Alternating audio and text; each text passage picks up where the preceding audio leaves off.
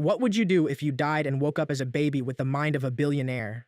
Everything you built, your empire, your wealth, your power, gone in a single moment. And instead of your luxurious penthouse, you open your eyes in a crumbling house as a helpless child. Sounds like a nightmare, right? But for him, this isn't the end. It's a second chance. Once a man who ruled a global empire with nothing but sharp intellect and ruthless decisions, he is now reborn into a poor family where even daily meals are uncertain. So, this is how it begins again, he thinks. But unlike others, he carries something priceless, his past memories. The strategies that once built empires, the mindset of a king, and a vision far beyond his years. But can knowledge alone rewrite fate? Can a fallen king rebuild his empire from a crib, or will this harsh world crush him before he takes his first real step? From milk bottles to money-making strategies, this is a story of rebuilding, ambition, and revenge against fate itself. The story unfolds in the year 2020X in Seoul, inside a vast luxury apartment, where Jeon Seong-guk listens to breaking news while taking a shower. The broadcast announces that after 13 hours of intense deliberation, the shareholders' meeting of the Samjeon Group, one of the top 3 conglomerates in Korea, has concluded, and he has been chosen as the next chairman. Unlike other third-generation heirs who fall due to scandals and incompetence, he stands as the one who endures. Stepping out of the shower, he wipes his face and lets out a proud laugh, savoring the praise as he declares himself the king of Samjeon Group. He reflects on the relentless effort behind his rise, years of study, discipline, time abroad, and the burden of managing his incompetent siblings. He recalls cleaning up after his uncle's mistakes and maintaining a flawless political marriage, ensuring every detail of his image remains perfect, even in the public eye. For celebration, he holds a glass of wine, laughing as he declares that it is only natural for him to become the owner of Samjeon. He glances at his phone and remarks that this marks a new beginning. Now that there is a new owner, it is time to eliminate all the old, corrupt remnants. A cold smile spreads across his face as he adds that the first step is to remove every subordinate of Jeon Tae-guk, those he hates to see. A sudden wave of dizziness overwhelms him. The glass and phone slip from his grasp as he struggles to breathe, collapsing to his knees in panic. His chest tightens, his heart refuses to cooperate. His gaze drifts to the portrait on the wall, and a chilling realization strikes him. His grandfather, the founder of the Samjeon Group, had died of a heart attack. Desperation floods his mind as he raises a trembling hand for help, refusing to accept that he might meet the same end. Yet death does not claim him. Instead, he awakens as a newborn, cradled in the arms of smiling parents. Shock surges through him as he touches his tiny cheek and lets out a helpless cry, unable to comprehend this absurd reality. His parents, startled, gently attempt to soothe him. After some time, he lies quietly with a pacifier in his mouth as his 21-year-old mother, Kim So-young, fondly remarks that their Seong-guk is adorable. She turns to her 23-year-old husband, Jeon Ji-seong, asking whether he does not think their son is exceptionally handsome. He agrees with a soft smile, claiming the child surpasses most celebrity babies. His mother playfully comments that he is lucky to be born handsome. Irritation erupts within him at the word lucky. He spits it out and bursts into tears.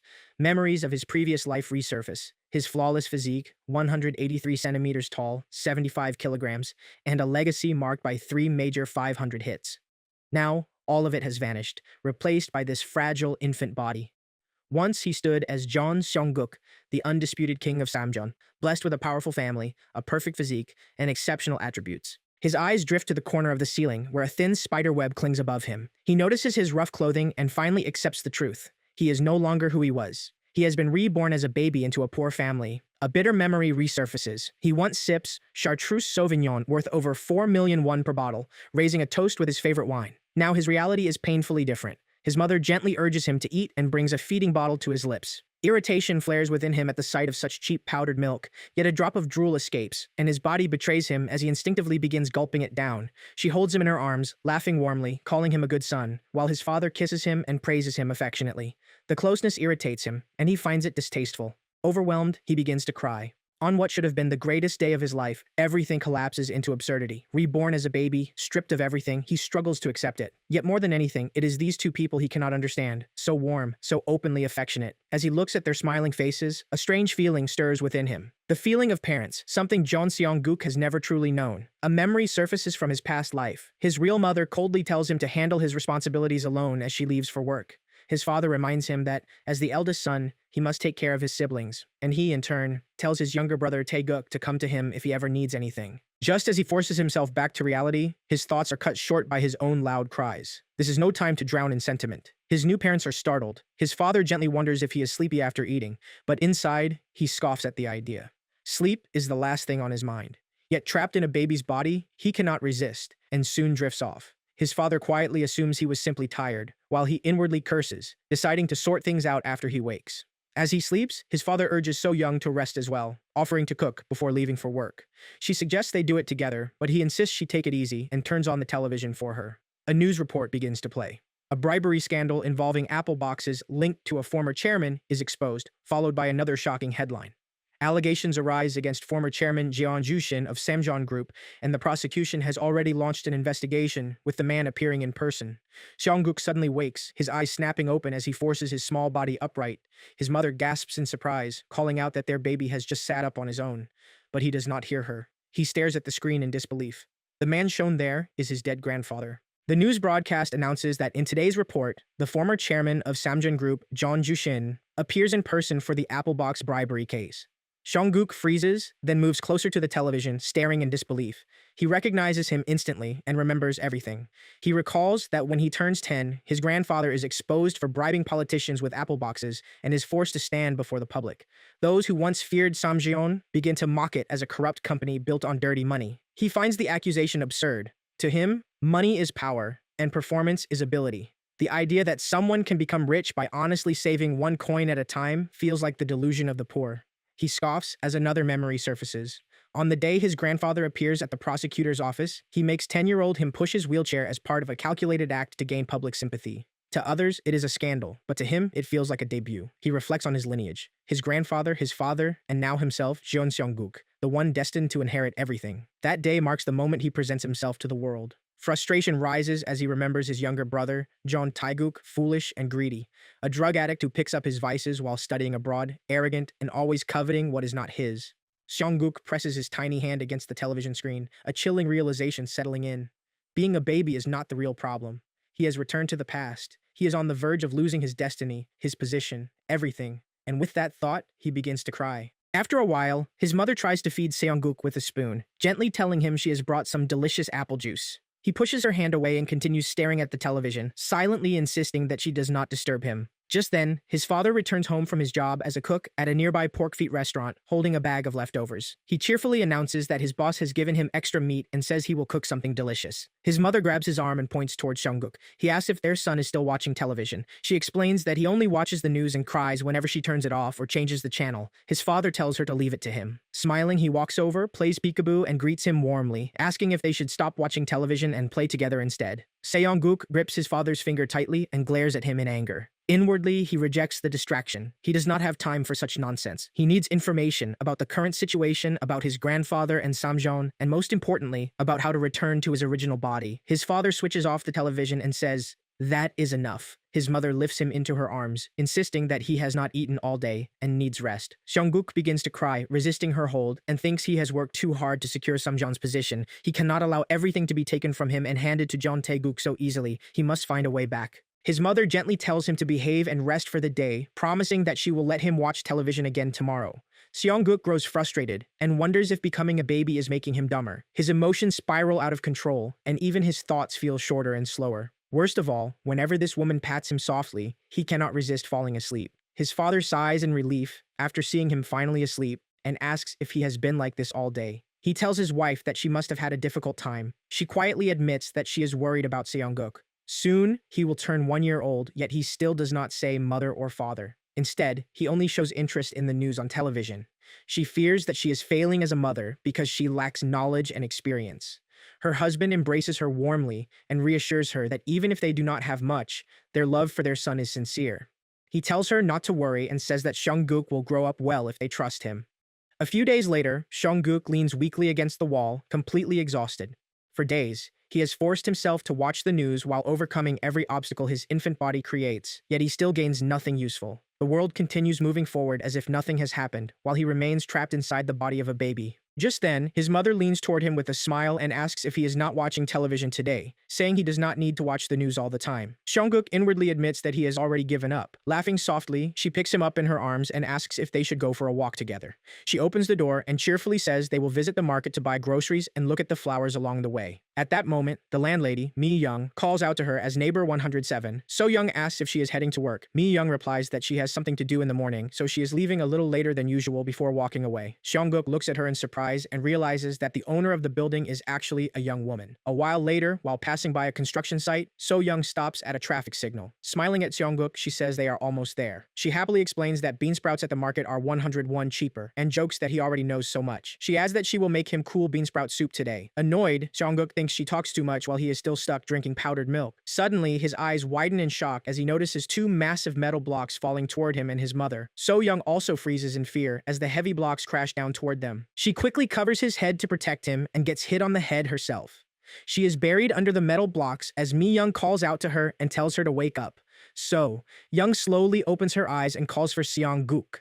Covered in blood, she says that mom will protect him. He cries, calls for mom, and begs her not to die. After a while, the rescuers take her to the emergency room on a stretcher and tell the doctor that she injured her head from falling materials at the construction site. The doctor tells them to start the suturing right away and asks if there are any other problems.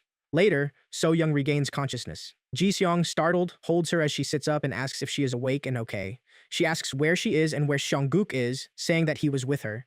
He tells her that Seongguk is safe thanks to her protecting him, but he must have been shocked after seeing his mother get hurt. He brings Seongguk closer to her. She says that he must have been frightened, but mom is not hurt at all. She says she is glad their Seongguk is safe. Seongguk starts crying and hugs her, thinking that she does not even realize how precious her life is and wondering what would have happened if she had really died. She looks around the room and says that it looks like a private room. She asks why he got such an expensive room and says she does not think her condition is that serious. He laughs and says that the doctor told her she needs absolute rest. Shocked, she asks, absolute rest. She is even more shocked when she sees a sign that says absolutely safe for pregnant women. He says that since it already happened, she should just relax and receive treatment for a week and focus on recovering well. Just then, the nurse enters the room and excuses herself, saying that visiting hours are almost over. He says yes, he will leave right away and tells her to use this opportunity to rest comfortably. So Young tells him to be careful and to please take good care of Seongguk. After a while, Ji-seong smiles while holding Seongguk and asks if they should go home now. As he walks, he says there is a bus to go home, but the fare costs more, and it is not that far anyway. Seongguk thinks that they do not even have enough money for the bus, and that they are such a poor family that they cannot afford a ride that costs only a few bucks. He thinks about a father who always works hard to take care of his family, and a mother who risks her life for him. Then he suddenly says, "Dad," shocking Ji-seong. He asks if he really just called him dad. Seongguk thinks that these people are now his family and his parents. The scene shifts to 1 week later, during Seongguk's birthday and So Young's discharge welcome party, while Seongguk wears a traditional outfit. So Young excitedly says that their Seongguk is so cute. Ji-seong takes his picture with a camera and says how he can be so handsome like a jade bead. Seongguk, annoyed, thinks that this is not the time for a party. He internally says he struggled to save bus fare to pay the hospital bill, and when every penny counts, they should skip things like a first birthday. He thinks that if he were him in his past life, he would have scolded them for it. But now he understands that all of this is love that cannot be measured with money, love that even risks life. He decides during the past week, when his mother is hospitalized, that he has to take action. Realistically, he thinks it is difficult for these parents to escape poverty, as they have to save money even for food, let alone extra expenses, and a major economic crisis will come soon. Suddenly, someone knocks on the door. So, Young asks who it is. Mi Young stands at the door and says she is the landlady, Kim Mi Young. She reaches into her bag and says she stopped by after hearing that they were discharged. She shows a pamphlet and says that since this is the house's baby, she is wondering if he would like to try being a child actor. After a while, outside the audition venue, So Young comes with Seongguk and says that this is the audition venue. Seongguk thinks that it looks decent enough. She awkwardly asks what she should do and says she hopes she has not come here for nothing. He thinks that what she is saying is unnecessary because this is the perfect opportunity for him. She walks forward and says, "Okay, let's go inside." The scene shifts to a few days ago, when So Young asks about a child actor opportunity. Mi Young says that the company she works for has secured a major corporation's television commercial and is currently holding auditions for an important child role. She says their child is quite adorable and seems to have talent. Back to the present, she stands outside the elevator while Seongguk laughs internally and thinks that some people are just born lucky and that this is his chance to make money. He recalls his past and thinks that since childhood, he has been surrounded by cameras, makeup, and filming, and thanks to that, people even called him a chaebol fit to be an actor. He thinks that he will win this audition, take the prize money, and collect the appearance fee as well, and then reinvest the money. Suddenly, a woman shouts and asks what she is doing and whether she is not getting in. So Young steps aside and says to go ahead first. They all stand in the elevator, while So Young sees baby Jae in his nanny's arms and says what a beautiful baby. Jaehee's mom, annoyed, tells her not to talk to him, lady. She steps closer and asks if they are also there for the audition and whether they are trying to scout the competition. So Young, frightened, says no, that is not the case. She says that no matter how much they struggle, their Jaehee is going to win. Seongguk gets angry and thinks about what she has just said. Jaehee's mom also looks at his face and asks why that kid has such a fierce gaze. He thinks that she has a bad attitude, looking down on people while dressed in luxury brands and dragging a nanny around like a servant, a textbook rich madam type.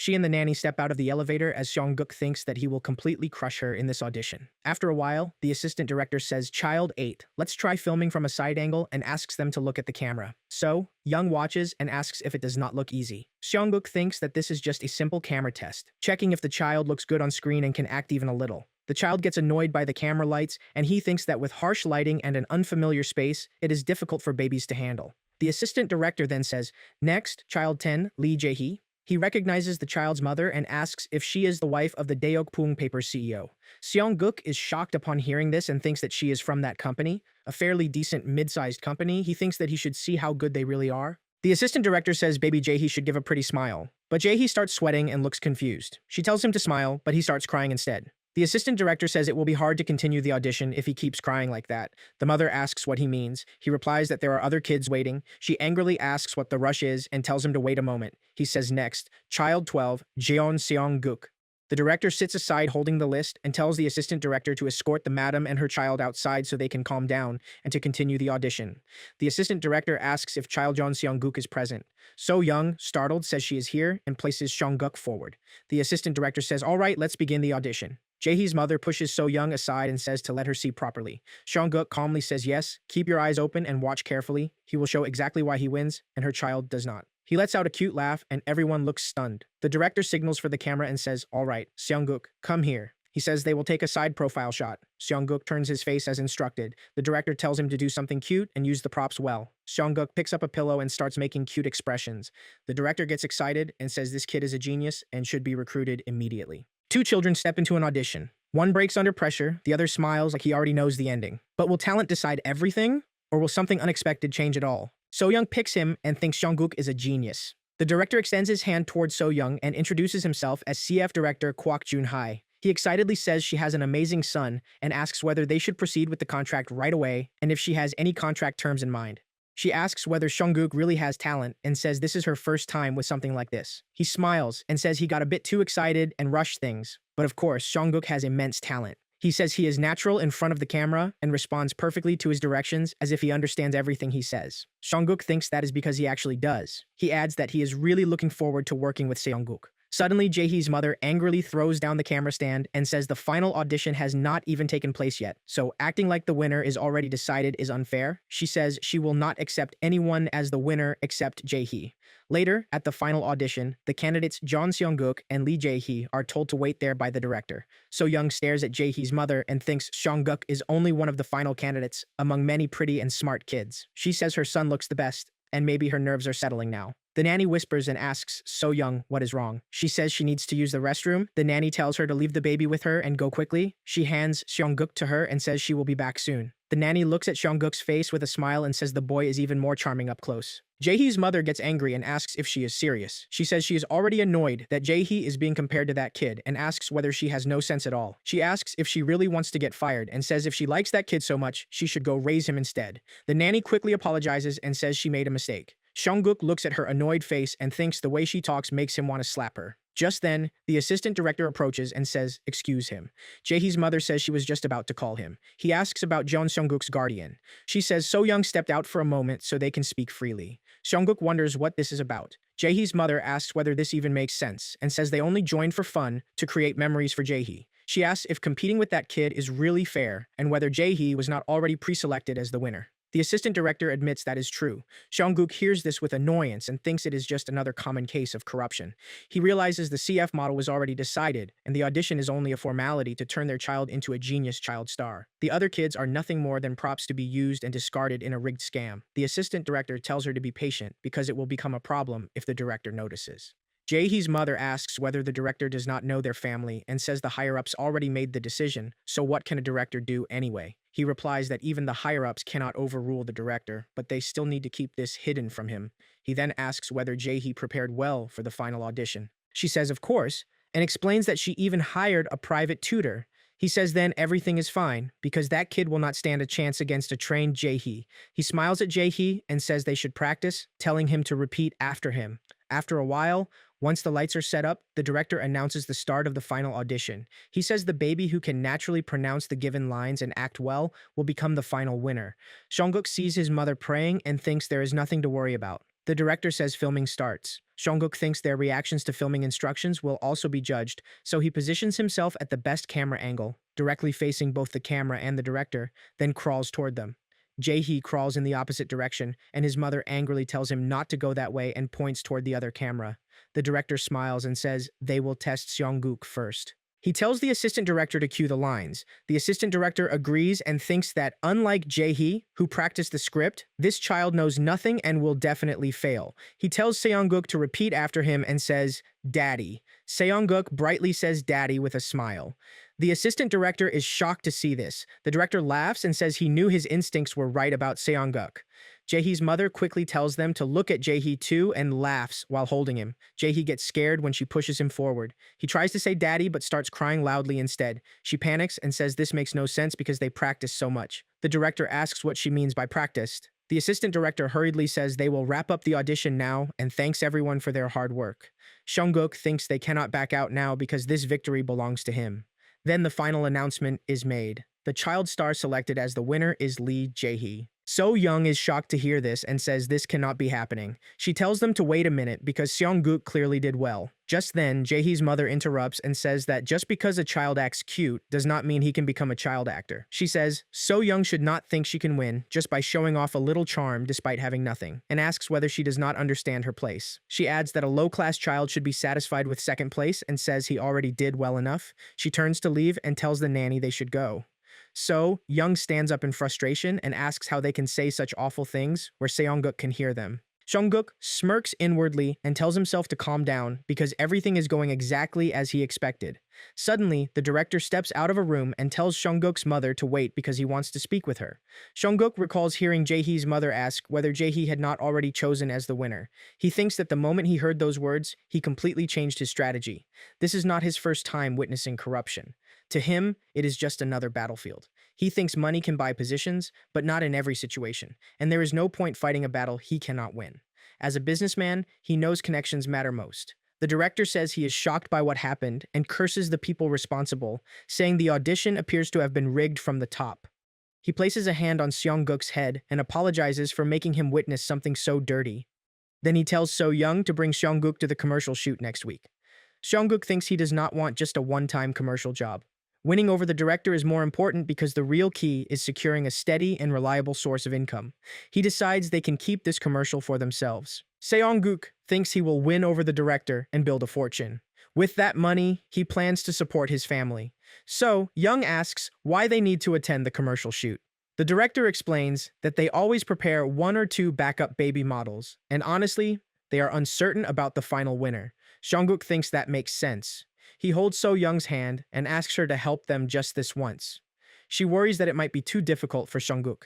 The director says Seonggook truly seems to understand everything, and if every child actor were like him, his job would become much easier. He hands her his business card and asks for their contact information in case another project comes up for Seonggook. She gives him their home phone number. After a while, near Seoul, at the commercial shooting location, So Young arrives with Seonggook and is amazed by the place. She says she cannot believe a place like this exists in the middle of the forest.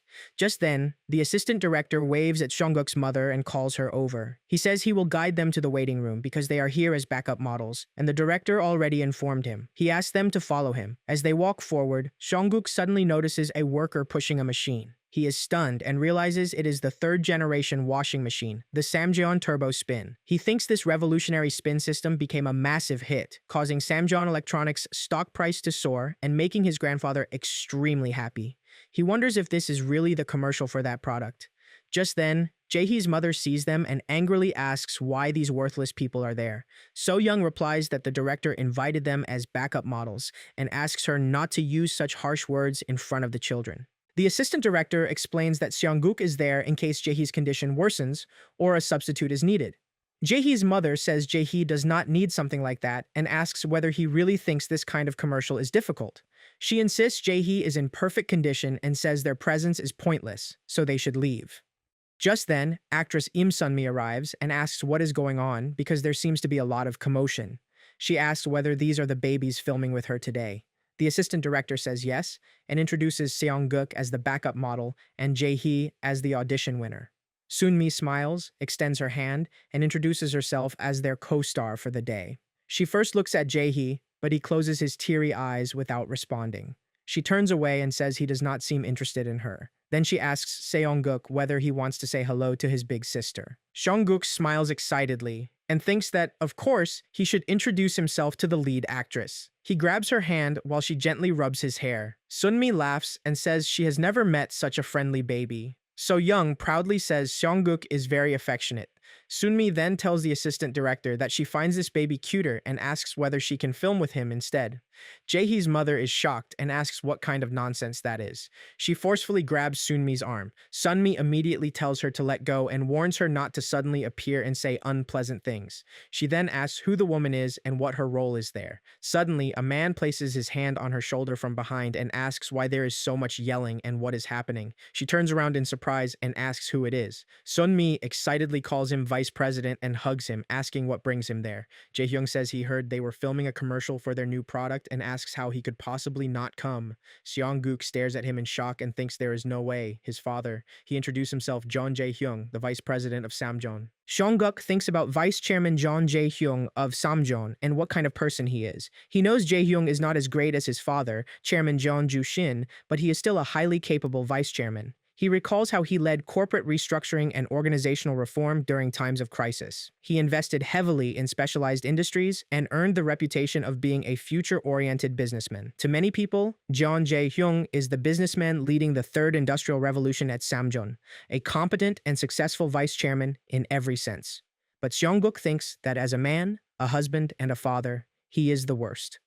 He remembers how his father always had countless mistresses. When he turned 10 years old, his father introduced him to one woman in particular, a mistress he tried to erase from his memory the moment he saw her. That woman was Im Sunmi. Sunmi points at Seongguk and tells Jae-hyung these are the children filming with them today, adding that she likes that one. Jae-hyung smiles and says the child looks smart. He leans closer to Seongguk and greets him warmly. Just then, a man approaches from behind and politely says it is time for the vice chairman to head inside. Jae-hyung laughs and says it is already time, then apologizes and says he must leave now. He asks them to take good care of the filming. Jaehee's mother quickly bows under the pressure and says she will do her best. Seeing this, Seongguk thinks that even the wife of Deokbung Paper would never openly oppose the vice chairman of Samjeon. That is the kind of authority Jeon Jae-hyung holds. He thinks Jae-hyung is a playboy constantly surrounded by women, but whenever it truly matters, he carries the charisma of a vice chairman leading a major corporation. That is his father. Jae-hyung places a hand on Seongguk's head and tells the boy to take care during filming as well. Seongguk watches him leave and thinks he is going to live a completely different life from his previous one. Now he has a real family, and he will protect them.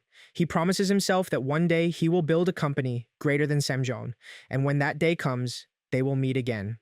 The assistant director gathers everyone and announces that filming will begin. He says the director will arrive soon, so everyone should get ready. He tells the child actors to stand by. Seongguk thinks the past is already gone, and right now, he needs to focus on what matters most.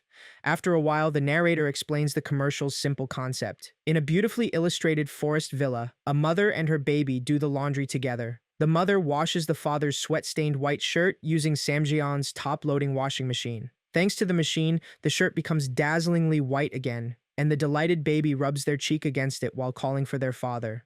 The advertisement ends with the refreshed mother and child beside the shining washing machine. The narrator explains that in Seongguk's previous life, this commercial became a massive success. It was praised for its brilliant concept, won an advertising award that year, and turned the child actor into an instant star. Seongguk thinks he must win this role. Meanwhile, Jae-hee sits on a pile of clothes and continues crying non-stop. Sunmi looks annoyed and asks what is wrong with the baby because he keeps hitting people whenever they come near him. So Young looks surprised and asks why he is suddenly acting like that. Seongguk thinks this is all part of his genius plan. That poor kid became completely exhausted from dealing with his mother, so he gave him a helpful tip. He recalls telling him that if he resisted with all his strength whenever Sunmi came close, he would get to go home early. At first, Seongguk did not think it would work, but maybe because they are babies, they somehow managed to understand each other. The director finally says this cannot continue and announces they will proceed with the backup model instead. Jae-hee's mother is shocked and asks what he means because her child won first place. The director replies that they have already been stuck there for over an hour. The baby refuses to cooperate and keeps slapping the actors in the face, so he asks what else they are supposed to do. He reminds her they must finish filming today. She reaches into her purse and angrily asks whether he even knows who they are. She boasts that the chairman of Daeokpung cherishes his grandson dearly. She immediately puts a phone to her ear and says she will call him right now and have everyone on the set replaced. Suddenly, Sunmi slaps her across the face, shocking everyone present. Jae-hee's mother furiously asks what she thinks she is doing. Sunmi calmly smiles and says she hates when people with no authority disrupt the set. She says she understands that the woman is the wife of Daeokpung Paper and is full of herself, but asks why she does not simply take her child and leave. Then she turns to the director and tells him they should start filming again because she wants to shoot the commercial with Seongguk instead. The director tells everyone to stand by. Jae-hee's mother angrily asks how they dare push their Jae-hee aside and let someone else take the lead in filming. She asks what a low-class brat like him could possibly do. So, Young quickly covers Seongguk's ears and tells him not to listen to them. After some time, Seongguk recalls his past life and thinks about the camera. That red light is one of the things that relentlessly chased him in his previous life. He thinks confident acting in front of a camera is one of his greatest weapons, so he knows exactly what he needs to do in front of it. As the shooting starts, Seongguk thanks Dongdol Dongdori because his father's shirt is now sparkling clean. Sunmi holds him and asks if it feels clean and soft. He hugs the shirt and says, "Daddy." The director and assistant director are amazed by this. The director says to keep the main camera as it is and focus the rest on Seongguk. The assistant director agrees. He notices Seongguk staring directly at the camera and thinks his gaze is completely fixed on it. He thinks he is truly amazing. Sunmi is also surprised and wonders how a baby can act like this. Seeing her next line, she smiles and says even her baby loves this clean laundry. Trusted and loved Dongdol Dongdori. Try it now. The director becomes excited while watching the scene. After a while, Jae-hee's mother angrily says there is no way they are choosing him as the commercial model over their Jae-hee just because he acted cute for a moment. The director asks what they are supposed to do if Jae-hee cannot shoot. So, Young and Seongguk feel exhausted as Sunmi lightly nudges her with her elbow and tells her not to mind them. She says, that woman, Samo, can scream all she wants, but it is useless. She says that the kid cannot act anyway, so what do they expect? She smiles and says Seongguk is completely different. She never imagined they would finish filming in just 2 takes. Annoyed, Jae-hee's mother asks if they even know how much money she spent on this cheap advertisement. She points at the assistant director and tells him to say something because he took a lot of money from her too. The director angrily asks if he really took money. He grabs his head and says they should talk after everything is over. Jae-hee's mother says she does not need any of this and asks if they think she is going to cling to this pathetic commercial forever. She walks away, saying she will sue every single one of them. The director turns to So-young and apologizes, saying that it must have startled Seongguk.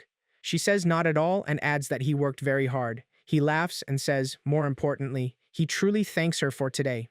If it were not for Seongguk, he does not know what would have happened. He says there probably will not be any additional shoots, so they can head home now. He assures her the company will properly process the payment. Sunmi smiles and asks if it would be alright for her to drive Seongguk's mother home in her van. After a while, inside the van, Sunmi sees Seongguk sleeping peacefully and says he is sleeping so soundly and looks very cute. So-young says he must be really tired, but she still cannot believe they are riding in such a nice car. Sunmi says she should be the one thanking Seongguk. She says he was an outstanding lead actor today, and thanks to him, she gets to leave work early. She says his eyes followed the camera lights perfectly, and he seemed to understand the camera work. On top of that, he synchronized his acting with her breathing. Whether it was intentional or not, he even adjusted to her facial angles. She says he understands the flow of a shoot and delivers a flawless performance that dominates the screen. In her eyes, Seongguk is already a complete actor. So-young is shocked to hear this. She says with that in mind, she has a proposal for Seongguk. Surprised, So-young asks if she is serious. The commercial is finally airing, but an unexpected call interrupts the celebration. What truth is about to surface just as their dream finally comes true? After a while, Mi Young slides a bundle of cash towards Seongguk's parents and says it is 4 million won. They are shocked to see the amount. She explains that the original appearance fee was 3 million won, but the director strongly insisted on adding more. Seongguk becomes excited and thinks this is exactly what he expected. Child actors truly are the best investment. He wonders how else a baby could possibly earn this much money. He thinks this is enough startup capital if he invests it in stocks or gold. Ji-seong excitedly holds the money and tells So-young it is 4 million won. He says it is the first time he has ever touched such a large amount of money. Worried, So-young hands a card to Mi-young and says actress Sunmi gave it to her last night. Mi-young is stunned when she sees the card and realizes it belongs to Sin-sung Entertainment. So-young explains that Sunmi seems to really like Seongguk and wants to sign him as an exclusive child actor under her agency, Sin-sung Entertainment. Ji-seong is shocked and asks if they are trying to turn his son into a celebrity. So-young says she does not know what to think either. She says she is happy Seongguk is doing well, but everything feels so sudden and unexpected. Mi-young tells them not to worry because she will look into the agency herself. She says she has heard of Sin-sung Entertainment before and plans to check who the chief executive officer is and how they treat their actors. Seongguk is stunned and thinks she is truly willing to go this far for them. She stands up, tells them to relax, and congratulates Seongguk on his debut as a commercial model. She says the advertisement will air for the first time in 2 weeks before leaving. Just then, So-young comes up behind Mi-young and asks her to wait a moment. Mi-young asks why and if she feels uneasy. So-young says no, that is not the case, and asks why Mi-young is helping them so much. She says Mi-young has recognized Seongguk's talent and has always stepped in to support them. Mi-young replies that she simply wants to support them. She explains that she has lived alone since childhood and endured many hardships. She saved every penny from food and clothing expenses to buy this building. She adds that when So-young's family moved in as tenants, she was inspired by seeing a young couple working hard and supporting each other, and she simply wanted to cheer them on. She then says it is probably just her being meddlesome and tells her not to feel burdened. So, Young asks if she can call her big sister, saying that if she allows it, she would like to do so. She says she wants them to feel like family and to take care of each other. Mi-young thinks they are a warm-hearted family and agrees. She asks if that means she can start calling her So-young from today. She agrees and calls her Mi-young Aeoni. 2 weeks later, at Uncle Won's Bossum shop, Ji-seong says they have finally closed the shop, calling out to Bossum Bak-won. He thanks him sincerely for closing early just so they can watch Seongguk's commercial. Bossum replies that the shop has a big television, and he also wants to see Seongguk's debut commercial. He playfully pulls Seongguk's cheeks as he says this. Seongguk feels exhausted and thinks that if the old man were not his father's boss, he would not tolerate this physical affection. However, since he owes him today, he decides to let it pass. Just then, Mi-young enters the shop and says she is not late. So, Young tells her to come in, saying it is about to start and she has arrived just in time. She adds that it feels like they are watching a movie together. Ji-seong says it is starting and asks everyone to take a seat as he holds the remote. The advertisement begins playing on the television. So-young excitedly watches Seongguk on screen. In the commercial, Sunmi says it is the latest innovation in laundry, Samjeon Dongdol Dongdori, and shows how white the father's shirts become. Seongguk hugs the shirt and says, "Dad." Everyone is amazed by Seongguk's performance. Bossum claps and says it is perfect. Mi-young also smiles and says it is incredible. She adds that the editing clearly shows a lot of effort and if things go well, it could even win an advertising award this year. Seongguk thinks she has a sharp eye for detail. Ji-seong hugs him and says he is very proud of his son, wondering how such a polite and well-mannered child became his son. Just then, Bossum answers a phone call and says this is Won Ajushi Bossum and that today's business hours are over. On the other side of the call, the director introduces himself as the one who filmed Seongguk's commercial. He says he has heard they are all watching it together and mentions there is an urgent matter he needs to discuss regarding Seongguk's family. He asks if they can speak over the phone right away. After a while, Ji-seong shakes hands excitedly with the director and thanks him for inviting them to the broadcasting station. The director asks Seongguk if he has been well. Seongguk points at him and says, "Director." The director is surprised and says his speech has improved significantly. So, Young explains that he is now at the stage where he is starting to talk more and babbles all day long. The director says it seems he can also handle longer lines. Seongguk thinks that before long, he will be able to recite any line fluently. The director says he is looking forward to Seongguk's growth. After they sit on their chairs, the director says, as mentioned earlier, they want to discuss a program featuring Seongguk as the main star. He places a document in front of them and says the program title is Just Baby, a childcare reality show where a 5-member idol group lives with Seongguk, forming a parenting-style program. Just then, the door opens, and Taehyung enters, introducing himself as the leader of the group Just. So Young looks at him excitedly. He asks if she knows their group, and she says she has seen them on television a few times. He says they still have a long way to go, but are working hard to become the nation's top idol group. She responds confidently that they will definitely achieve it. Seongguk thinks So Young is showing interest in other men besides him. The director says that once filming begins, she will also meet the other members. She agrees that it sounds great, but then anxiously asks if it will not be too much pressure for their son. He says he believes Seongguk is the key to the success of the show. He adds that Seongguk reacts as if he understands everything, his expressions are clear, and he focuses well on the camera. He says there is no lead role other than Seongguk and asks what they think. Seongguk becomes excited and internally thinks that, of course, they should do it. He remembers that he has seen this show before in his past life. He recalls that the unique combination of a baby and an idol group once drew massive ratings. Everyone loves babies, and audiences enjoyed watching idols struggle with childcare. Eventually, it became a national sensation and pioneered the childcare reality genre. He thinks that for someone destined to become a child superstar and earn a fortune, this is the perfect show. Ji-seong says he is slightly worried, as he fears that if Seongguk appears on television too often, he might grow up differently from normal children. He says he wants him to remain a regular child who is loved, not a celebrity.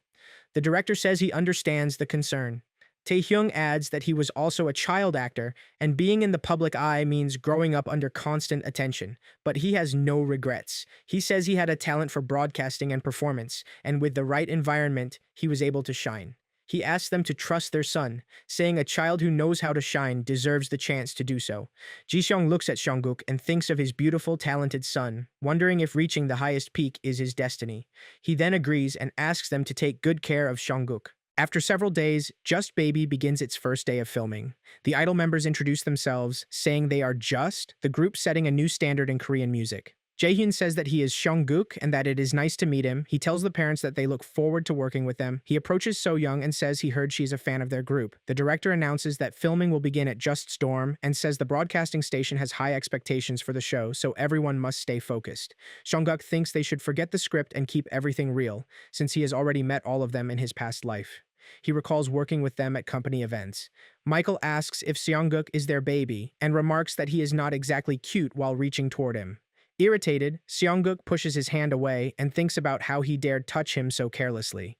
Michael asks what is wrong with the kid. Taehyung says Michael smoked and did not wash his hands, so he should not touch a baby with dirty hands.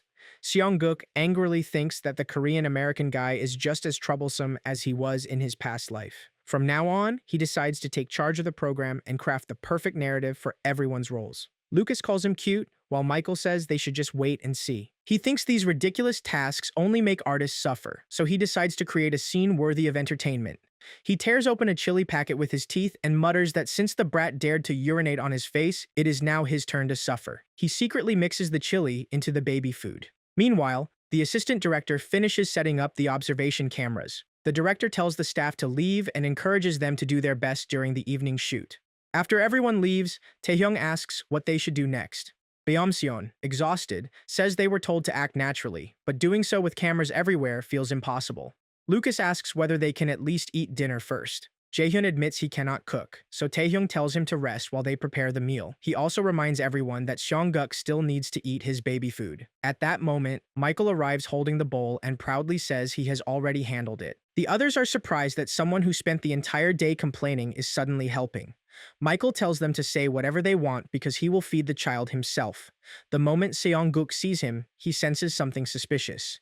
Michael sits beside him and calls him over to eat. However, Seongguk immediately grabs the spoon and pushes it toward Michael instead. Taehyung laughs and asks whether Seongguk wants Michael to taste it first. Michael asks what nonsense he is talking about, but Seongguk internally thinks he is obviously telling him to eat it himself first. Taehyung urges Michael to hurry because Seongguk is waiting, but Michael refuses, asking why he should eat baby food. Taehyung shoves him playfully and calls him heartless, saying he will gladly take all of Seongguk's affection instead. He opens his mouth dramatically and tells Seongguk to feed his Taehyung instead. Taehyung freezes after tasting the food, and Jaehyun immediately asks what is wrong. Seongguk realizes he was right to suspect something and angrily thinks that Michael dared to tamper with his food, an offense worthy of death.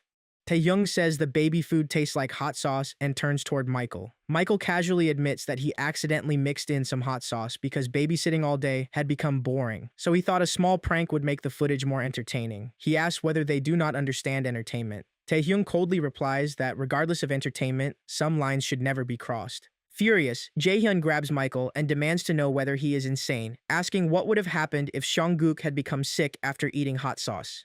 Seongguk watches the scene and thinks Jaehyun possesses quite an impressive charisma. Taehyung kneels beside Seongguk and apologizes, explaining that Michael is simply immature and asking whether he got scared. Meanwhile, Jaehyun continues gripping Michael's shirt and scolds him for treating a baby that way when Seongguk cannot even speak for himself. He insists that Seongguk understands everything and that Michael should apologize properly, whether he realizes it or not.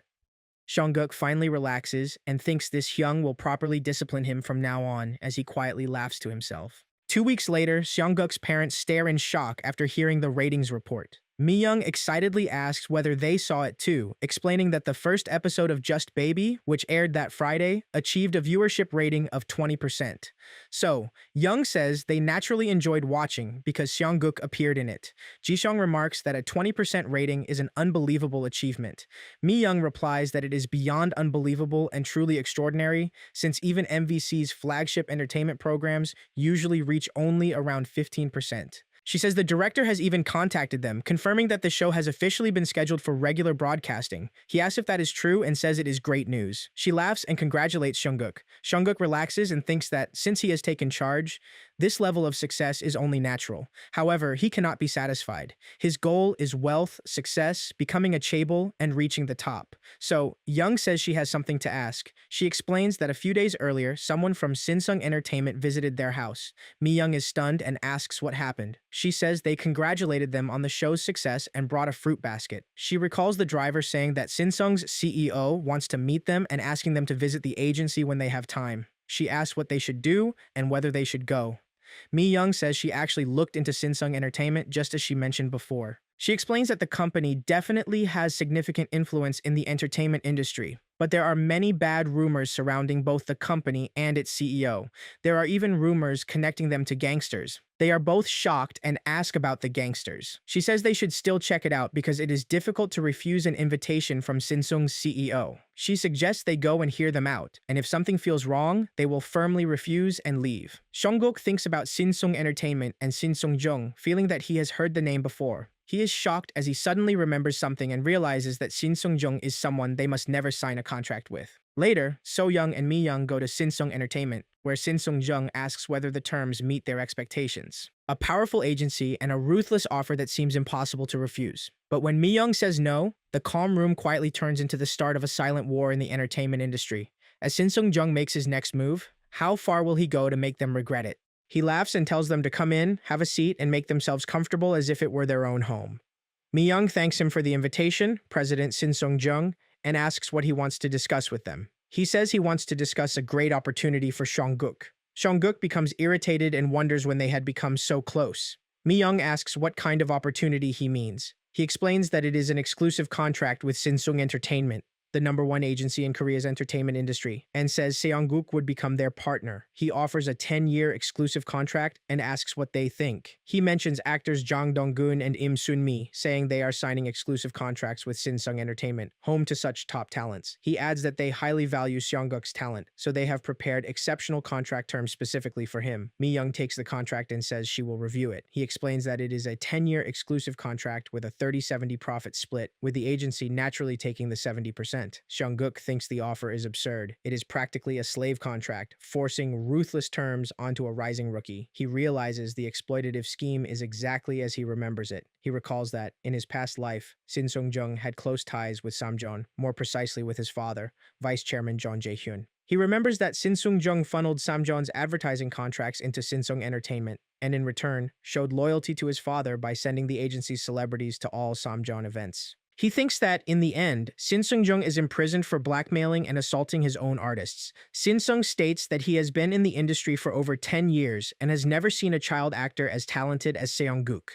He says that if they entrust him with the child, he will raise him into a great actor. He dismissively believes that child actors inevitably lose popularity as they grow older. He explains that agencies bind them with long-term contracts at their peak, extract their advertising revenue, and then discard them once their value declines, leaving them without backing or power and making them easy targets. Mi-young apologizes but firmly says they must decline the contract. Shin Sung asks why. She replies that a 30-70 profit split is unreasonable and that a 10-year contract is unsuitable for Seong-guk, whose value will only continue to rise. He responds with confidence, saying he understands her attachment to the child, but the child actor market is limited and far less profitable than that of adult actors. He asks what will happen if Seong-guk's appearance changes as he grows, suggesting his value could collapse. So-young quickly covers Seong-guk's ears and asks how he can say such things in front of a child. Seong-guk thinks that he will be the one who ages badly, while Jeon Seong-guk will only become more handsome as he grows. Mi-young bows slightly and states that he has no eye for talent and that they are leaving. Shin Sung sharply questions what gives her the right to speak and reminds her that she is not Seong-guk's mother.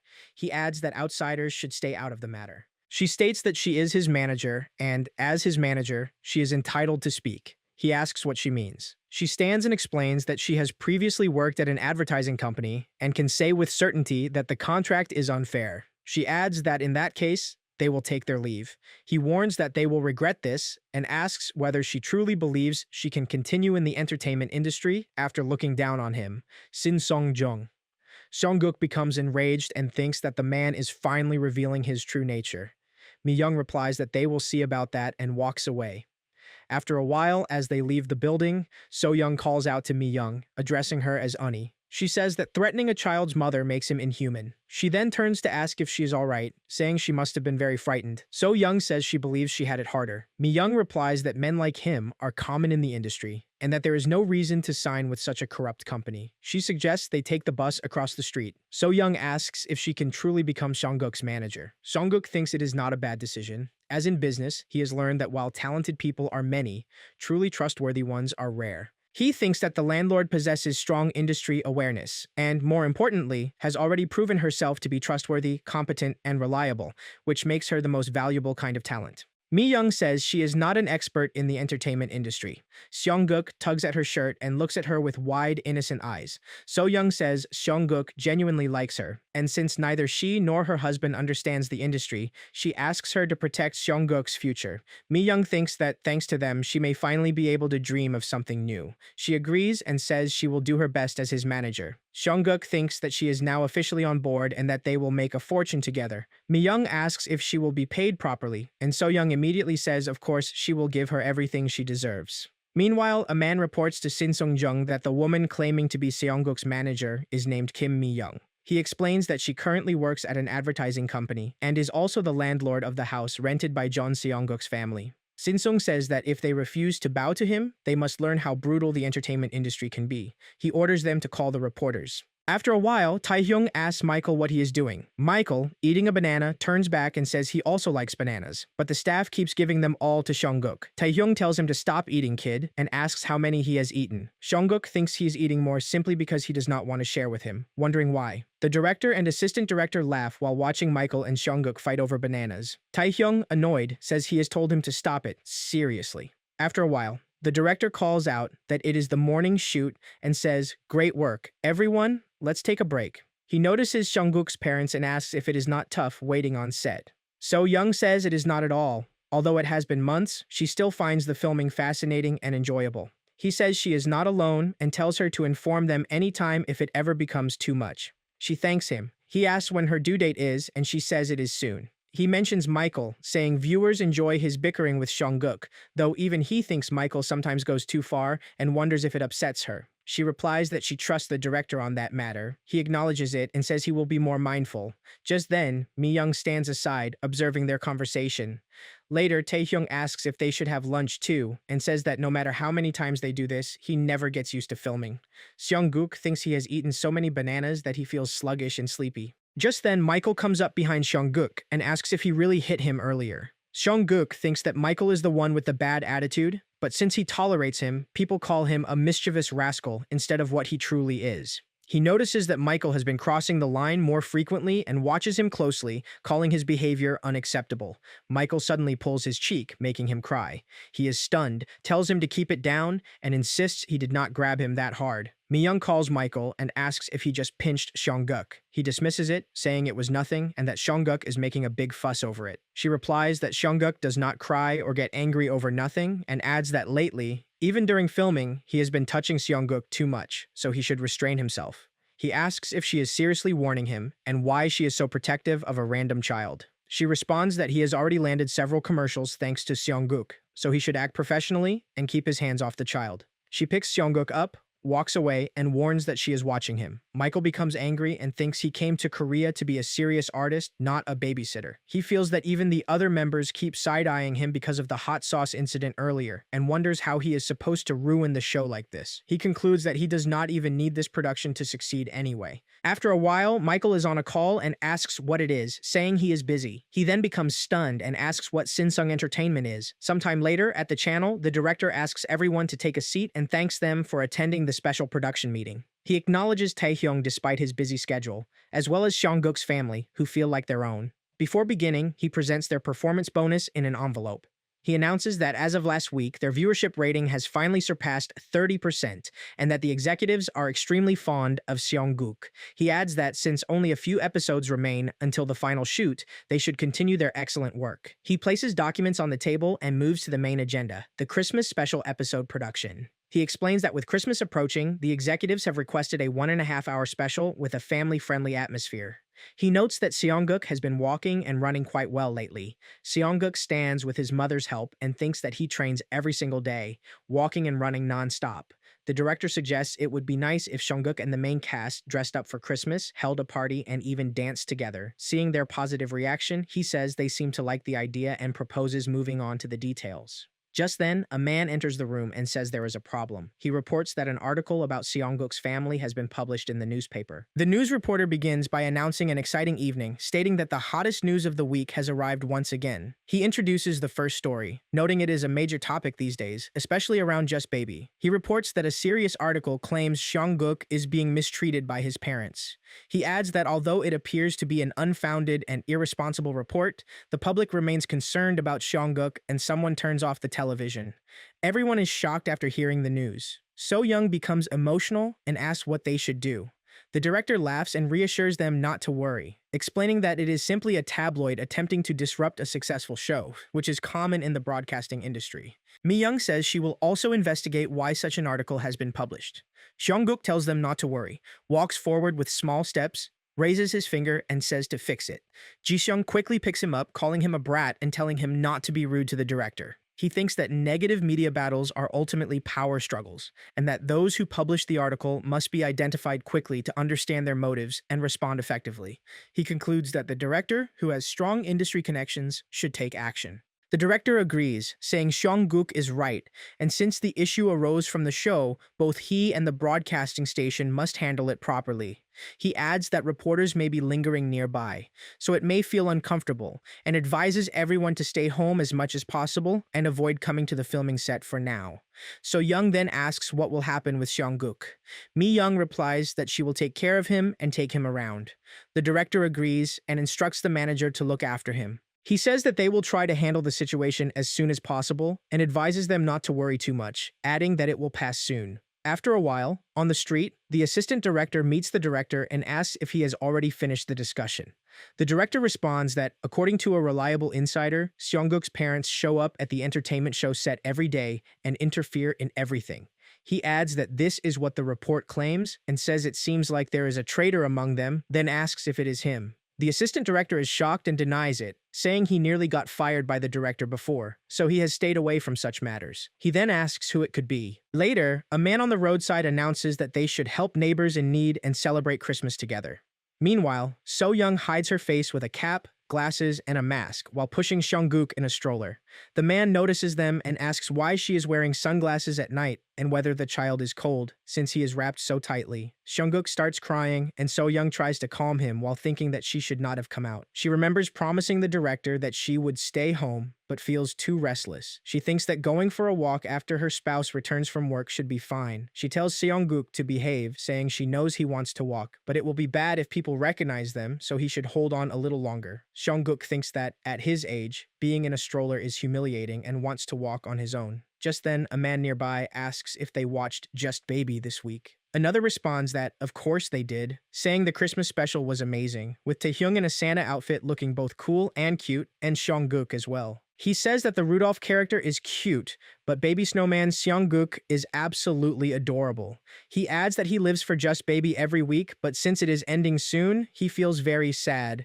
Seongguk overhears them and thinks that they have good taste. A person asks whether they have seen the latest article, saying that another one has been released with more details, claiming that the parents are greedy for money and that Seongguk also behaves cunningly. Another person rejects it, asking if it even makes sense, since Seongguk is turning 3 next year. He adds that sometimes the child does seem unusually perceptive for his age. Seongguk gets angry and thinks whether they are talking about Jeon Seongguk's incredible directing and acting skills. As the signal turns green, they walk away. Just then, Ji-seong approaches them and asks if they have come all the way there to meet him. He says he already told her she did not need to come out in the cold. Seeing her crying, he asks if she is crying and what happened. Seongguk thinks that the general public is starting to get influenced by tabloids and that the situation is becoming dangerous, so a proper countermeasure is needed. Later, Ji-seong stands in front of the director and says that this is what has happened and that he cannot take it anymore. He says that, as the head of the family, he must protect his family.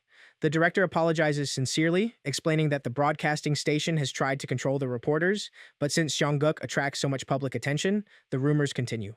He adds that they cannot remain passive and must take action. The director then suggests that a direct approach may be the best option if they agree, and asks if they would like to try a live interview.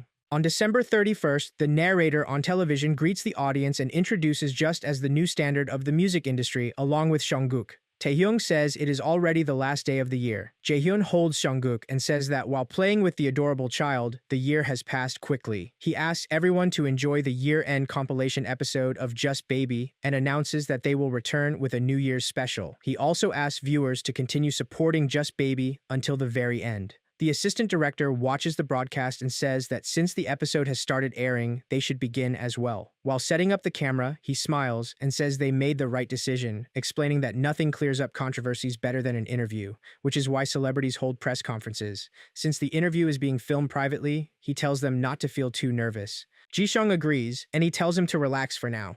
Ji-seong then apologizes to So-young. She asks why, and he says that her due date is approaching and she is already struggling, yet he feels he has only made things harder for her. So-young reassures him, saying this is for Seongguk, and that she also wanted to do it. She adds that seeing him step up as a father is admirable. Smiling, he quickly hugs her. Just then, Mi-young arrives with Seongguk and asks if they are ready. She says she was truly shocked when she heard about the interview. Seongguk thinks the same, realizing that they were once timid parents struggling to get by, yet are now boldly stepping forward with a live interview. He thinks it is not a bad idea, but wonders why they suddenly chose such a daring approach. So Young picks up Seongguk and says he looks very handsome today, calling him their precious son and telling him to trust his mother and father. She hugs him and says they will clear away all the false rumors. Seongguk thinks there is no way they are doing this for him. Cameras are one thing, but even speaking in front of people makes them nervous. Hearing a knock on the door, the assistant director goes to open it and asks whether the director has arrived, but he is shocked by what he sees outside. After a while, Taehyung runs in with the assistant director, exhausted, and asks what he means by a live interview. He says they only wanted to clear up the false rumors and plan to handle it quietly, but reporters suddenly swarmed the area. He adds that someone among them must be leaking internal information. A crowd of reporters surrounds the director. Taehyung quickly approaches him, breathing heavily, and says they need to stop this immediately. He explains that even as an idol, facing this many reporters is overwhelming. The director replies that it has already begun. He says he tried his best to stop them, but the crowd refused to back down. Meanwhile, reporters stand in front of Seongguk's parents, recording and questioning them. One reporter asks what made them decide to hold the interview and whether the rumors are true. Ji-seong asks everyone to remain quiet because his wife is in the final stage of pregnancy. He tells them not to shout or flash their cameras and says that if they stay calm, they will do their best to answer every question. A reporter then asks them to begin by explaining why all this chaos is happening. Ji-seong responds that, as everyone knows, articles spreading harmful rumors about their family have recently been published. He says it is true that both he and his wife grew up in an orphanage. They had nothing, and when they left as adults, they only had each other. However, they work day and night to build a family, and they take pride in how hard they have worked. He explains that Seongguk's talent was discovered by a kind neighbor, which eventually led him to this point. In the end, he says what he truly wants people to understand is that they are not parents who exploit Seongguk for money, and he pleads with everyone to stop hurting his family with baseless rumors. A reporter asks how they are supposed to believe him and questions how much money he has earned so far. The reporter demands proof and tells him to show his bank statements if he is telling the truth. Seongguk becomes angry and jumps down from Mi-young's lap. He steps in front of the reporters and tells them to stop bullying his mother and father. Internally, he wants to shout at the reporters to stop, but since his pronunciation is still unclear, he decides to let it pass. Tae-hyung signals the director, and the director quickly steps forward, announcing that the interview is over. Seongguk asks his father whether he is okay. Ji-seong hugs him and apologizes, saying he is not good with words. Seongguk then asks his mother if she is all right. Crying, she says she thinks she is going into labor. Both of them are shocked after hearing it. A new life begins in an ambulance as hidden betrayals start to surface behind the scenes. One crisis ends, but another storm is already forming in the shadows of the industry. When truth finally comes out, will Seongguk's world still stay the same? After a while, inside the ambulance, the doctor tells the mother-to-be to take deep breaths. Ji-seong tells his wife to hold on a little longer because they will arrive at the hospital soon.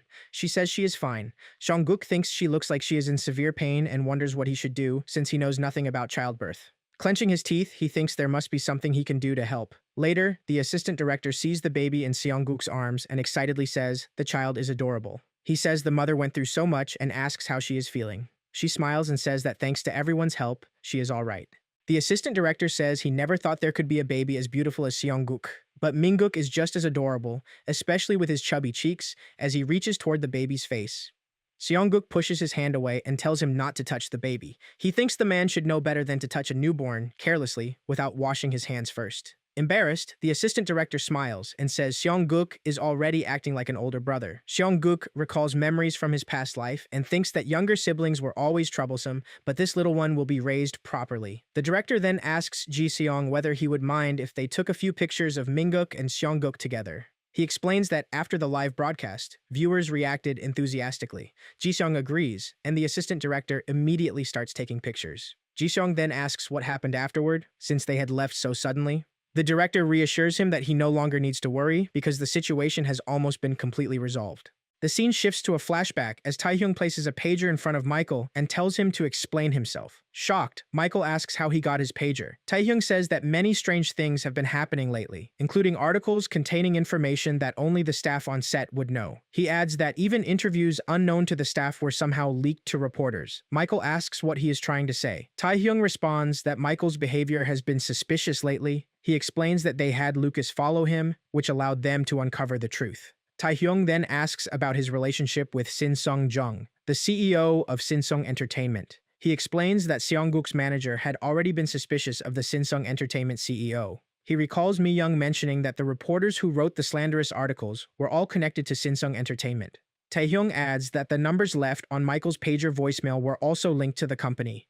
He questions how Michael could help a thug torment Seongguk's family and says that both he and CEO Shin Sung-jung must take responsibility for their actions.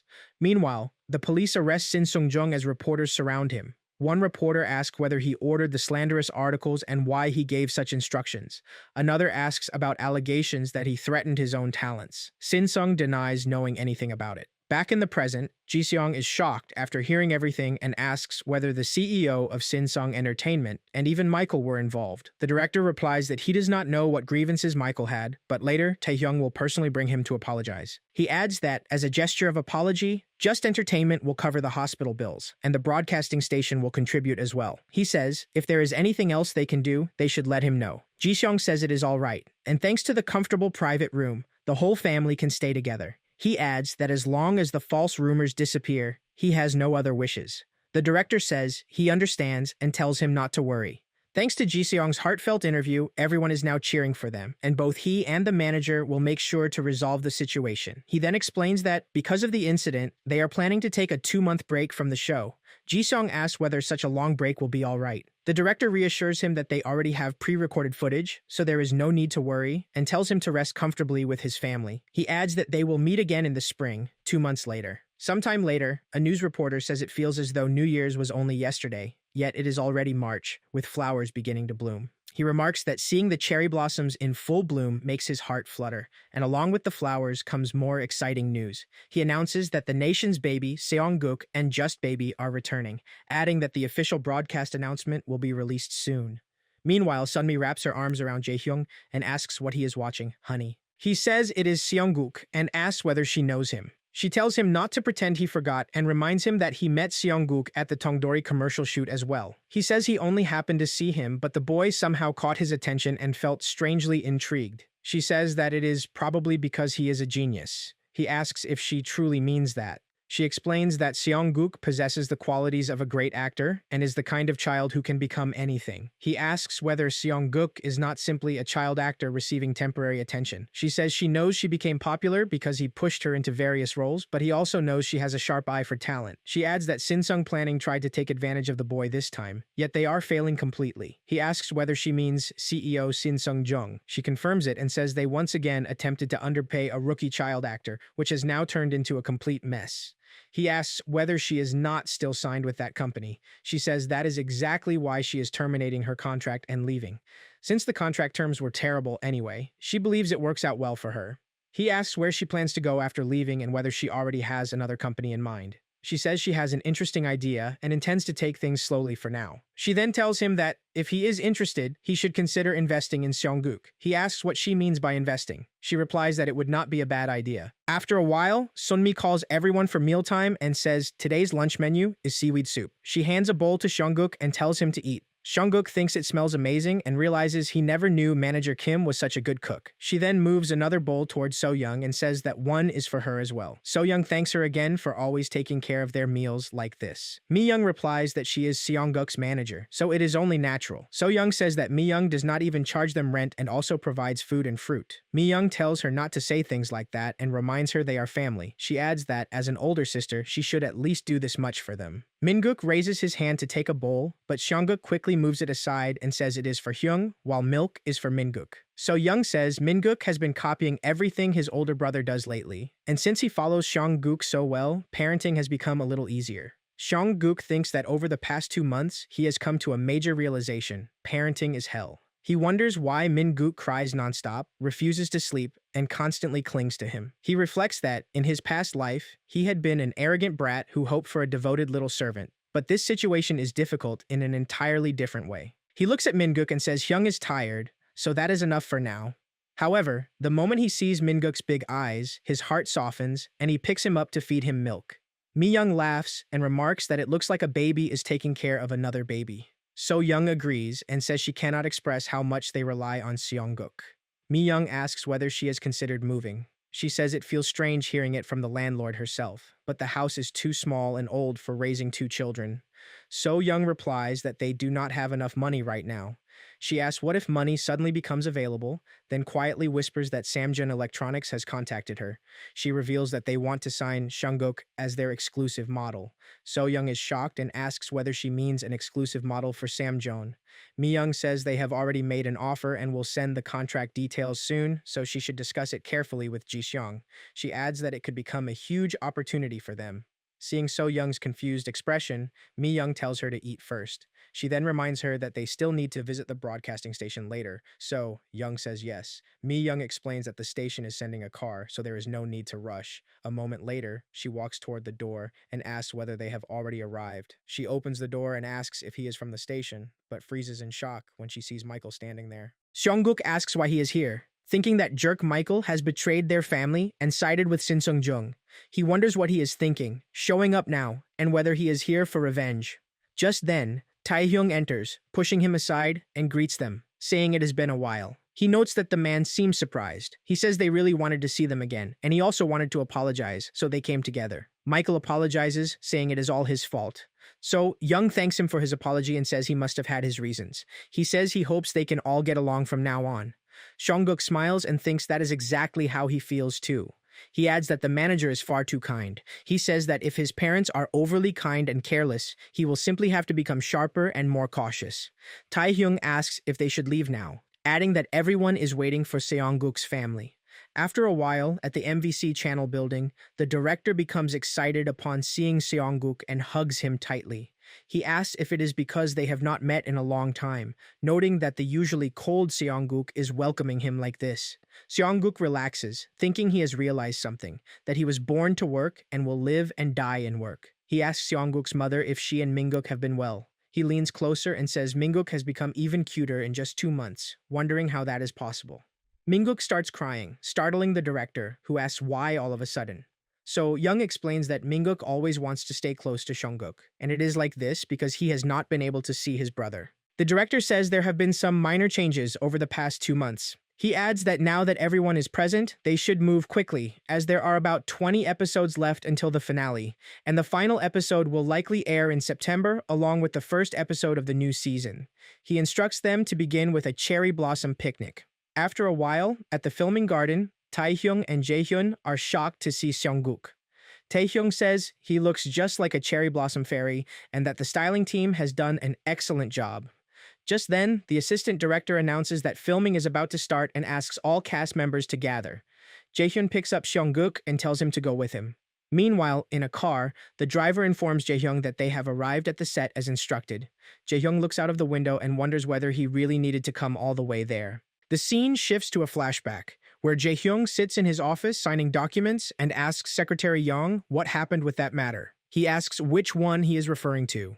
Jae-hyung clarifies that it is about Jeon Seongguk and the exclusive contract with that kid. He says that, as instructed, they have clearly conveyed their intent to sign, but the child's parents are hesitant due to the scale of the contract, so it is taking time, and asks whether they should push them a little. Jae-hyung says no, they should let it be, and more importantly, asks what he thinks about the contract. He replies honestly that it seems excessive for a child with that level of experience and asks if he is truly worth that much. Jae-hyung says there is something about him, an unexplainable connection, something like a blood bond. Back in the present, Jae-hyung steps out of the car and tells the driver to stay and wait, as he has something to check. Jae-hyung also notices him, stunned, and says to Tae-hyung that over there is the vice president of Samjeon. Seongguk is also stunned upon seeing him and realizes it is his father from his past life. Recalling the past, he thinks of Jeon Jae-hyung, the eldest son of the man who founded Samjeon. Raised as the successor, his style differs greatly from his grandfather's. He thinks that results-driven is the phrase that defines his father best. He is a man who cares about nothing except results and outcomes. He cared neither for his wife nor for his company, and not even for his children. Taeguk and Mijin, who could never meet his strict expectations, constantly struggled with feelings of inferiority. Seongguk thinks he was different, the kind of child who cast aside his father's expectations and climbed even higher. Even so, the relationship between him and his father in his past life was never easy. He recalls greeting his father and thinks that, although the man may be his father and he may be his son, he is still such a jerk. Without thinking, he calls out Dad. Jae-hyung laughs and repeats the word Dad. Seongguk quickly covers his face and thinks he has made a mistake, as the word slipped out before he could stop himself. Jae-hyung leans toward him with a smile and greets him. He asks whether Seongguk remembers him and reminds him that they met during the washing machine commercial shoot. Seongguk says he does not know him. Jae-hyung asks why he called him father then. Seongguk denies it and says he never did. He replies that it is strange because he is certain he heard it clearly. Just then, the director addresses him as Vice President Jeon Jae-hyung and asks what brings him there. He smiles and says he only wanted to quietly see Seongguk and leave, but instead ended up interrupting the filming. The director is shocked and asks why. He says he simply wanted to see him in person because his bright eyes somehow remind him of his younger self. Looking at him now, he says he feels even more convinced and asks So-young whether she has reviewed the contract. So-young says yes. He says they are ready to sign an exclusive contract at any time, so they should inform him once they make a decision. He adds that if there are any conditions she wants to include, she can tell him directly. Seongguk blurts out money, but So-young quickly covers his mouth with her hand. Hearing this, he laughs, places a hand on Seongguk's head, and says, "All right, he will prepare the money as well." He tells them to meet him once they are ready. So-young, stunned, agrees. He then says he will take his leave and walks away. Seongguk thinks honestly that he never expected to cross paths with him again in this life. A chaebol vice president and a child from a poor family have grown that far apart. He recalls a flashback in which his father speaks about a new project, saying that because it is him, his smartest child, he can trust him and expects great results. Just then, the director tells them to resume filming. Seongguk turns toward him and agrees, thinking that what truly matters is his current life, so he should focus on the shoot in front of him first. After completing the spring picnic special, the Children's Day special, and the summer vacation special one after another, some time passes. People gather around the filming set, holding banners and shouting. So-young looks at the crowd and says, "It is crazy again today." The assistant director, exhausted, asks how they always know when filming is taking place. He says filming has become difficult these days because of Sasang fans. She replies that Just Baby has now become a national idol group. He adds that some fans even sneak onto the sets, so everyone should be careful. The narrator explains that, along with the rising popularity of Just Baby, the group never slacks off on performances or album releases.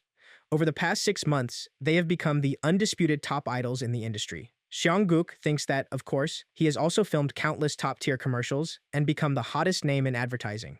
He has even heard that the directors received huge performance bonuses. The show that allowed everyone to shine, Just Baby, is now approaching its end. He walks away on his tiny feet, thinking that perhaps the shoot after the next one will be the last. The feeling is bittersweet. Suddenly, someone grabs his hand, startling him. The person asks Seongguk whether he can do him a favor. Seongguk is startled upon seeing Taehyung and asks what the hell he is doing, saying he startled him. Taehyung tells him to keep it down. Seongguk then asks what he needs help with. Just then, the assistant director sees them and asks what the two of them are doing there. Taehyung says they want Seongguk to choose their title song.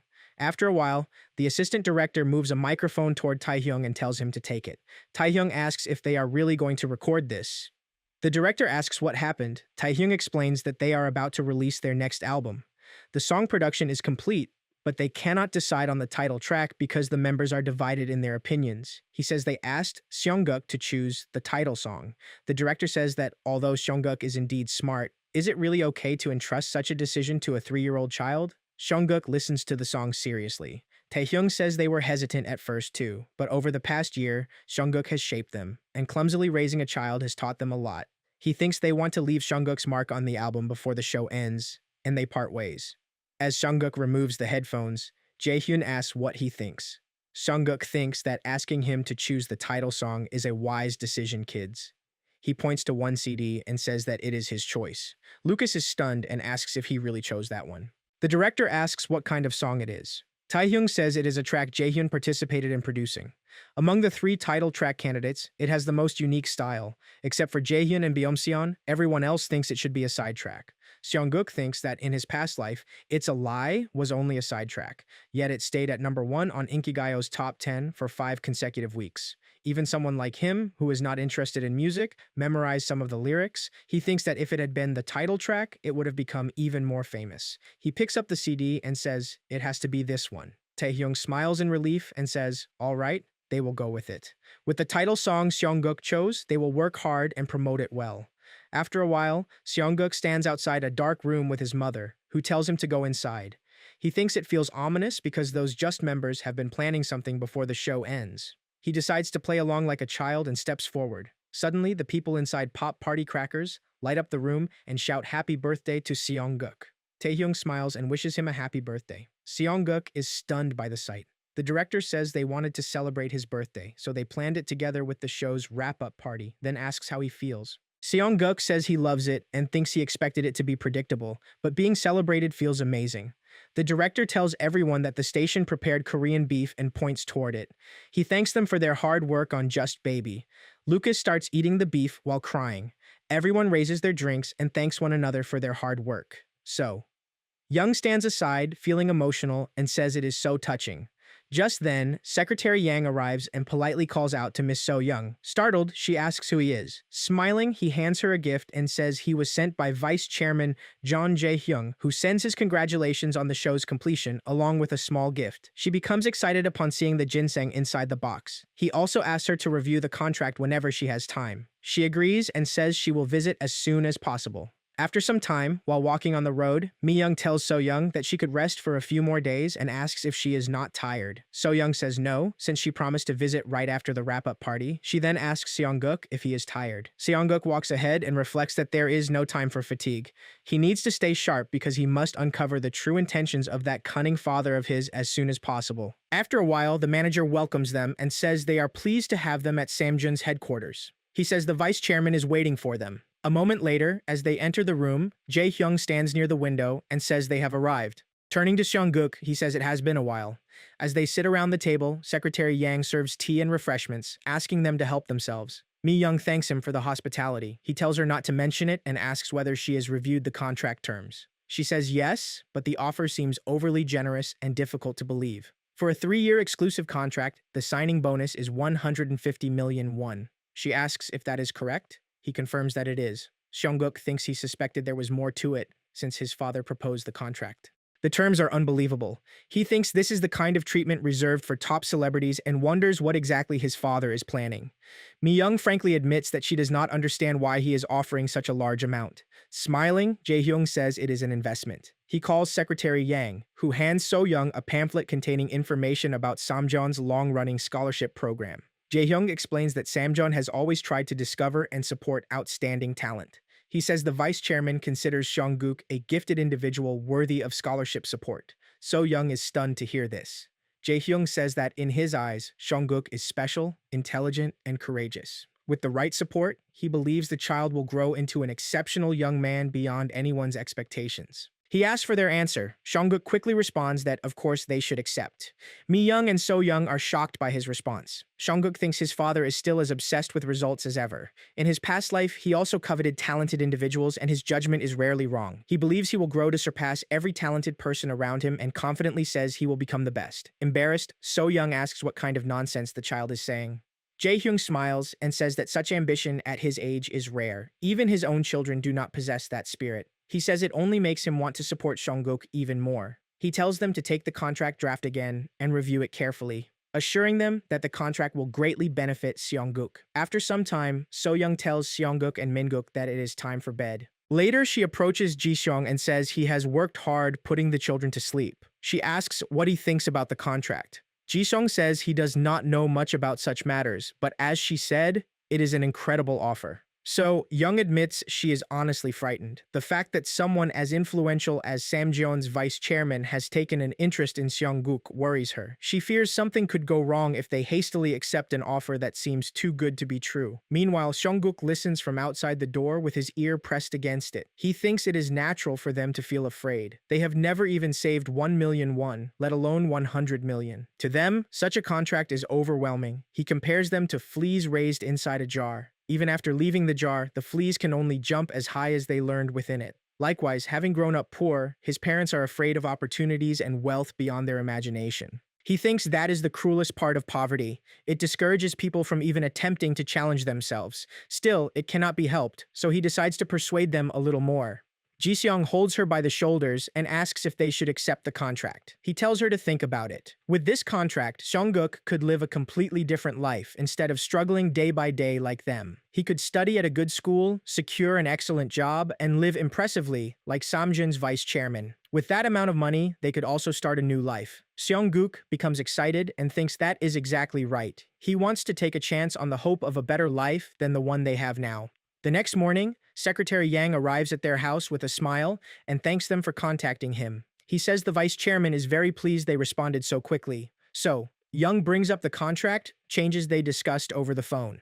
He slides the contract toward her and explains that, as requested, the exclusive contract period has been changed from 3 years to 2 years, while the signing bonus has been reduced from 150 million won to 100 million won. He also says they included a clause addressing her concerns about overburdening young Seongguk with excessive work. After reviewing it, she thanks him. Secretary Yang then opens his bag and says that before signing the contract, they would also like to make a few adjustments to the terms on their side. He politely asks whether that would be acceptable. Startled, she asks what contract terms they want to change. Secretary Yang says there are 2 matters he needs to mention, and places 2 books on the table. Seongguk quickly snatches them from his hands and starts reading. He tells him to give them back because they are things only adults should look at, related to stocks and apartments. Seongguk asks what everything means. He smiles and asks if he is curious. Seongguk thinks acting like a child at his age feels somewhat embarrassing, but if it helps uncover his father's scheme, it is worth it. Shocked, So-young suddenly asks whether he can actually read. Smiling, Seongguk says he can. She asks in disbelief, since when he learned. Secretary Yang is amazed. A 3-year-old child learned Hangul on his own and can even read such difficult terms. He thinks the vice chairman was right and concludes that this child is a genius worth investing in. He says he will explain everything. Since Seongguk's parents reduced the contract deposit from 150 million won to 100 million won, Samjeon wishes to show appreciation by gifting them Samjeon Electronics stock. So-young is stunned to hear it. He further explains that Samjeon is currently constructing a premium apartment complex in Jamsil. Once it is completed in 2 years, they plan to offer the family a special allocation for a 34 pyong unit. So-young says it is far too much. Seongguk, however, immediately senses a catch. He thinks this is exactly his father's old-fashioned strategy. His father tempts people with rewards to make them loyal to him. He only grants such benefits when he considers someone worthy, dangling irresistible rewards before them to secure their allegiance. Seongguk knows this well because it is completely his father's style. He excitedly says they should give him everything because he will do it. Shocked, So-young quickly picks him up and says he cannot decide something like that. He insists that he wants to sign the contract. He thinks Samjeon Electronics stock will skyrocket in the future, and Jamsil apartment prices will rise even higher. To him, this is a contract that absolutely must be signed. He confidently declares that all of it will become his. As So-young tries to stop him, Mi-young tells her they should sign the contract because it is a great opportunity for both Seongguk and the family. She thanks Secretary Yang for offering such generous terms, but explains that the contract is too significant for an individual agreement. Instead, they plan to establish a company and sign it as a business-to-business contract. Secretary Yang asks if they mean a company. Mi-young explains that they intend to create a management company dedicated solely to Seongguk, essentially a one-person agency. Secretary Yang praises the idea. Seongguk thinks this will become the first company under his name. He suspects manager Kim suggested the idea to help him, but he still considers it brilliant. However, he plans something far bigger than a one-person agency. Though it may begin small, he intends to grow it into a massive global corporation. Smiling, Secretary Yang says they may even support the establishment of the agency and adds that he looks forward to working with them. Seongguk excitedly signs the contract. Later, So-young explains everything to Ji-seong. Stunned as he looks through the pamphlet, he holds his head and says that stocks, an apartment, and even their son learning to read all happened in a single day. Shocked, he asks if their son can truly read before quickly pulling Seongguk into a hug. She sets the dinner table and tells everyone to eat first. Ji-seong is surprised to see bulgogi and even fish on the table. Smiling, So-young explains that part of Seongguk's contract deposit has already arrived. She says she did not spend much and simply wanted the family to enjoy a small luxury together. She even added some meat to Minguk's baby food. Smiling, she asks Seongguk if it tastes good. He gives a thumbs up and says, of course. He adds that there is no point in saving on food because health comes first. He tells everyone to eat quickly and starts eating. Young then asks Ji-seong about his conversation with his boss. Recalling the earlier discussion, he explains that he told his boss he wanted to try building something of his own. His boss replied that it was about time he prepared for independence as well. Ji-seong says his boss suggested that he prepare carefully and eventually open his own store. Everyone is shocked to hear it. He explains that thanks to Seongguk, they now have some starting capital. If they save properly and plan ahead, they might be able to afford a small commercial space within 2 years. He adds that his boss promised to teach him everything, from making bossum to managing a store. Excited, So-young tells him it sounds wonderful and encourages him to pursue it. Seongguk says he loves the idea too and promises to support him.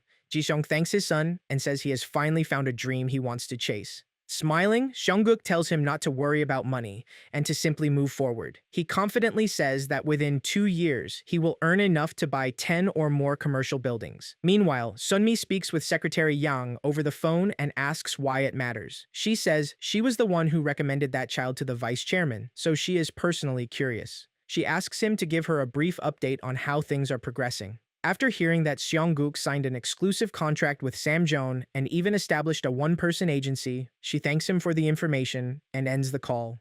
Gazing toward Sin-sung, she quietly says that this is what they reported. Sin-sung states that Jeon Seongguk has signed an exclusive modeling contract with Samjeon Electronics and has even established a one-man agency. He pounds his fist on the table and curses them in anger. He says they have dared to mess with him, Sin-sung, and are now strutting around as if they own the place. He frowns and declares that he will not let this slide, even suggesting that he should unleash thugs to rough them up so badly that they cannot show their faces. She responds that this is not a good idea. When he asks what she means, she urges him to think carefully, adding that Seong-guk is no longer the same person he used to be. She questions whether he is seriously suggesting laying hands on Vice President Jeon Jae-hyung's asset. She further explains that, judging by the contract, the vice president has high expectations for him, and if anything happens to such an important asset, he would not simply let it go.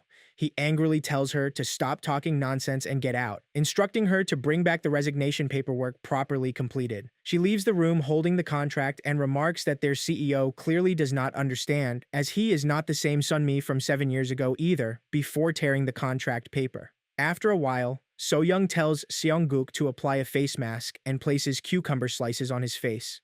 Seong-guk relaxes and complies, thinking that ever since signing the exclusive contract with Samjeon, things have changed slightly. Firstly, manager Kim has been overwhelmed with paperwork while sorting through numerous casting requests for the new one-man agency. He reflects that after a long and serious family discussion, they decided to open a Bossum pork wrap restaurant near the Jamsil apartment that Samjeon will provide in 2 years. He thinks his mother is barely holding herself together while trying to calm down a whining Minguk, and that she is also helping care for his dry, irritated skin. So, Young pinches his cheek and says he never complains, calling their son such a good boy, and tells him to rest with Minguk while she quickly hangs the laundry. Just then, he hears the television announcer stating that it is time for the weekly chart announcement, and that this week's #1 song on the top 10 chart is It's a Lie by Just, marking 10 consecutive weeks at #1. He thinks that those guys are doing well, singing the song that their elder brother once picked for them.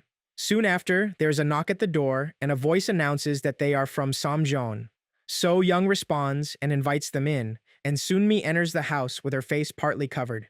Seong-guk asks who she is. She walks toward him excitedly, calling him cute, but So Young steps in and stops her, asking who she is and why she has come for Seong-guk. She apologizes, saying she is simply very happy to see him again after such a long time, then removes her cap and glasses. She smiles and says she has been doing well, hasn't she? They all stand stunned at her presence. After a while, So Young serves tea, saying here it is. Sunmi takes a sip and thanks her. So Young asks what brings her there. Sunmi replies apologetically that she has been wanting to say sorry all this time. She cries and says she has gone through a great deal because of her involvement, especially since she recommended Sinsung planning to her. She explains that she genuinely believed in Seong-guk's potential and only wanted to be part of his journey, never imagining that CEO Sinsung would go that far. She apologizes to Seong-guk sincerely. Seong-guk recalls his past life and thinks that even then, Sunmi and Sinsung maintained a strictly business relationship, nothing more and nothing less. He considers that Sunmi is as cunning as a fox. Yet aside from the affair involving his father, she never intentionally harmed anyone. He concludes that it is better to have people indebted to him than to create enemies.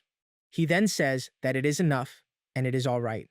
She is surprised and asks if he is truly accepting her apology. So Young smiles and says that the mere fact she has come all this way and spoken honestly means a great deal to them, adding that they are only grateful to her for supporting Seong-guk. Sunmi moves as if to hug her and says they should stay close from now on. She then asks about Samjeon. Seong-guk questions whether she did not say she came because of Samjeon. She laughs and remarks how clever he is, saying he has learned to speak quickly and handle conversations well. She then presents an envelope, explaining that she has come to deliver a document from Samjeon regarding the contract. So Young extends her hand, indicating she will take it. Sunmi smiles and says that before handing it over, she has already made up her mind. She announces that she wishes to join Seong-guk's one-man agency. Seong-guk is shocked upon hearing this. So, Young asks how she knows this news and why she has come. Sunmi explains that she begged Secretary Yang to tell her, as her exclusive contract with Sinsung Entertainment has just ended. She says she is deeply disappointed in CEO Sinsung and no longer sees any reason to remain with Sinsung Entertainment. She adds that she now wants to work at an agency that treats its actors like family. Holding So Young's shoulder, she urges her to consider it and asks whether this is not a good opportunity for everyone. She says she is quite famous and earns well, and that she will surely be helpful in establishing the agency. She also thinks that if she secures a position, it will be easier to guide things in the direction she prefers. She then asks if they should sign the contract. So Young immediately agrees. However, Seong-guk suddenly objects, saying absolutely not. She chuckles and asks why, while So Young questions what he is suddenly saying. He lies down on the floor and insists that he does not know why, but it is still a firm no. So Young remarks that the child is suddenly throwing a strange tantrum and says she can discuss the details with her and Mi Young later. Seongguk starts crying, repeating that it is not happening. Both women are stunned by his behavior. Sunmi looks embarrassed and says he has never acted like this before. Then she smiles and asks why Seongguk does not like her, curiously touching his cheek with her finger. He pushes her hand away and thinks that her ulterior motives are too obvious. Sunmi, who never does anything that does not benefit her, is clearly evaluating his and his company's future value and considering a light investment. With that alone, he cannot accept her into his company. He believes his company should only consist of his own people and that he does not need fair-weather allies who come and go based on calculations. Especially, he does not need a woman who would readily pass information to his father. He points at her angrily and says, "There is no place for family ties, absolutely not." She is stunned by his reaction. So Young returns with Minguk and apologizes. Sunmi says she will take her leave for today, adding that although she had intended to join Seongguk's agency, she now believes she must demonstrate greater sincerity first. Seongguk thinks she can try whatever she wants. She places an envelope of documents on the floor, saying the materials sent by Samjeon are there and that she will leave them behind. She covers her face again as she prepares to leave and says she will see them again soon. Seongguk reflects that he is not disregarding Sunmi's value. He simply needs someone who genuinely wants to become a committed member, not someone who intends to pass through the agency temporarily. So Young becomes fully angry at Seongguk and asks what kind of manners he is showing in front of her. She says he must have been so shocked that Sunmi left immediately and questions whether he is allowed to throw a tantrum in front of adults.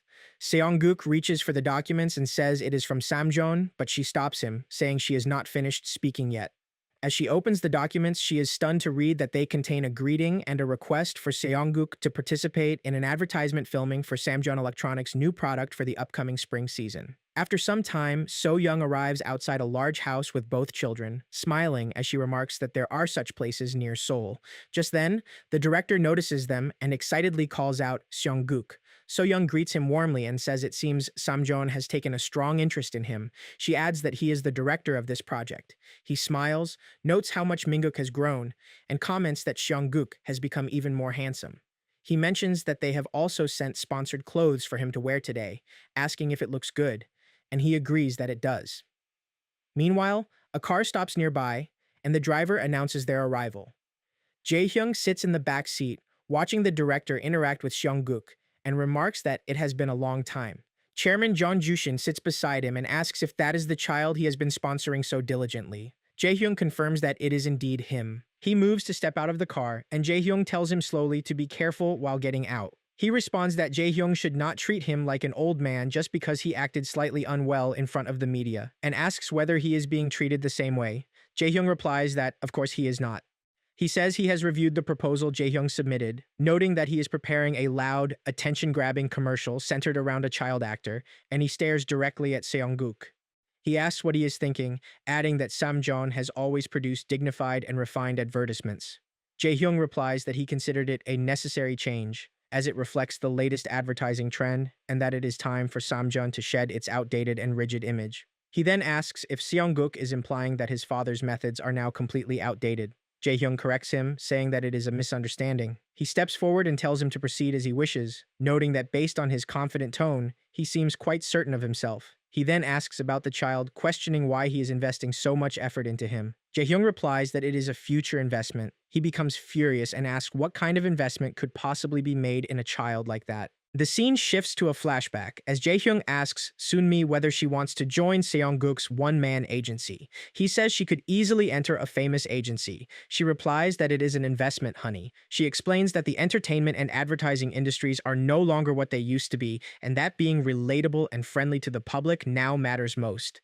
She says Seongguk is adjusting her image to fit the market, making it a valuable long-term opportunity, and that the child is destined to become a major star. Back in the present, Jae-hyung's father asks whether they should look at that brat. He notices Seongguk staring at a document and asks if the child is already reading. Jae-hyung replies that he has just turned 3, yet has already learned to read. He remarks that the child learns remarkably fast, as he himself did not learn to read until the age of 5. He says that if only the child were his grandson, since none of his current grandchildren meet his standards, before turning and walking toward the car. Jaehyung agrees that it is indeed disappointing. Meanwhile, Seong-guk reads the script and realizes it is for Samjeon's new vacuum cleaner commercial. After reviewing the entire advertisement, he becomes certain that it will determine Samjeon's future business direction. He resolves to dominate the project and raise his value even further. Just then, the members of Just call Seong-guk over. Jaehyun greets So-young and says it has been a long time, mother. Taehyung asks Seong-guk whether he has been well. Seong-guk smiles, says yes, and thinks the group also appears to be thriving, their faces glowing with confidence. He says it is all thanks to Seong-guk. So-young, stunned, asks what he means by that. He says the title song Seong-guk chose for them has already remained at #1 for 30 weeks. Thanks to that success, they have become a famous group. Seong-guk thinks that everything is going smoothly because they followed his advice. He gives them a thumbs up and says they now owe him a favor. Taehyung picks him up and says, of course, telling him to name anything he wants. The director announces that since everyone has arrived, filming should begin, and they all agree. After a while, Taehyung remarks that the filming site is even more impressive than expected. Just then, the assistant director waves at them and tells them to come this way. Seong-guk asks Taehyung where Michael is. So-young suddenly realizes he is absent as well and asks whether he left the group. Shocked, Seong-guk asks why. Taehyung explains that after being scolded for making a mistake, Michael became sulky. Then one day, he suddenly claimed he missed his family and quit without warning. He says they did not even get the chance to stop him. Seong-guk thinks the future has changed. He recalls his past life and remembers that although Michael caused numerous scandals, he remained with Just until the very end before eventually retiring and disappearing after committing several crimes. He realizes that everything had followed the same path as before, except for one thing: he had met them. He wonders whether he can truly change the future. His thoughts are interrupted when the assistant director asks what they are doing. He turns around and sees him holding Jae-hyun and Lucas back by the shoulders while telling them to stop fighting already. Seong-guk is stunned and wonders what is happening. Jae-hyun grabs Beomseon's shirt and accuses him of looking down on him because he cannot act. Beomseon denies it, saying he is only disappointed by his attitude. Shocked, he asks what he means. The assistant director questions what is wrong with Jae-hyun's acting and tells him to try again. Jae-hyun says he will take it seriously this time. He begins acting in the advertisement, holding the vacuum cleaner and laughing as he says that no one should live in such filth with the beautiful Samjeon vacuum cleaner. Beomseon interrupts, explaining that the scene requires more grumbling and a rougher tone. Seong-guk chuckles, realizing that this is the real issue. He thinks Jae-hyun is a natural idol whose soft speech and cute personality make everyone adore him, but when applied to acting, it comes across as exaggerated. In contrast, Beomseon is the complete opposite. Seong-guk wonders how someone so blunt became an idol, though he admits it suits him perfectly. Seong-guk grabs Beomseon's shirt and tells him to try it himself. Jae-hyun agrees, saying Seong-guk is right, and asks why he does not give it a shot instead of criticizing others for not being serious. Excited, Seong-guk thinks Beomseon can definitely do it.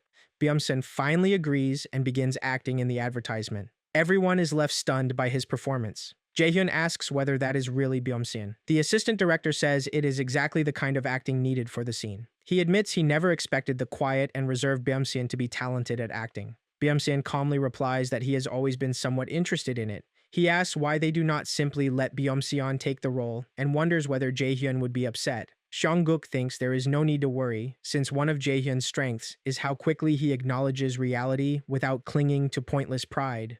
Jae-hyun praises Beomseon's performance and realizes that was why he kept insisting he was not serious enough. He says Beomseon should take the role. Beomseon asks whether that is truly okay, but he replies that the person who performs better should do it. Seong-guk smiles and thinks things can finally move in the right direction again. He recalls his past life, where Jae-hyun and Beomseon eventually focused on solo activities and stopped promoting as a group. Rumors claimed they remained awkward with each other until retirement. Watching them now, he hopes they can surpass their previous fate. He realizes that although events may flow similarly to the past, they can still be changed, and he believes he can alter anything as he runs toward Jae-hyun and Beomseon. After some time, the director thanks everyone for their hard work. So-young carries Seong-guk in her arms, while he thinks he is completely exhausted. Since it has been a long time since his last commercial shoot, the filming was not easy, especially with so many lines. He only wants to return home and lie down. Just then, Sunmi appears and asks whether they have only just finished. She says that after hearing about the lengthy commercial shoot, she came to help Seongguk's team. Seeing her, Seongguk thinks that this fox-like woman had promised to perform well and is already making her move. Since he is utterly drained, he decides to pretend not to notice her intentions and simply accept her kindness. Sunmi opens the car door and politely tells them to get in comfortably, saying she will drive them home. She also mentions that she has reserved an excellent place for them. After a while, they arrive at a restaurant. Sunmi invites them inside, saying she has reserved a private room. Seongguk is stunned upon seeing the place and realizes it is his favorite comfort food restaurant from his past life, the famous black bean noodle restaurant. He cannot believe he is seeing it again. He recalls how, in his previous life, he used to sneak there alone and eat to his heart's content. In this life, however, he could not even dream of hotel-style jjajangmyeon, let alone ordinary jjajangmyeon. He had believed he would not see it again for at least another 10 years. Grateful to Sunmi, he immediately begins eating the noodles. So-young notices the dishes and remarks that they look incredibly expensive.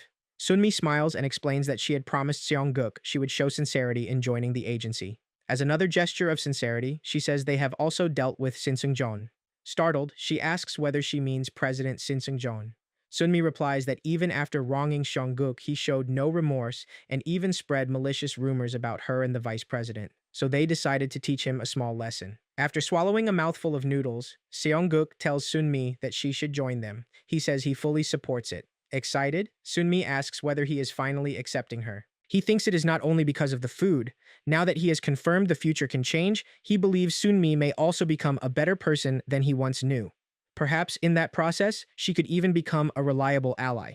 Sunmi promises to work hard and become a great asset to the agency, asking them to accept her. So-young replies that she will discuss the matter with her husband before giving an answer. Later at home, Ji-seong says he understands what they are trying to say, but he still opposes it. He tells them to think carefully. Although they call it an agency, there is no office or staff. With nothing properly established, he questions how they are supposed to manage Lim Sunmi, warning that the company is bound to fail from overreaching. Seongguk admits that he is right. At present, SKJ is essentially a one-man operation where the manager handles everything. Even if he assists with planning and human resources, they still need someone trustworthy to manage the company's finances.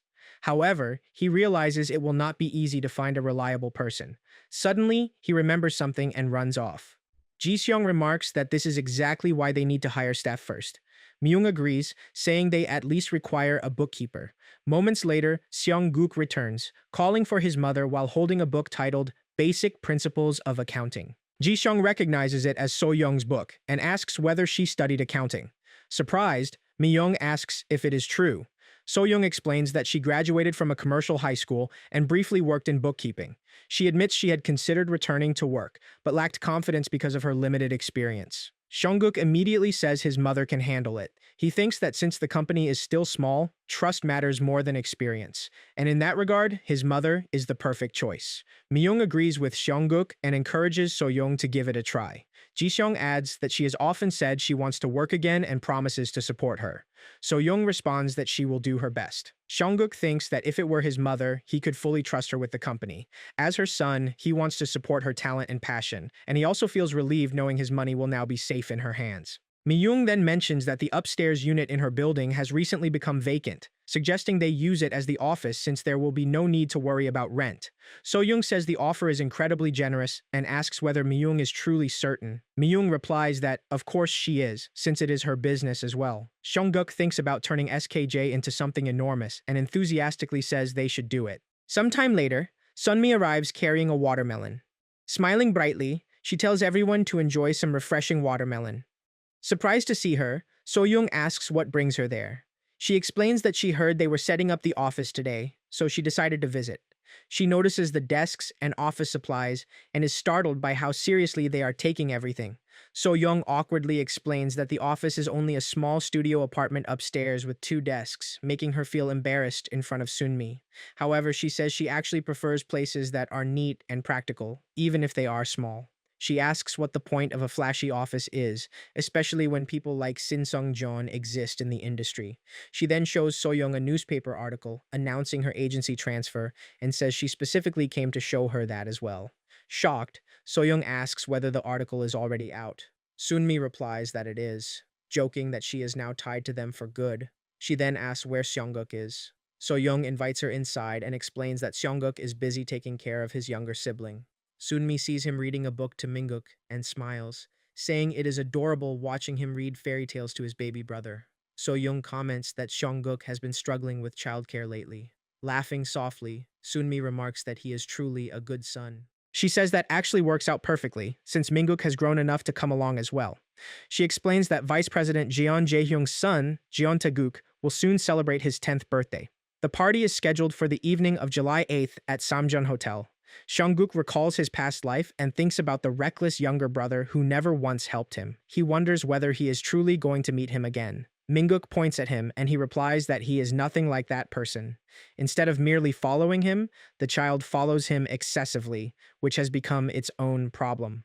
Later that night, while everyone sleeps peacefully, the phone suddenly rings. So Young answers the call, wondering who could be calling at such a late hour. Shocked, she asks Secretary Yang what happened. Seongguk wakes up and walks out of his room. So Young asks whether he is referring to tonight's party and says all the preparations have already been completed. Suddenly startled, she asks what he means by the event being indefinitely postponed. At that moment, breaking news appears on the television. Seongguk quickly rushes into the TV room and switches it on. The reporter announces that the government is holding an emergency meeting in preparation for a state of emergency. Seongguk immediately realizes this is the reason the date of July 8th had been troubling him all along. The news reporter announces that, at 2 a.m. today, the supreme leader of the Democratic People's Republic of Korea, President Kim Il-sung, has passed away, and the government is responding swiftly and appropriately. So Young asks what on earth happened. The reporter states that the cause of death is a heart attack. Seongguk realizes that July 8, 1994, is the day Kim Il-sung dies. His sudden death leaves the government, already on the brink of a peace agreement with North Korea, extremely unsettled. Fearing the resurgence of the Korean War, the United States, China, and Japan all become tense. North Korea, having lost its leader, begins to experience internal conflict, while some people grow hopeful that reunification may happen soon.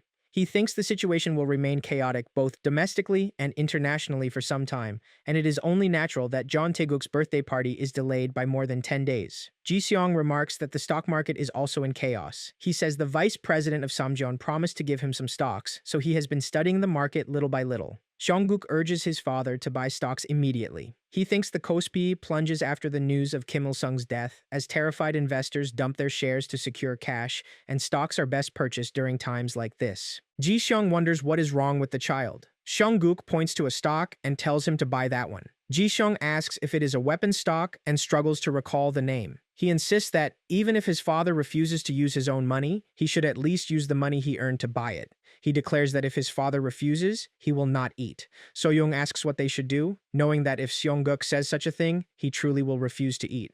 Ji Seong whispers that children sometimes throw tantrums for no clear reason and says they should just pretend to buy it for him. Seongguk tells his father not to treat him like an idiot. Startled, Ji Seong remarks that he is a sharp child. So Young says it does not seem expensive and asks why they should not simply buy a little as a birthday gift.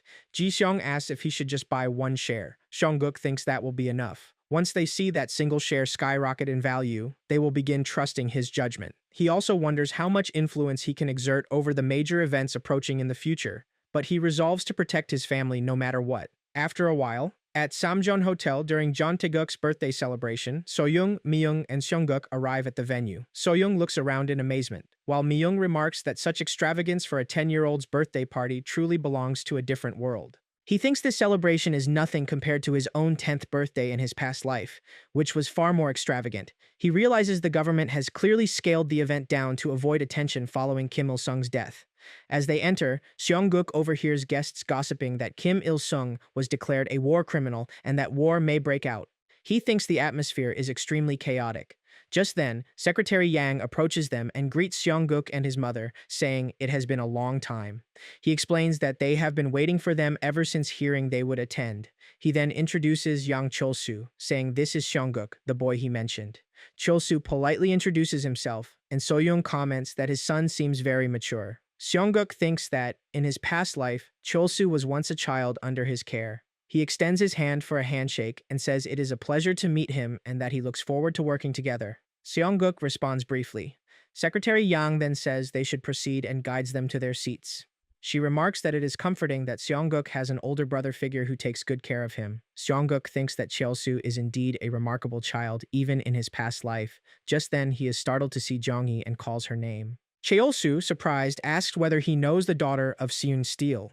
Seongguk replies that he has seen her somewhere, but internally he acknowledges that she is his first love from his past life, the woman he truly loved but could never be with because she is Jonghi. He recalls even considering marriage, but during the instability of Seun Steel in the IMF crisis, Jonghi accepts her father's arrangement, and if she breaks up with him, he promises support for Seun Steel. Seongguk once resented her deeply, believing she betrayed him for money, but now he understands her better, realizing she only wished to protect her family. He concludes that the IMF crisis is the real cause of everything. Cheolsu asks what he says, and Seongguk replies that it is nothing and continues walking forward. Suddenly, someone extends a leg in his path, and he trips and falls. Everyone looks on in shock. Secretary Yang quickly kneels to help him and asks if he is all right.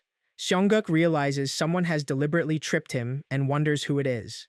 Taeguk stands aside with an annoyed expression and asks whether this is the boy his father cherishes so much, saying he is nothing special and questioning why he is even invited to the party. Seongguk clenches his fist in anger and throws a punch. Soyoung is shocked and asks Seongguk what he is doing. Seongguk points at Taeguk and says that he is the one who tripped him first. Secretary Yang asks Taeguk whether that is true. Taeguk reacts angrily and asks if they are seriously doubting him and whether they are choosing to believe that child over him. Cheolsu states that Taeguk intentionally tripped Seongguk. Soyoung insists that, even so, he should not have struck his friend. Seongguk says that the boy deserved it and thinks he has not dealt with this kind of person before. He recognizes him as a classic bully who preys on the weak and believes he will not stop unless he is made to understand that he will be resisted. Secretary Yang intervenes and says that it is enough, as Taeguk is also at fault, and warns that causing further disturbance will displease the vice president. Seongguk notes that Taeguk still becomes visibly frightened at the mention of his father, even in this life. Soyoung calls Seongguk over, checks his injury, and asks if it hurts badly. She notices a minor scrape on his knee and asks if he wants ointment applied. Taeguk asks Secretary Yang when his mother will arrive. He replies that Madam Jong has work and will be slightly late and advises him to enjoy the party. Taeguk complains that it is always the same, as neither his mother nor father attends, and on his birthday, he breaks down in tears, saying he does not want to continue with the so-called birthday party. After some time, Taeguk remains seated alone at the table, still crying. Soyoung notices him and remarks that seeing the child sitting there alone makes the situation feel wrong.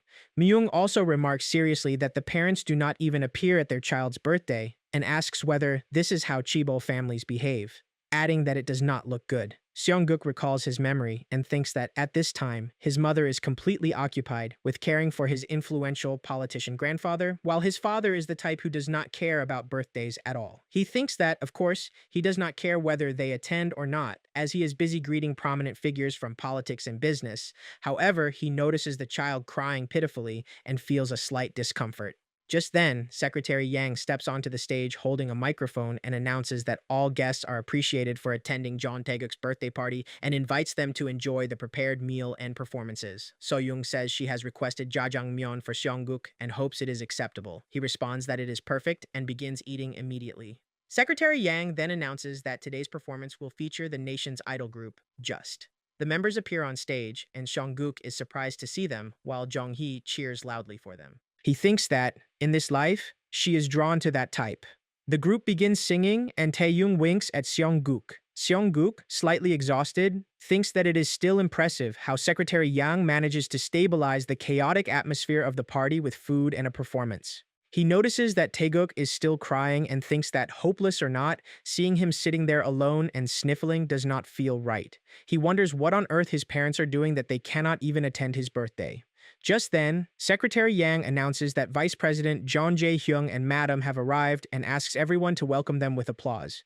Jae-hyung approaches Seongguk and remarks that he is also present. His wife asks if this is the boy he has been talking about and comments that he is cute. Seongguk feels irritated and thinks that he is not cute at all, just as always, cold and sharp, an iron lady who knows nothing except work. She then goes to sit beside Taeguk, who immediately brightens upon seeing her.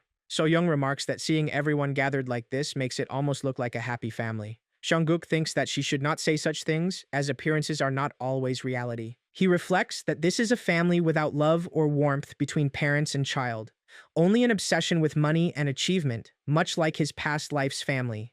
However, he also thinks that he now has a new family, and with these people, he feels he can go anywhere. He resolves that he will rise even higher with this family and proves it to himself. The scene shifts to the summer of 1995, while movers put the things into the house and say everything is done. One of them says they have finished arranging the furniture exactly as he requested and smiles with a thumbs up.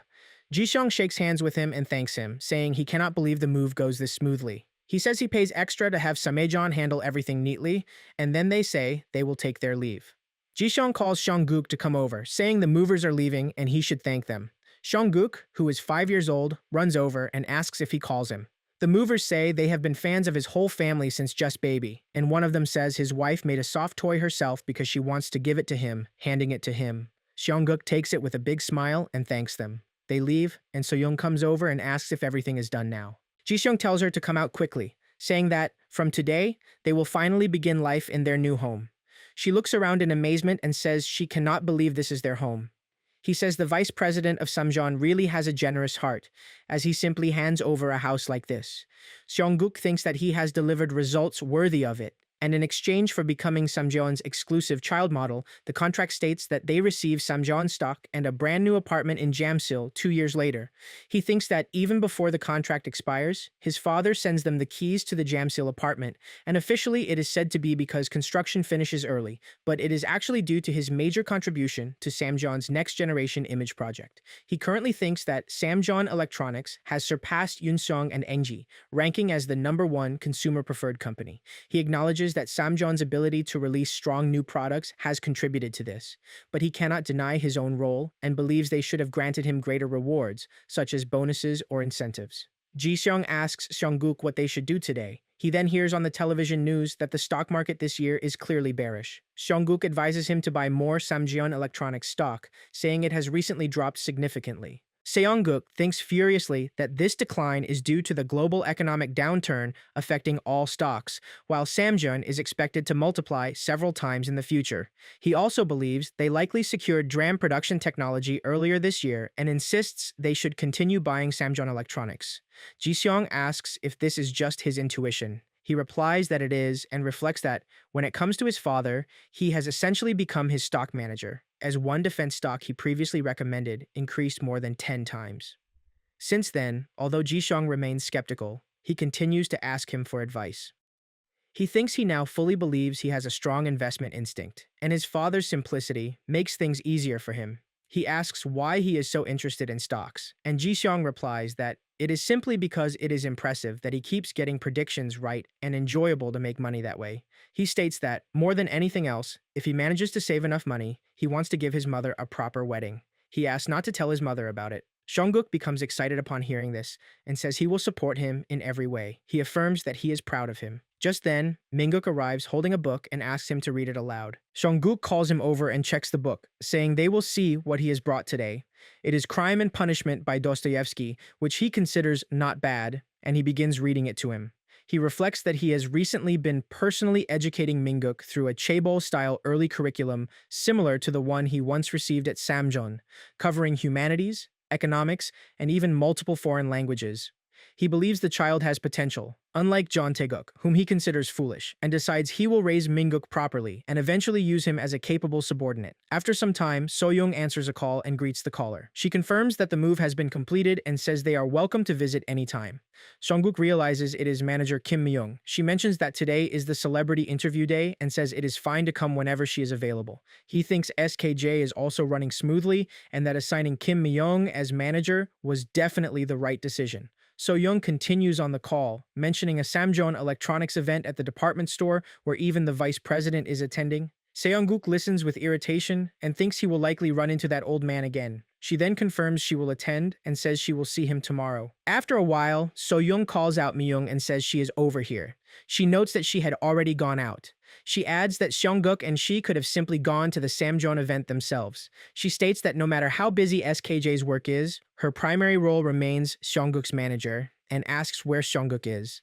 Seong-guk appears from behind his mother and says he is here. Mi-young smiles and remarks that he looks very cool and that So-young must have put in a lot of effort. She then asks if they should head to the Samjeon event hall. Later, they sit in the car, and Sunmi mentions that she has discussed with Sunmi about possibly relocating the SKJ office to Gangnam. Soyoung asks if Gangnam is not very expensive. She replies that it seems manageable, as they have recently taken on more exclusive celebrities and need greater visibility in the industry. She also asks whether Seongguk had agreed when he overheard them earlier. Soyoung, surprised, asks if that is true and turns to Seongguk asking when he said that, only to find him asleep.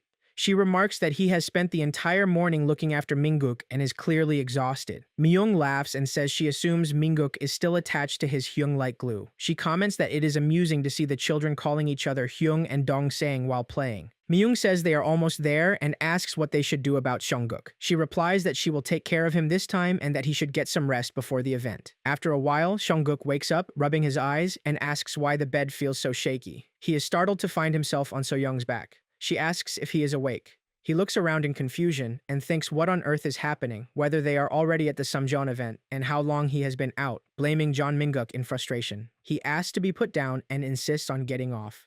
Just then, the department store director notices them and says they have arrived, adding that he has been waiting for them. He is the PR director of the department store. He informs them that a waiting room has been prepared and asks them to rest there before heading to the event venue.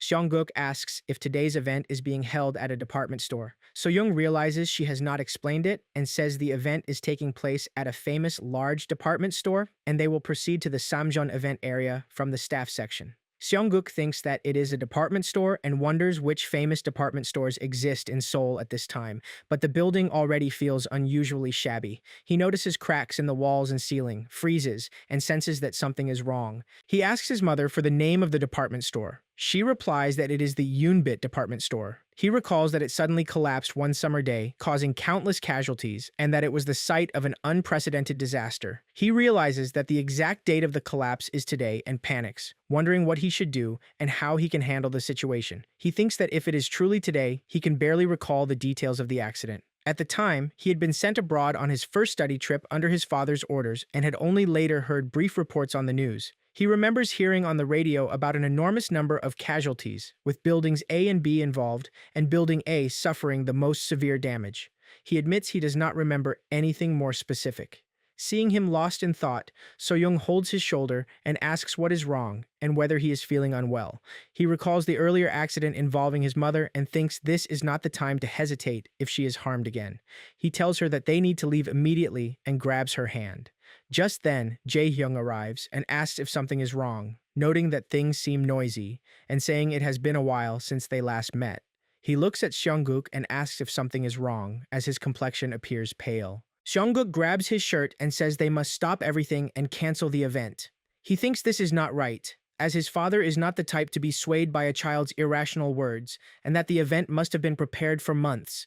He realizes he cannot simply ask for cancellation now, and instead says to the vice president that they should change the event location. Jae-hyung asks in confusion what he means. Seongguk clarifies that the current venue is not safe and that they need a larger, more secure location, insisting that they move the event to Building B. He thinks about the two buildings that make up the department store, recalling that Building B barely collapsed and suffered minimal damage, and he has no choice but to trust that memory. He urgently repeats that they must move to Building B. Soyoung quickly picks him up and asks what is going on with him. She apologizes to the vice president and says she does not know why Seongguk is suddenly acting like this, adding that she will talk some sense into him. Just then, Secretary Yang arrives and calls for the vice president, reporting that there is a problem at the event hall. Meanwhile, in the event hall, a large crowd has gathered. The PR director tells everyone to stay calm and maintain order so the event can continue. Jae-hyung arrives and remarks that it is complete chaos, asking when it became like this. Secretary Yang replies that it was slightly crowded in the morning, but it became uncontrollable in the afternoon, and the report was likely delayed. Jae-hyung says it is obvious why, adding that the department head probably tried to manage it personally after hearing he was coming.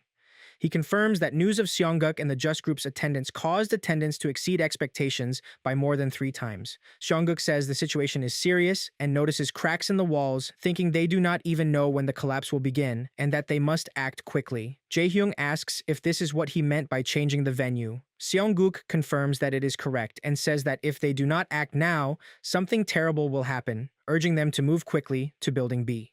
He turns to Secretary Yang and asks if there is a space in Building B large enough to accommodate so many people. He replies that there is a dedicated cultural center hall, as far as he knows.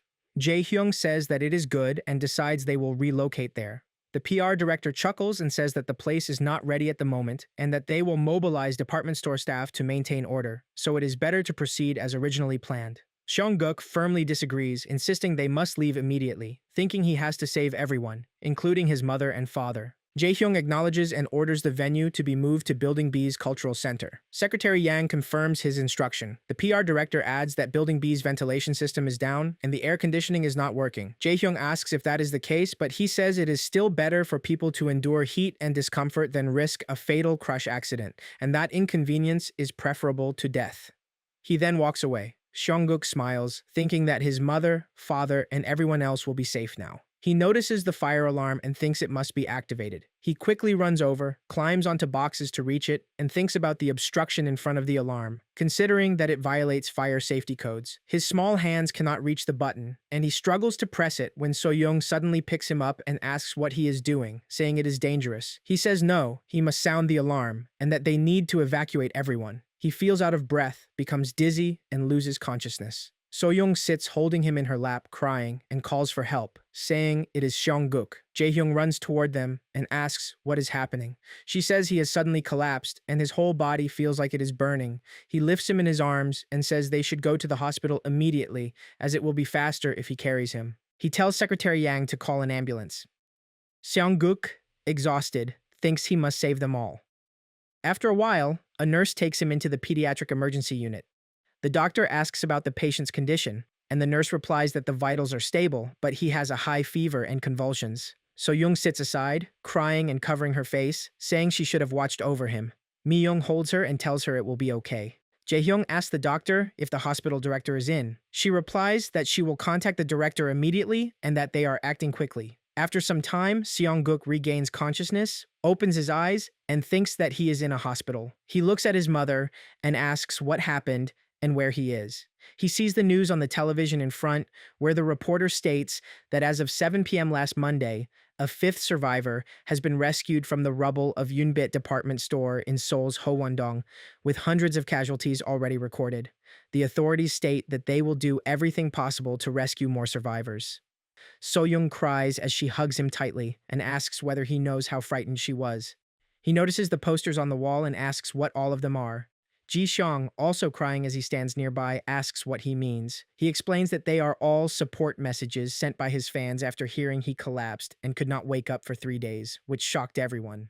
He is startled to hear this and thinks he had been unconscious for 3 days. The doctor holds the reports and says that thankfully, the test results are clear. He explains that Seong-guk is a very healthy child who simply experienced excessive stress, which caused exhaustion and symptoms of a high fever. He advises them to manage him carefully so he does not become overly stressed again in the future.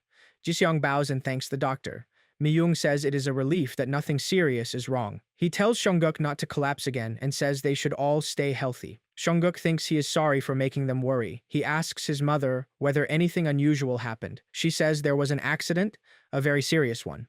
Later, he hears a news report stating that suspicions of poor construction have been raised regarding the Yunbit department store, which collapsed the previous Monday. He thinks that the great disaster has finally happened. The reporter says the number of casualties recorded so far has exceeded 300. He thinks he could not change anything. He had desperately tried to prevent the approaching disaster, yet there was nothing he could do. Still, he wonders whether there truly had been no other way, and whether this was really the best he could achieve. He sits down and buries his face between his knees. Just then, So-young places a hand on his shoulder and says she does not fully understand what Seong-guk is thinking, but thanks to his suggestion to move the event hall that day, many guests were able to avoid the accident, and Building B barely collapsed at all. She says even the vice president said he was very grateful to Seong-guk, and she knows it too. Seong-guk is surprised and thinks his father is safe as well. She says both he and Mi-young-uni are able to avoid the accident thanks to their son, so she is very proud of Seong-guki and thanks him. He thinks he could not stop the disaster completely, but perhaps he changed the future at least a little. Meanwhile, Mi-young stands nearby, watching them when the phone rings. She answers and says, "This is Manager Kim." She says Seong-guk has woken up, so she is informing him as requested. She also thanks him for supporting the VIP room and covering all the hospital expenses. On the other side, Secretary Yang hangs up the phone and turns to Vice President Jae-hyung, saying Seong-guk has woken up. He asks about his condition. Secretary Yang says the test results show no abnormalities and that he is very healthy. He says good, then orders him to release an article immediately, stating that Samjeon will take full responsibility until the end and lead the recovery efforts for Seong-guk and the victims. He also tells him to buy a fruit basket and visit Seong-guk personally, adding that if there are any special updates, he should report them immediately. Secretary Yang says he will begin right away. He thinks Seong-guk is a strange child.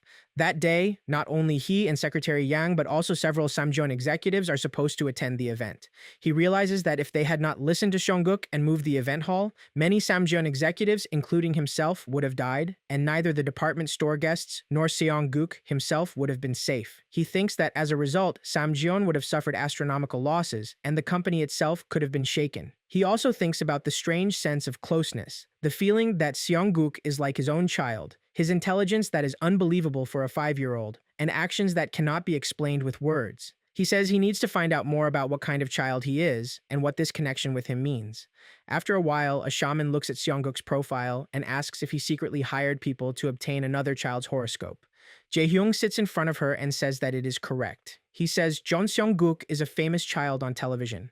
She says she does not watch television, so she would not know. He tells her to check the compatibility between that child, himself, and Samjeon Corporation. He also says he is curious about the child's horoscope reading. He adds that she is the shaman who has handled Samjeon-related readings since his father's time. She says that is because she owes his father, the chairman, a debt. She then says that even so, she will do it for old time's sake. She wonders how he will become entangled with this child if he is so curious about him. She throws the sticks onto the table and says it is very simple. He will be devoured. Startled, he asks what she means. She says he is a child who will give him a little and take everything away. She says that whether in a past life or this one, he is destined to meet rich families at least once. Since he gets along well with them, it will benefit him too. However, she says that the child is fated to sail the seas and rule the world when he encounters water, and he will eventually take everything from him. She says he should then rise proudly by stepping over him and soar to even greater heights. He asks about his son, John Taeguk. She says that the child is nothing special, merely ordinary. If he had an older brother, he would be overshadowed and never live his own life.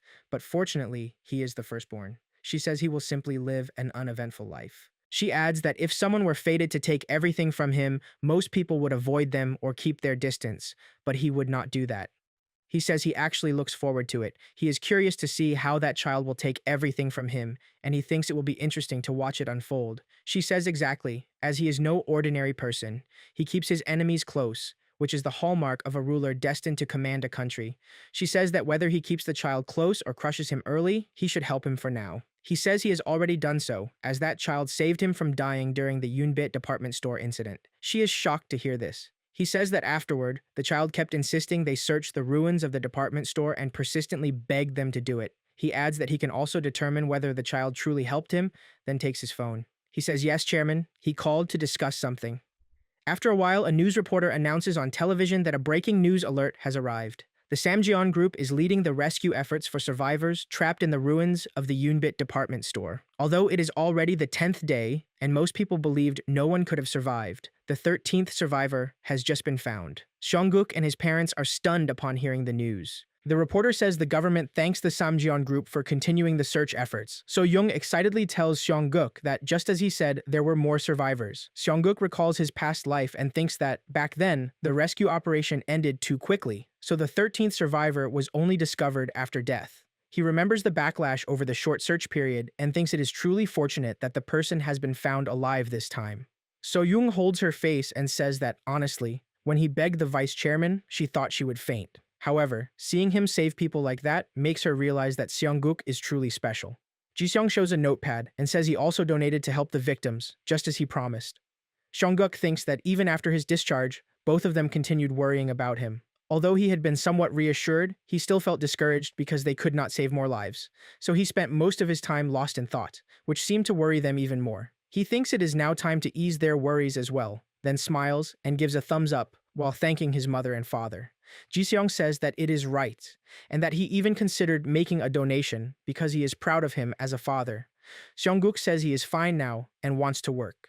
She tells him he can rest, since at his age he should spend more time playing than working. He insists that he wants to work. After a while on set, Sunmi sits with Seong-guk on her lap and asks whether it is true that his exclusive modeling contract with Samjeon will not be renewed. The cameraman begins filming. She poses with a chuckle and says people should please support Samjeon's new product. Then the cameraman announces they will take a short break. Later, in Sunmi's waiting room, she asks Seong-guk what happened and says she already knew the exclusive contract would end soon. However, she asks why it is not being renewed and whether Samjeon no longer wants to continue. Seong-guk says this arrangement seems right for him and thinks becoming a celebrity was never his real goal anyway. He thinks he only became a child actor because there were few ways for a child to earn money, and now that he has saved enough, he must follow his own path and build a top-tier company. She says she does not fully understand it, but his decision is far from childish. She says he is doing something even adults cannot do, as the wealth and fame that come with being Samjeon's exclusive model are enormous, yet he is willingly giving them up. She says that regardless, he will become successful in whatever path he chooses. She then asks whether CEO Kim of SKJ and the other adults approved his decision.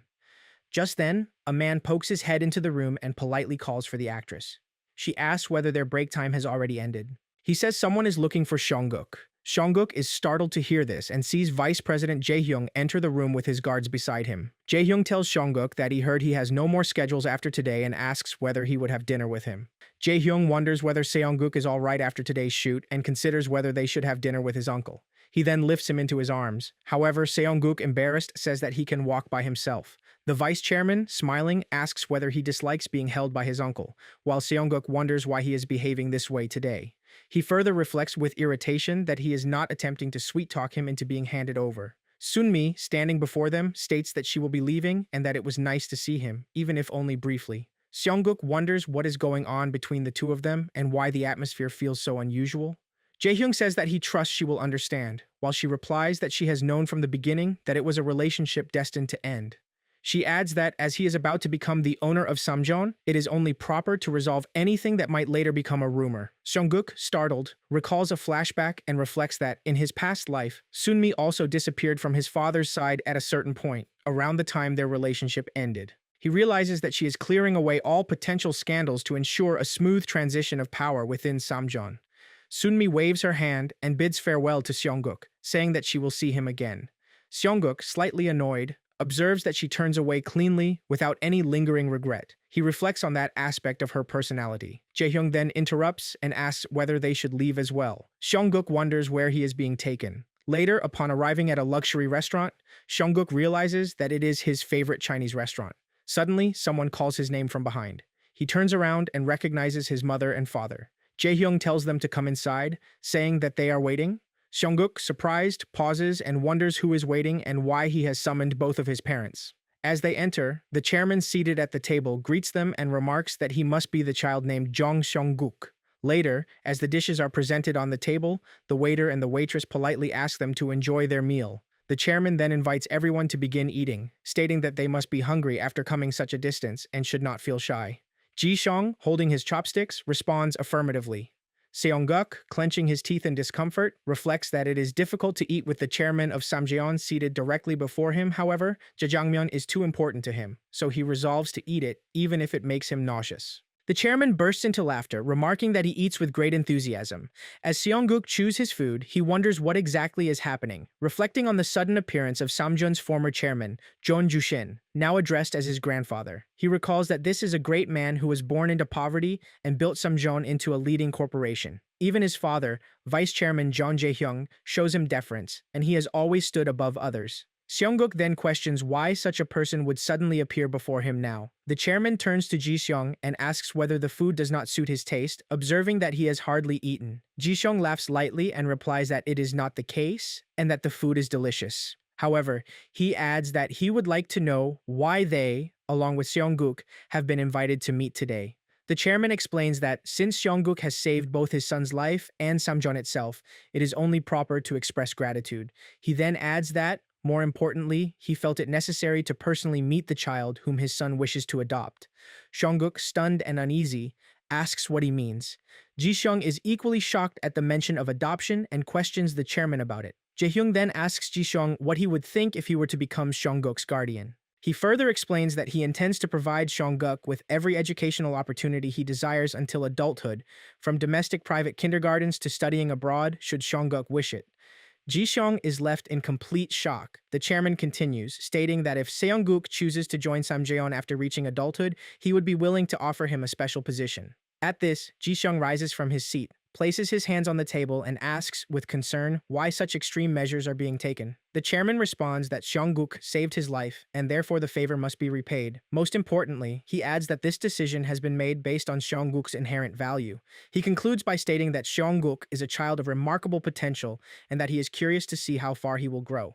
The chairman, fixing his gaze upon Jae-hyung, states that since he so earnestly wishes to adopt Seongguk as his son, there is little left for him to object to. He then turns to Seongguk and asks what he thinks and whether he is willing to become his grandchild. Seongguk, staring at him with restrained discomfort, reflects that his father does not appear to harbor any ulterior motives. Nevertheless, he does not naively believe that this is merely an offer of educational sponsorship. There must be something more behind it. Even so, given his current circumstances, he realizes that there is no reason to refuse. He then smiles and declares that it is wonderful and that he will become his grandfather's grandchild.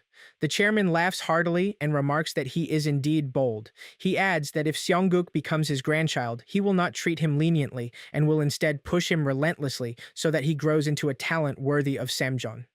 Seongguk responds, with slight irritation, that he does not mind.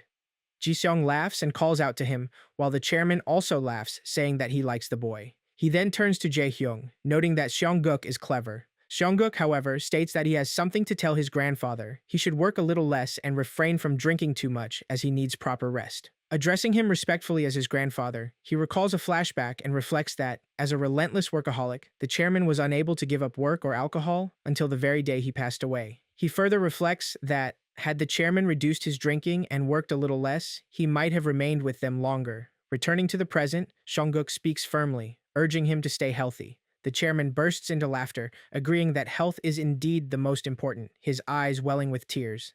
Jae-hyung then tells Ji-seong to consider the matter carefully and inform him of his decision. Ji-seong nods in agreement and replies that he will make contact soon. After some time, Ji-seong presents the meal and invites everyone to enjoy it. He explains that the most popular item at the Jamsil branch of One Uncle Bossum is the special original Bossum. Seongguk, chewing a bite, reflects that it is actually quite good. Mi-young apologizes for not being able to attend the store's opening day, and Ji-seong reassures her, asking her not to say such things, as he understands that she has been busy managing SKJ. Seongguk, lost in thought, reflects that over the past month, his entire family has been extremely busy. His father has opened the store he had long dreamed of, while his mother has devoted herself to helping with the business so that both of them can focus on their work. He further reflects that he himself has been closely focused on Mingguk, while Mi-young has been occupied with meeting SKJ's performance targets. He considers that, with a major star like him temporarily stepping away, it must not have been easy to fill the gap left behind. Mi-young, smirking, asks Seongguk whether he has been enjoying a carefree, childlike life lately. She adds that, since it is his break for once, he must be spending time doing the things he has always wanted to do. Seongguk responds enthusiastically that he has. He reflects that, based on the capital he has accumulated so far, he has designed an investment portfolio and developed strategies for the upcoming IMF situation.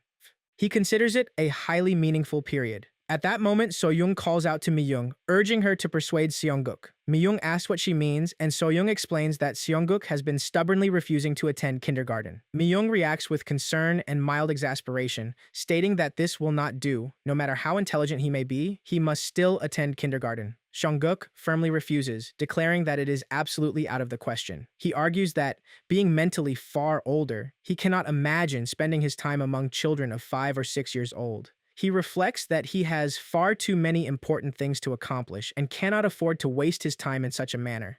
He insists that he does not need kindergarten and will instead study independently. Suddenly, they are startled by a knock at the door. So-young asks who it is and moves to check through the peephole. As she opens the door, she is surprised to find Secretary Yang standing outside. She asks what brings him there and remarks that his timing is good. Seongguk runs toward him and immediately senses that something is wrong from his expression.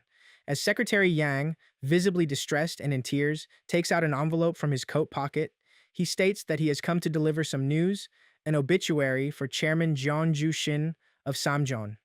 2 days after a sudden tragedy, the weight of loss settles in. Later, at the Central Funeral Hall of Seoul Samjeon Hospital, news is confirmed that Samjeon's founder, Chairman John Ju-shin, passed away suddenly in the early morning 2 days prior. The cause of death is reported as myocardial infarction, following a history of cardiovascular disease. Secretary Yang turns off the television as the atmosphere grows heavy. So-young, visibly shaken, wonders how someone she saw just a month ago could be gone. Ji-seong, equally troubled, remarks that the chairman had seemed so full of vitality. Secretary Yang thanks them for coming despite the sudden notice, and Ji-seong replies that it is only natural, as the chairman had been especially fond of Seong-guk. Secretary Yang explains that the funeral hall is already crowded with figures from political and business circles, making it difficult to bring them inside. He adds that Seong-guk's safety must also be considered.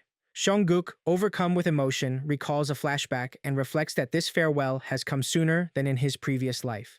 He remembers urging his grandfather to reduce his drinking and workload, realizing now that their stubbornness is strikingly similar. As Secretary Yang looks at him, Seong-guk, holding back tears, agrees to go. Secretary Yang informs his parents that he will take Seong-guk briefly and return, and So-young asks him to convey their condolences to the vice chairman Jae-hyung. Walking beside Secretary Yang, Seong-guk reflects that Secretary Yang, who delivered the news of his grandfather's passing, has said that his father is searching for him and wishes to see him, even amid the chaos of the funeral. Before the weight of grief can settle, a new burden is placed on Young's shoulders. Upon reaching the chairman's room, where the vice chairman is sitting on the late chairman's seat, Secretary Yang announces that Seong-guk, whom he has been seeking, has arrived. Seong-guk steps forward and asks whether he is now expected to bear the immense responsibility of becoming an uncle before the scent of the funeral hall has even faded. He then asks if he is truly all right. Jae-hyung smirks and asks whether Seong-guk is attempting to comfort him. Seong-guk folds his arms, reflecting that he is not the kind of person who accepts comfort, yet remarks that he looks exhausted. Jae-hyung admits that he is correct, stating that it has been difficult, especially doing something he has never done before, summoning a child to a funeral hall simply to see him for a moment. Rising from his chair, he adds that, to speak plainly, the responsibility now rests on him. He must grow further, develop his father's legacy, and pass it on intact to a worthy heir capable of managing such a vast corporation. Seong-guk, alarmed, demands to know what he means. Jae-hyung asks whether he will accept the sponsorship. Seong-guk hesitates, thinking of his parents, but Jae-hyung insists that he is asking for his own decision. With resolve, Seong-guk declares that he will accept it. Jae-hyung, standing before him, instructs him to prepare by early next month, stating that Secretary Yang will handle the transfer procedures to Samjeon Kindergarten. He concludes by telling Seong-guk to prove that he is a sprout worthy of investment. Later, Secretary Yang informs Seong-guk that they have arrived at Samjeon Kindergarten. He explains that it is an institution designed to educate and support talented children. Seong-guk, however, inwardly scoffs, knowing its true nature. Though it claims to nurture gifted children from difficult backgrounds, it is, in reality, a private institution that manages the heirs of powerful political and business families. He reflects that, regardless of its prestige, he never intended to attend kindergarten. Still, he realizes that he must respond to his father, Jae-hyung's test. At that moment, the principal approaches and asks Yang if this is the child. Secretary Yang nods and thanks her for accepting the sudden transfer. The principal replies that since it is Vice Chairman John Jae-hyung's will, they are obliged to comply. She then calls for teacher Lee Ji-eun. Ji-eun greets them politely and introduces herself as the homeroom teacher of Class A. The principal entrusts Seong-guk to her care. With a gentle smile, Ji-eun extends her hand and asks if he would like to come along, adding that his classmates are waiting. As she leads him toward the classroom, Seong-guk observes the impressive surroundings. Ji-eun explains that the class consists of 5 children and assures him that they are all kind, encouraging him to get along with them. Seong-guk agrees, though he wonders what kind of children they are, suspecting that a certain person might be among them. Upon entering, Ji-eun announces that a new student has arrived and suggests that everyone greet him. She introduces the children, Kang Ju-seong, the grandson of the prosecutor general, Kim Hyun-jung, the grandson of the Samjeon Electronics CEO, Lee Si-hee, the granddaughter of the Samjeon Hospital Director, Seo Yo-rim, the granddaughter of the former Minister of National Defense, and Jeon Mi-jin, the daughter of Chairman John Jae-hyung. Seong-guk feels a surge of recognition. Just as he expected, she is here. He recalls that, in his previous life, he had been studying abroad during this period when Jeon Mi-jin attended kindergarten. Though he anticipated it, encountering her again, like this feels strangely significant. Ji-eun encourages the children to greet their new classmate, but Kang Ju-seong questions the outdated formality, while Kim Hyun-jung dismisses the idea, saying they should not be forced. Seong-guk, observing their behavior, thinks with irritation that they are nothing more than ill-mannered children, spoiled by wealth and privilege. Seongguk waves his hand, laughs, and introduces himself, saying that it is nice to meet everyone. Ji-eun excitedly thanks him and says that she will soon bring snacks and the textbooks for today. She adds that they can all greet each other. Si-hee raises her finger and says that she knows Seongguk as the kid from television. Kim looks at her in surprise, and she confirms that he is somewhat like a celebrity. Kang folds his arms and shifts the topic, asking about his family. He boasts that his own grandfather is the prosecutor general and that Hyun-jung's grandfather is the chief executive officer of Samjeon Electronics. Then, pointing at Seongguk, he asks what his grandfather does. Seongguk feels a flicker of disgust and thinks that these children are already judging everything by family status. He reflects that life is not only about family. Laughing lightly, he tells them that he does not have a grandfather and adds that his parents run a restaurant. Kim wonders about that and questions whether it is not a company but just a small shop. Kang scoffs and asks what someone like that is doing in their class. Mijin cuts in, asking why it matters, and leans towards Seongguk as she calls his name. She says that she has seen him on television as well, adds that she likes him, and asks what he thinks of her. Seongguk recalls that even in his previous life, she chased men based only on their looks, which he finds absurd. He asks whether she has always been like this, then admits that he finds her acceptable too. Mijin blushes and says that he is handsome and has good taste. From behind, Kang shouts, asking why she is being kind to someone insignificant. Mijin orders him to be quiet and remarks that it is refreshing to have someone decent among boys who seem half-made. She then turns to Se-hee and asks for agreement. Se-hee blushes and says that she also thinks Seongguk is good and that Mijin is right. Seongguk observes that Se-hee, the granddaughter of the Samjeon hospital director, is completely under Jeon Mijin's influence because of her family's standing. He realizes that to get through this situation, he will need to rely on his own mind. At that moment, a man takes their picture and reports to the chairman's wife that the boy she mentioned, Jeon Seongguk, is in Samjeon Kindergarten Class A. He confirms that the boy has been placed in the same class as young lady Mijin and adds that Secretary Yang personally handled the transfer process. Fixing her gaze on the photograph, she murmurs his name and orders the man to contact the chairman, saying that she wishes to speak with him after a long time. After some time, Jae-hyung sits across from his wife and asks about the sudden visit. He reminds her that their relationship is strictly business and asks whether they had not agreed to stay out of each other's lives. His wife mentions Seongguk and asks if that child is his. He stands irritated and questions the accusation, but she presses further, saying that a mere contract was not enough, and now the boy has been enrolled in Samyeon Kindergarten. She demands that if the child is his from elsewhere, he should admit it. Jae-hyung responds with clear disgust, stating that it is nothing like that. He tells her that if she doubts him, she can proceed with a DNA test. She then asks about his true motive. Dismissing the conversation, he says they are done and moves to leave, muttering that he has no time for such trivial matters. As he exits, she remains still, convinced that something is definitely going on. The scene shifts to the classroom, where Ji-eun stands before the students and asks if they should begin the lesson. Yo-rim raises her hand and questions whether that poor child can keep up with them. Ji-eun corrects her, saying that he is not a poor child but Seongguk. Kang agrees with Yo-rim and claims that Seongguk probably cannot even write properly. Seongguk laughs, and Ji-eun, concerned, asks if he is all right. He calmly replies that they should begin the lesson. As the class proceeds through music, arithmetic, and crafts, Ji-eun observes his work and becomes visibly impressed, calling it a masterpiece. She pats his head and praises him as truly amazing, even a complete genius, while the other students stare at him with resentment. At that moment, the native English teacher, Thomas, enters and greets the class, asking if they are ready to speak in English. The students nod in agreement. Seongguk reflects that he may have pushed himself too far and wonders if he should tone it down, realizing that claiming he taught himself English might now be difficult to justify. Kang suddenly shouts in excitement, declaring that Seongguk has finally found something he cannot do. He mocks him, saying that despite all his confidence, he cannot speak English after all. Thomas then turns to Seongguk and asks if that is true. Ji-eun says that if Seongguk cannot speak English, he may sit this one out and reassures Thomas that it is fine. Seongguk laughs and tells her not to worry, adding that he can speak English and that Thomas may ask him anything. After a brief exchange, Thomas confirms that Seongguk speaks English fluently. Kang is stunned and wonders how someone he considers low class can manage that. Mijin, pushing Kang aside, declares that Seongguk is incredible. She hugs him and praises him for excelling in music, arithmetic, crafts, and even English. Seongguk replies that these are only the basics and tells her to let go. Ji-eun, equally impressed, calls him amazing and suggests giving him an intelligence test that day. She explains that it is a standard placement test for Class A, usually conducted later, but his abilities have made her curious. Even Kang admits that he is curious about Seongguk's intelligence. Ji-eun asks if they should proceed right after English class, and Seongguk agrees, saying that he is eager to see the result. He reflects that in his previous life, his intelligence quotient was around 150, and with a younger mind now, he expects to reach 160. The scene shifts to his home. Ji-seong reacts in shock, while his mother, So-young, studies the report and announces that Seongguk's intelligence quotient score is 121. She is equally surprised to read that he speaks English fluently.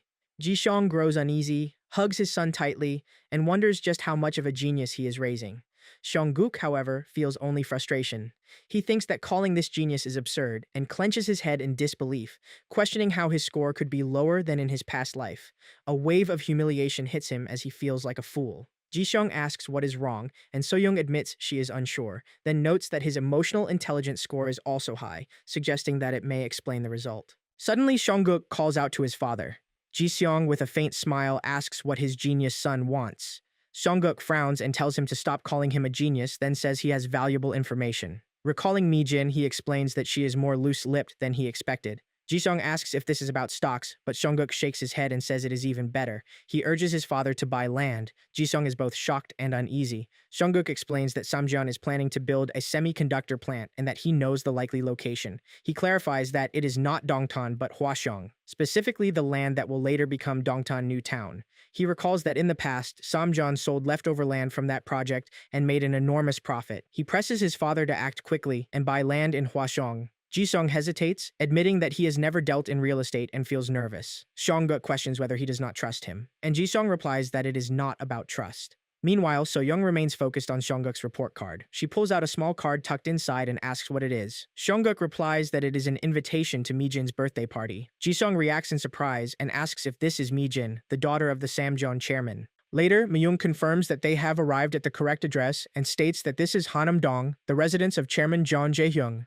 So-young looks uneasy, while Mi-young remarks that the place is not only grand but truly intimidating. So-young says that Seongguk was personally invited by the chairman's daughter, which is impressive. Seongguk steps out of the car and dismisses it, saying that such an invitation could have been ignored. He clenches his teeth and thinks that he does not care about Mi-jin's birthday at all. So-young, surprised, tells him that if a friend invites him, he should attend. Mi-young agrees with a faint smile and mentions that Secretary Yang even called to confirm his attendance, adding that he should go in with a positive attitude. Seongguk, however, thinks that he would rather spend the time analyzing stock charts. So-young then mentions that, after his constant urging, she bought flowers as a gift, but wonders if it is appropriate considering the size of the mansion. She worries that it might seem like too little effort. Seongguk reassures her, saying that Mi-jin loves flowers and that she should trust him. He recalls that she once said it was her dream to receive a bouquet from a handsome boy.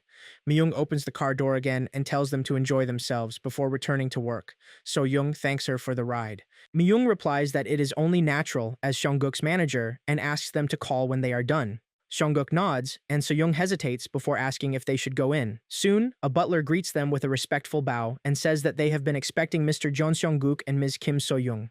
He gestures toward the main house and welcomes them to Jeon Mi-jin's birthday party. As they step inside, So-young expresses surprise at how much larger the interior is than it appears from the outside.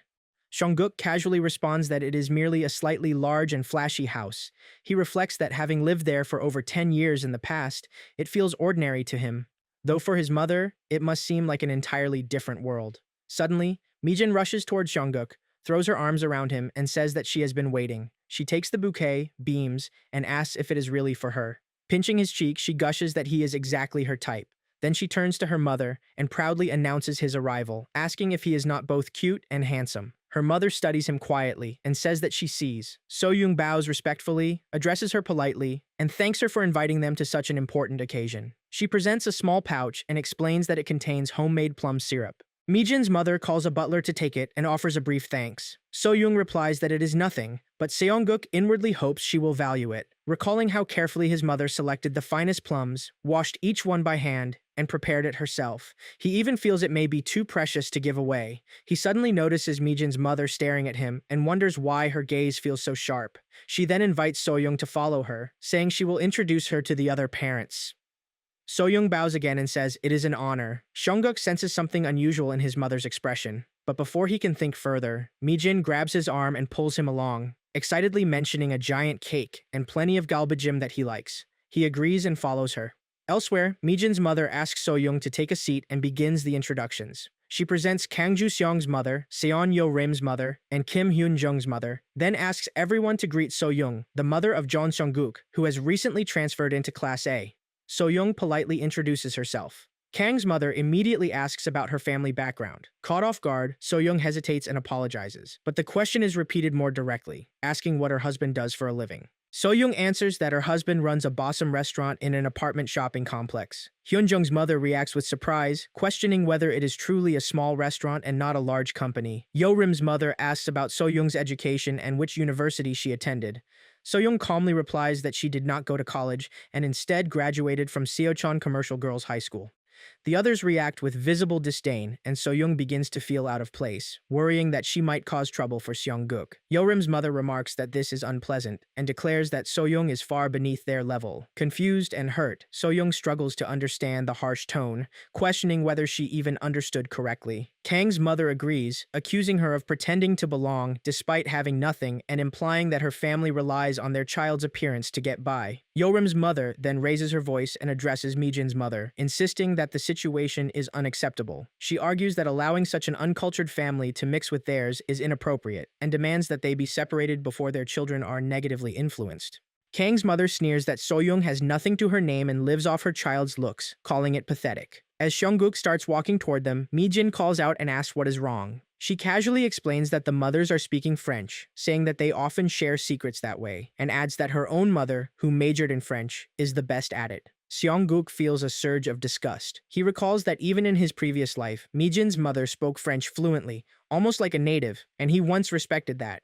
But now the way it is being used feels different. He steps forward and sharply tells them to be ashamed, declaring that looking down on someone just because of a few words in French is disgraceful. He adds that he is deeply disappointed in Mijin's mother. Kang's mother reacts in shock, wondering if the child has just spoken French, then dismisses it as something he must have picked up here and there. Seongguk addresses her politely, but his tone hardens as he criticizes them for gossiping in poor French and acting as though it makes them superior.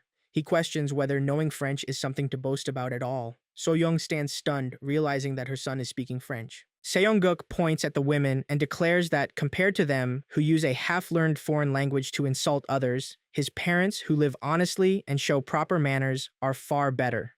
Hyunjung's mother reacts with confusion, unable to fully grasp his words. Mijin's mother, however, asks calmly where he learned French. Seongguk replies that he watched a lecture on television and that it simply clicked. She then asks about the moment he addressed her informally. He brushes it off as a slip, saying he became emotional and spoke without thinking. After observing him closely, she admits that aside from that slip, his French is flawless, without even a single grammatical error, and questions whether he truly learned it on his own. He confirms that he did. She then announces that she will step away and asks everyone to continue enjoying the party. As the others remain stunned, Seongguk steps forward again and demands an apology. He faces her directly and insists that she apologize to his mother. So-young tries to stop him, confused by his boldness. Mijin's mother responds coolly, asking why she should apologize for words that So-young did not even understand. Seongguk challenges her, asking whether she feels no shame for taking part in such petty and cruel behavior among parents.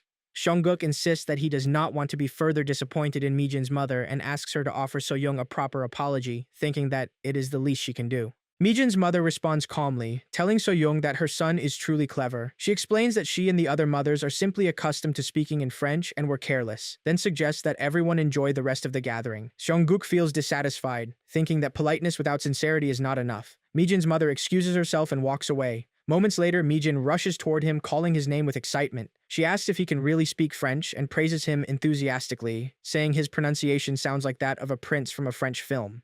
Seongguk looks at her in frustration, thinking that he has just confronted her mother, yet she seems completely unfazed. A nearby butler comments that Seongguk is a true genius. Seongguk shrugs it off, saying that it is nothing. The butler then quietly makes a call to Secretary Yang, reporting what has just happened. Elsewhere, Jae-hyung reacts with surprise and asks if Seongguk truly spoke French. Secretary Yang confirms that his French was flawless and authentic. Jae-hyung laughs, remarking that Kim Myung-hee has not given up her habit of gossiping in French and that she has now been thoroughly exposed by the boy. Secretary Yang cautions that she is still a respected madam and questions whether such laughter is appropriate. Jae-hyung then wonders if Seongguk really mastered such a level of French on his own. Secretary Yang replies that the boy claims he learned it from a television lecture, though it is difficult to believe. Jae-hyung reflects that the child can speak both English and French at only 5 years of age and calls him a genius. Secretary Yang then adds that in the kindergarten intelligence test, Seongguk's intelligence quotient is 121. He notes that while it seems somewhat low compared to the skills he has demonstrated, it still places him clearly within the gifted range. Jae-hyung nods with satisfaction and instructs Secretary Yang to keep monitoring Seongguk and report everything. He then asks about Taeguk and Mijin's study abroad preparations. Secretary Yang replies that they are already contacting the private schools that the children will attend. Jae-hyung approves and orders him to secure one additional spot and prepare a passport for Seongguk. Startled, Secretary Yang hesitates, but Jae-hyung clarifies that it is not immediate and will begin as sponsorship. He adds that if they are to raise Seongguk, they must do so properly. The scene shifts to the school, where the principal stands outside and welcomes Kim Myung-hee. Removing her glasses, Myung-hee remarks that it has been a while. The principal greets her respectfully and invites her inside. She explains that Myung-hee wishes to observe Class A's curriculum. Myung-hee states that she wants to ensure Mijin is receiving the proper education and mentions the recent transfer student. The principal confirms that she is referring to Seongguk. Myung-hee replies that she intends to see for herself whether he is worthy of being near her daughter. The principal agrees and adds that it is a career experience day, and a special lecture has been arranged with the renowned pianist Jo Sung-won. She notes that since Mijin is exceptionally gifted in music, the visit should be enjoyable to observe. As they approach, the sound of piano music fills the room. Both women pause in shock as they see Seongguk at the piano already performing. The principal praises the performance, wondering if Seongguk possesses artistic talent as well. Myung-hee, however, reacts coldly, thinking that there seems to be nothing the child cannot do, and that he has already caught Jeon Jae-hyung's attention. She reflects that her husband has long been disappointed in Taeguk. With only average intelligence and no exceptional talent, he lacks what is needed to inherit Samjeon. She recalls how Taeguk repeatedly failed to meet expectations, leading both Chairman Jeon Jushin and Jeon Hyung to turn away from him. Even so, she once reassured herself that it would be fine, since Taeguk is the only officially recognized son in the family registry. She believed that, in the end, he would inherit everything. Now, that certainty feels shattered because of Seongguk. Meanwhile, in the classroom, Mijin claps excitedly and praises Seongguk's beautiful performance. Kang reluctantly admits that it was decent. Pianist Jo Sung-won asks Seongguk whether he has ever taken piano lessons.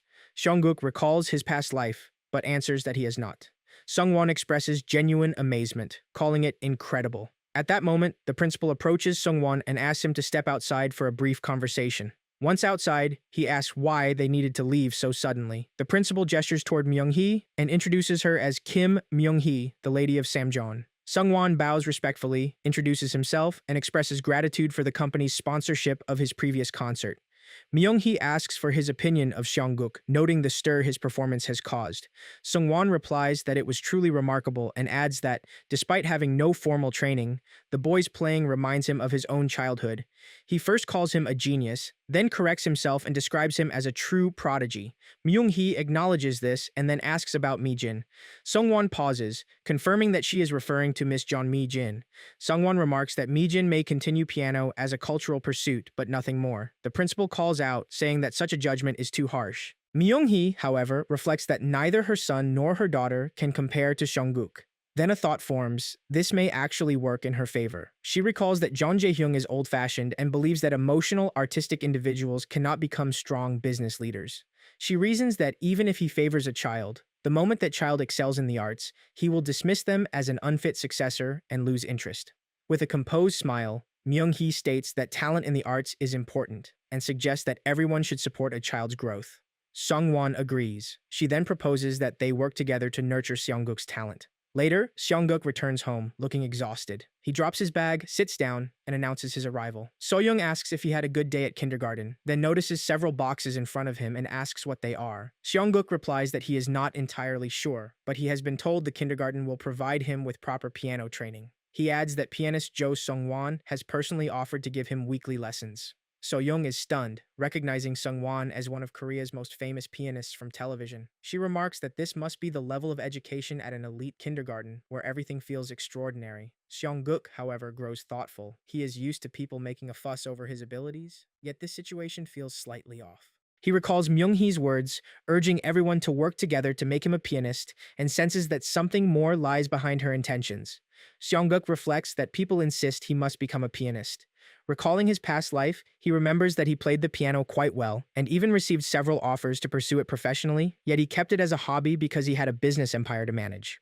Lying on the floor with a faint smile, he decides that since the lessons are free, he will learn what he can, but he has no intention of becoming a pianist this time either. He reminds himself that he already has a greater dream to achieve and thinks that being exceptional only makes people interfere more with his future. At that moment, Minguk approaches him and asks what a career path means. Seong-guk lightly pushes him away, saying that he is busy and should go play alone. Minguk begins to cry, insisting that he wants to play together. So-young gently tells Seong-guk to spend some time with him, since the child has been waiting all day. Seong-guk relents and agrees to play for a while. He explains that a career path means deciding what one will become in the future, and adds that Minguk should start thinking about how he will contribute as well. Minguk responds eagerly that he wants to be like his older brother.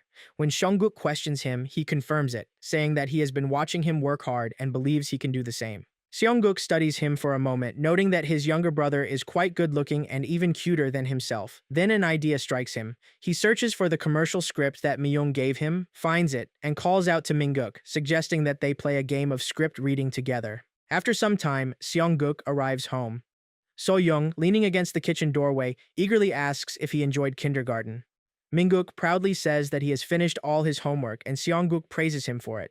So-young smiles, noting that Seong-guk has been taking good care of his younger brother lately. Seong-guk casually replies that he is worth raising properly, while privately thinking that with a bit more training, he could even help him earn money. He then suggests practicing facial expressions together. Just then, So-young notices Secretary Yang arriving and says that he is already here. He politely asks if he has come too early, but she assures him that it is fine and that they only need to get the children ready. She informs Seong-guk that they will be having dinner at his father's restaurant with Secretary Yang and asks if they are ready to leave. Later, in the car, Minguk excitedly looks out the window and exclaims about how fast they are going. So-young gently tells him to sit still. Seong-guk, listening to the music, identifies it as Chopin's Raindrop Prelude. Secretary Yang, impressed, asks if he recognizes it. Seong-guk then asks whether he enjoys classical music, and Secretary Yang replies that it is not his preference, but he played it because he heard that Seong-guk likes the piano. He then carefully asks if the rumors are true, that Seong-guk is planning to become a pianist. Sensing something behind the question, Seong-guk reflects on the sudden piano lessons and realizes there may be a deeper motive. He denies it and explains that although teachers keep encouraging him toward that path, he intends to become a businessman. Secretary Yang responds with quiet relief. Later, they arrive at the restaurant, where Ji-seong welcomes them and presents the meal. He introduces their signature dish from Jongno, Uncle Wan's bossam, highlighting the special large garlic bossam with its juicy texture and rich garlic sauce. As they eat, Seong-guk reflects that his father's cooking has improved even more. Secretary Yang praises the meal, calling it delicious, and Ji-seong thanks him, saying he is glad it suits his taste. Secretary Yang expresses gratitude for arranging dinner on such short notice, and Ji-seong replies that he is always welcome. Still curious, Ji-seong asks about the important matter concerning Seong-guk. Secretary Yang proposes that Seong-guk study abroad in the United States. The table falls silent. Ji-seong questions the idea, and Secretary Yang explains that the chairman's children will soon leave for their studies, suggesting that Seong-guk join them. He adds that a talent like his deserves a larger stage. Ji-seong asks about the duration.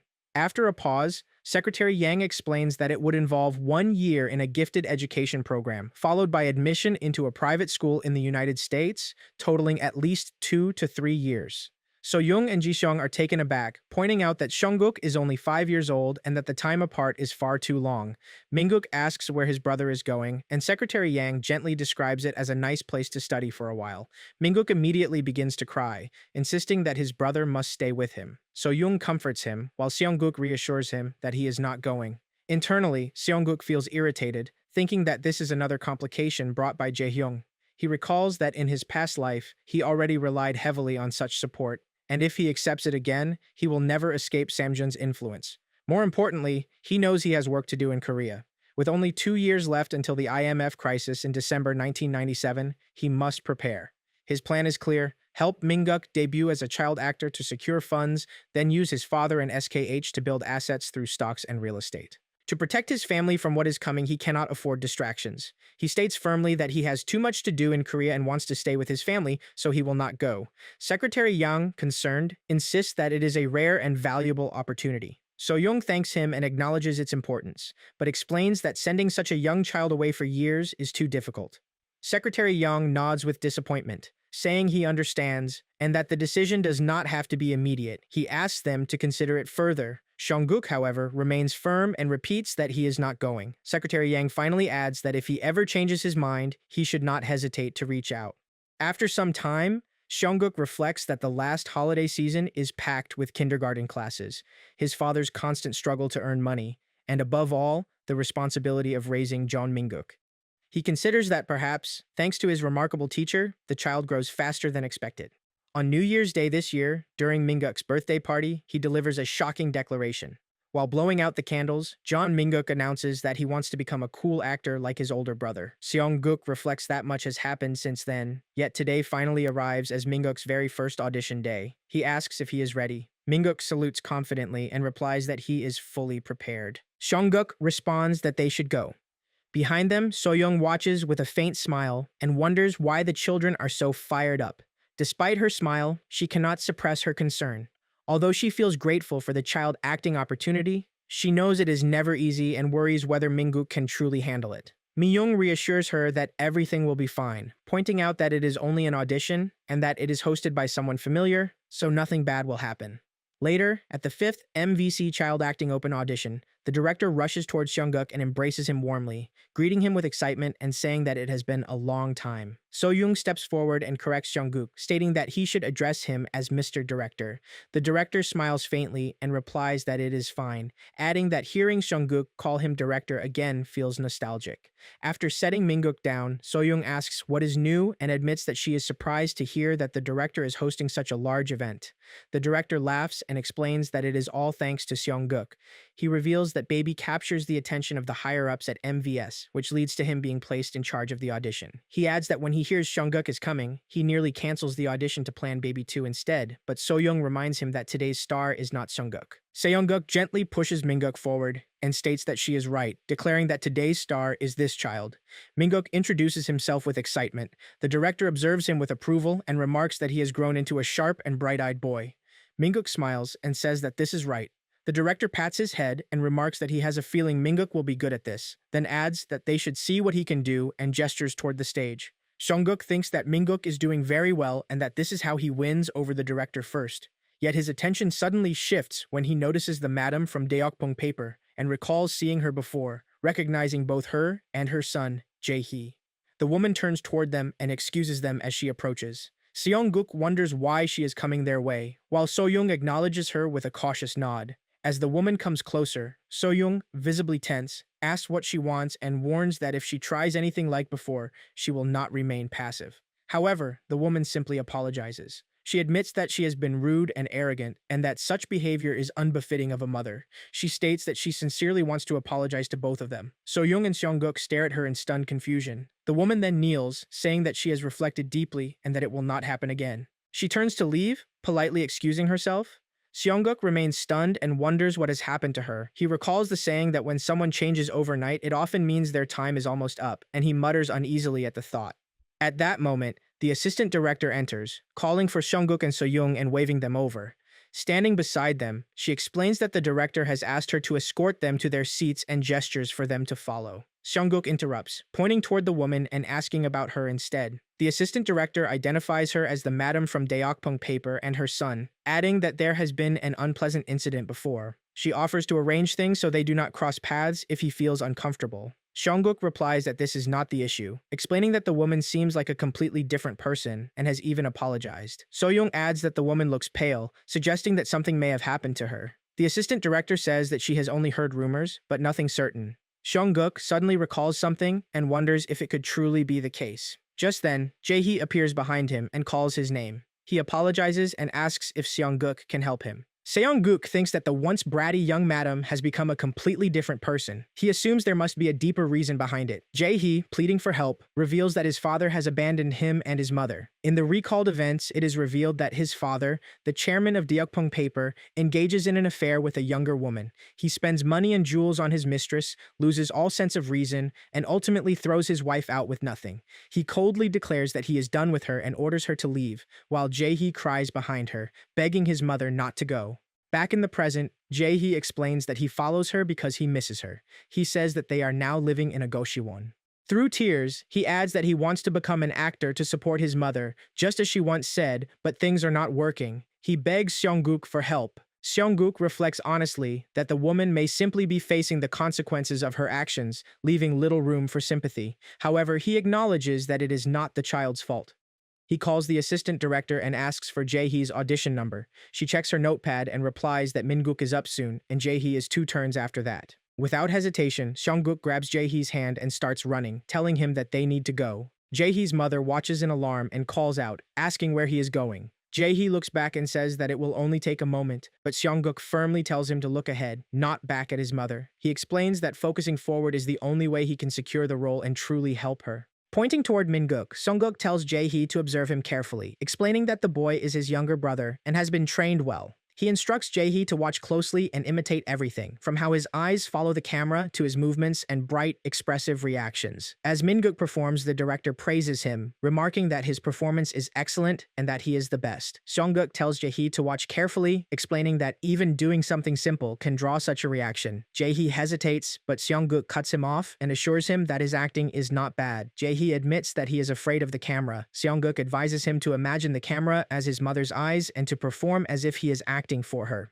At that moment, the director calls the next participants, Park Dong-hyun and Kim Jae-hee. Jae-hee steps forward and says that he will try. Meanwhile, Min-guk returns and asks how he performed, saying that he did his best. Seong-guk pats his head and tells him that he did great. Min-guk then asks about Jae-hee, and Seong-guk replies that he is good. He reflects that, with this, he has repaid a lingering debt from the past. Later, the results are announced. The winner is John Min-guk, while Kim Jae-hee is selected as the submodel. Seong-guk quietly expresses relief that everything has worked out. He reflects that he has settled an old obligation and secured a job for his younger brother. Seeing the prize, he further considers that, as he is just beginning his business ventures, everything has aligned perfectly. He tells Min-guk to earn well. Seong-guk then thinks that the only thing left is to leave kindergarten as soon as possible. At that moment, Secretary Yang arrives, waving as he congratulates both Seong-guk and Min-guk. He remarks that, as expected, Min-guk is full of talent. So Young asks what brings him there. Secretary Yang replies that he hears about Min-guk's audition, but before anything else, he introduces a gentleman who has something to say to Seong-guk. Seong-guk looks at the man and asks who he is. Jae-gyu greets him and introduces himself as film director Kim Jae-gyu. Seong-guk recalls his work and recognizes him as the renowned director behind Mozart Virus and other productions, wondering why someone like him is present. Jae-gyu explains that he watches the audition thanks to director Kwak and gets straight to the point. He states that he wants to cast Min-guk as the child villain in his new drama. Seong-guk is left stunned by the offer. Secretary Yang remarks that this is wonderful news and urges him to consider it. He then hands Seong-guk a ticket, adding that he also has important news for him. Seong-guk takes the ticket and stares at it in shock. After some time, Jae-hyung in his office holds a script and reads aloud the story of Last Love, where a widow struggling to raise her young son meets a dependable younger man and falls in love. He remarks that it is not bad and that it is a role Min-guk would handle well. Seong-guk is taken aback, wondering how Jae-hyung even knows about it. He recalls that just 1 week earlier, Min-guk received an offer from a renowned director and everything progressed rapidly afterward. Script readings, cast meetings, test shoots, acting lessons, and even the contract are completed in quick succession. So Young embraces Min-guk and celebrates his debut as a child actor, expressing how proud she is of her boys. Suddenly, Secretary Yang interrupts and politely apologizes for intruding. Seong-guk asks when he arrives, while Secretary Yang greets them and congratulates Min-guk. He then mentions that Seong-guk also has business to attend to and asks if that is correct. He explains that the chairman wants to meet Seong-guk personally regarding the ticket he gave him earlier. Seong-guk scratches his head and thinks that a private meeting with Jae-hyung will only bring trouble. He tries to refuse by saying that his parents are busy, making it difficult. However, Secretary Yang insists that the chairman specifically requests Seong-guk and is willing to adjust the schedule or even pick him up personally. Returning to the present, Seongguk takes the ticket out of his pocket and realizes that he cannot avoid this situation. He hands it back and explains that Jae-hyung calls him here only to push him towards studying abroad, which is why he gives him the ticket. He firmly states that he will not go because he has responsibilities here. Jae-hyung responds that he already knows, adding that many children would do anything for such an opportunity, and questions why Seongguk refuses. Seongguk reacts sharply, saying that he is tired of it because of his past life, and declines again. Jae-hyung then asks, what if it is not about studying abroad? Confused, Seongguk asks what he means. Jae-hyung instructs Secretary Yang to show him. Secretary Yang hands over a clipboard, and Seongguk stares at it in shock as he reads that it is the Samjeon Kindergarten Field Trip and Overseas Exploration Program. Jae-hyung explains that the kindergarten organizes various field trips every year, and this overseas program is part of it. He adds that this year it has been expanded into a 3-week program in the United States. Seongguk thinks that the old man is truly relentless. He argues that he is busy and has responsibilities in Korea, but Jae-hyung remains unmoved. He states that while the study abroad plan will be postponed, skipping the kindergarten program is not an option. Seongguk asks why Jae-hyung is so determined to send him overseas. Jae-hyung replies that even his wife asked the same question and admits that she even holds some absurd suspicions. In a recalled moment, his wife angrily accuses him of lying and claims that Seongguk is his son, insisting that he plans to abandon Taeguk and hand over Samjeon to him. Back in the present, Jae-hyung clarifies that his real intention is simply to test Seongguk's potential. He explains that he is curious to see how Seongguk performs in a larger environment like America, and believes that experiencing its society and economy firsthand will benefit him, regardless of the path he chooses. As Seongguk listens, he realizes that Jae-hyung is right.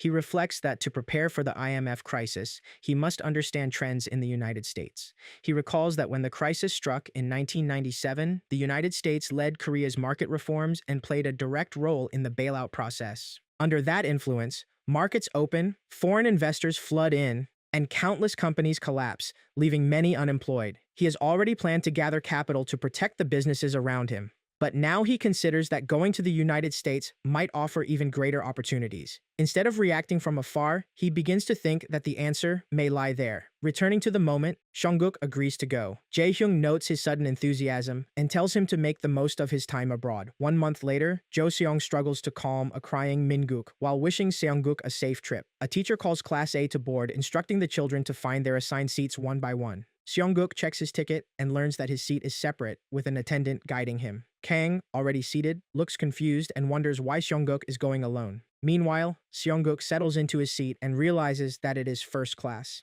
He calls the attendant to ask why he is seated alone. At that moment, a voice comes from behind. As he turns, he recognizes Jae-hyung.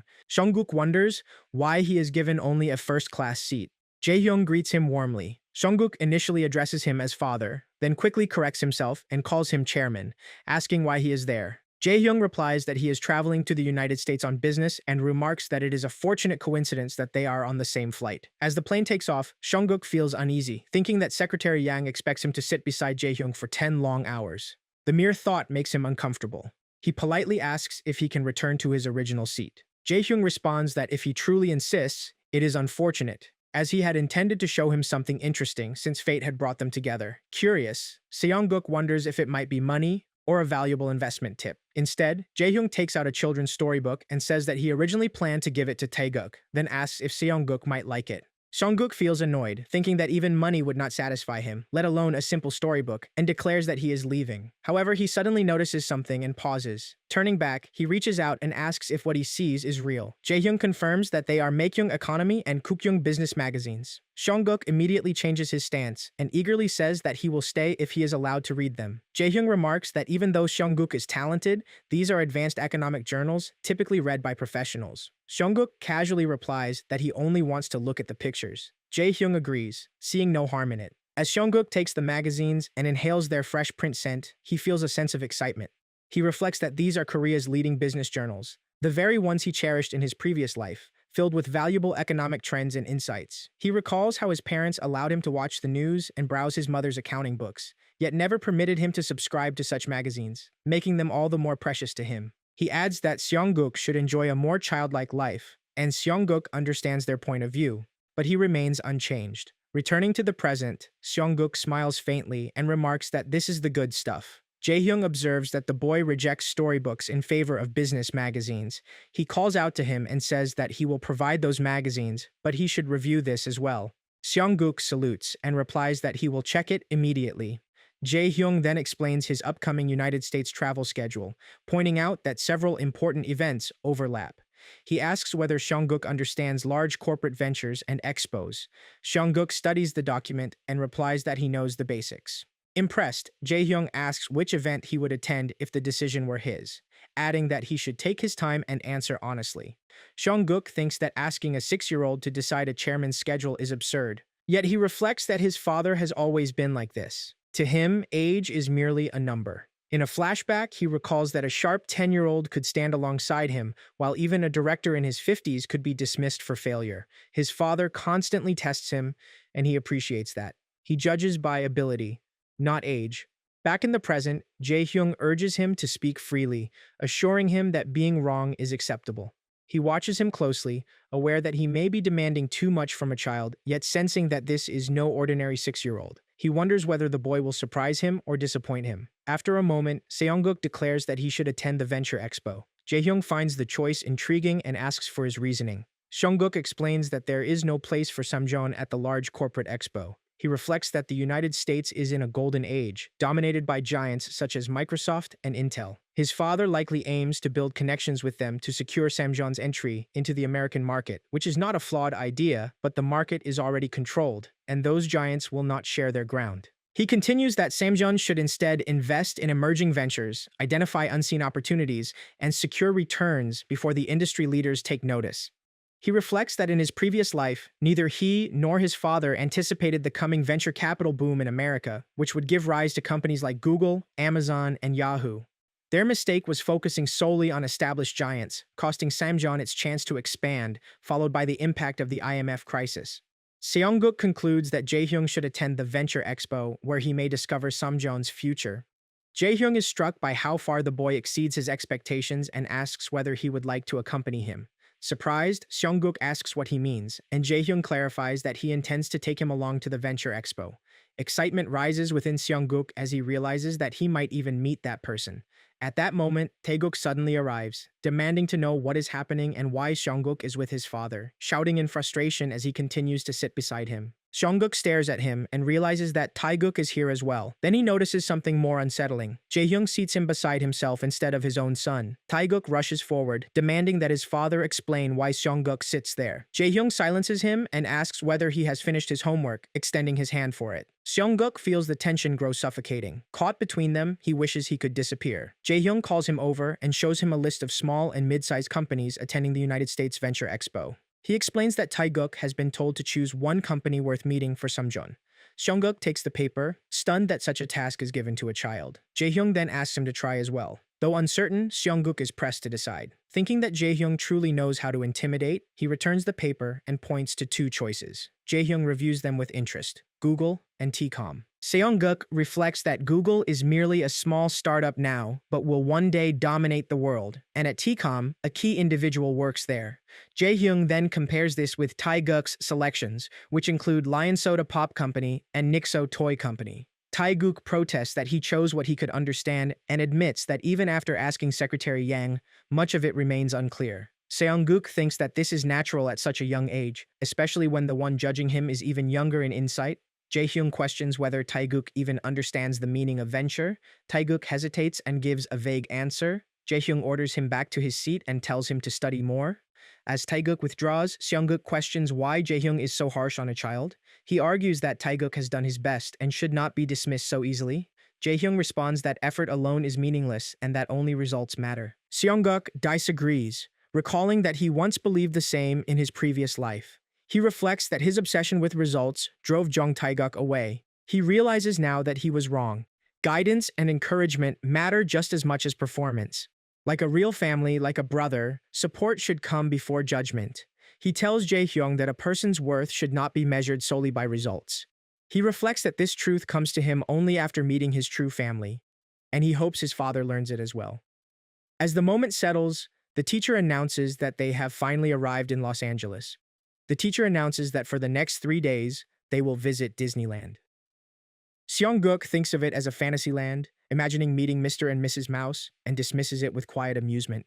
Mijin leans on him excitedly and asks if he is not thrilled. She declares that she will be his guide, boasting that she has visited many times. Seongguk gently pushes her away and says that he has somewhere else to be with certain people. Mijin is stunned when she notices her father and older brother and asks when they arrived. Seongguk grows irritated, thinking that Jaehyung has come without even informing his daughter, while making excuses to slip away. Confused, Mijin asks what he means and what could possibly be better than Disneyland. Seongguk replies that he is heading somewhere far more exciting. In his mind, it is a place where he might glimpse the future. Hope not only for himself, but for South Korea as well. At a Venture Expo in Los Angeles, Seongguk looks around in amazement, realizing that the hall is filled with rising companies destined to shape the future of the world. He wonders whether he is truly allowed to explore freely. Jeon Jae-hyung laughs at his excitement and tells him that he is free to roam as much as he wants. He even assigns bodyguards to accompany him. Thanking him, Seongguk immediately runs through the exhibition hall. He passes companies like Google, Yahoo, and Taltos Ventures before finally stopping in front of one name, Elon Musk. He pauses for a moment and reflects on a question he once imagined. If he could travel through time and meet only one person, who would it be? Many names come to mind, but as someone who once ran a business, the answer has always been clear. It would be Elon Musk. The genius entrepreneur of the 21st century stands right in front of him. Excited, Seongguk greets him respectfully and says it is an honor to meet him. However, Elon remains seated and looks at him curiously, asking what an Asian boy is doing at a business expo and whether he is lost or needs help finding his parents. Seongguk scratches his head, realizing that from Elon's perspective, he truly looks like a 6-year-old child. Suddenly, he raises his voice and says he is here for business and wants to discuss an investment. Elon looks intrigued and asks what kind of investment a child could possibly mean. At that moment, Secretary Yang quickly steps in and shows a visiting card from Samjeon explaining that Seongguk is a guest of their president. A man leaning nearby whispers that he has heard of Samjeon, calling it a top-tier company from South Korea. Elon puts the card into his pocket and admits that he does not know much about the company, but the kid in front of him is certainly interesting. He then asks what Seongguk wants to discuss. Watching him closely, Seongguk thinks that Elon's curiosity is exactly as expected. After all, he is also a prodigy who entered the adult business world much earlier than most. Seongguk says that he is deeply interested in T-Com. Elon immediately asks whether he means T-Com, then remarks that it is a difficult business model, even for adults to understand, and many still fail to grasp it. Seongguk calmly confirms that it is the world's first online bank and explains that Elon is building a system where people can perform banking entirely online without visiting physical branches. He adds that he finds the concept brilliant. Elon becomes visibly stunned and mutters in disbelief, wondering how a child could understand it so clearly. He asks his name while still calling him an Asian kid. Seongguk states his name firmly and tells him to stop calling him Asian. Elon observes that Seongguk does not even look 10 years old, yet he fully understands the company's structure. Turning away, Seongguk thinks that, of course he understands, since he carries experience from a past life.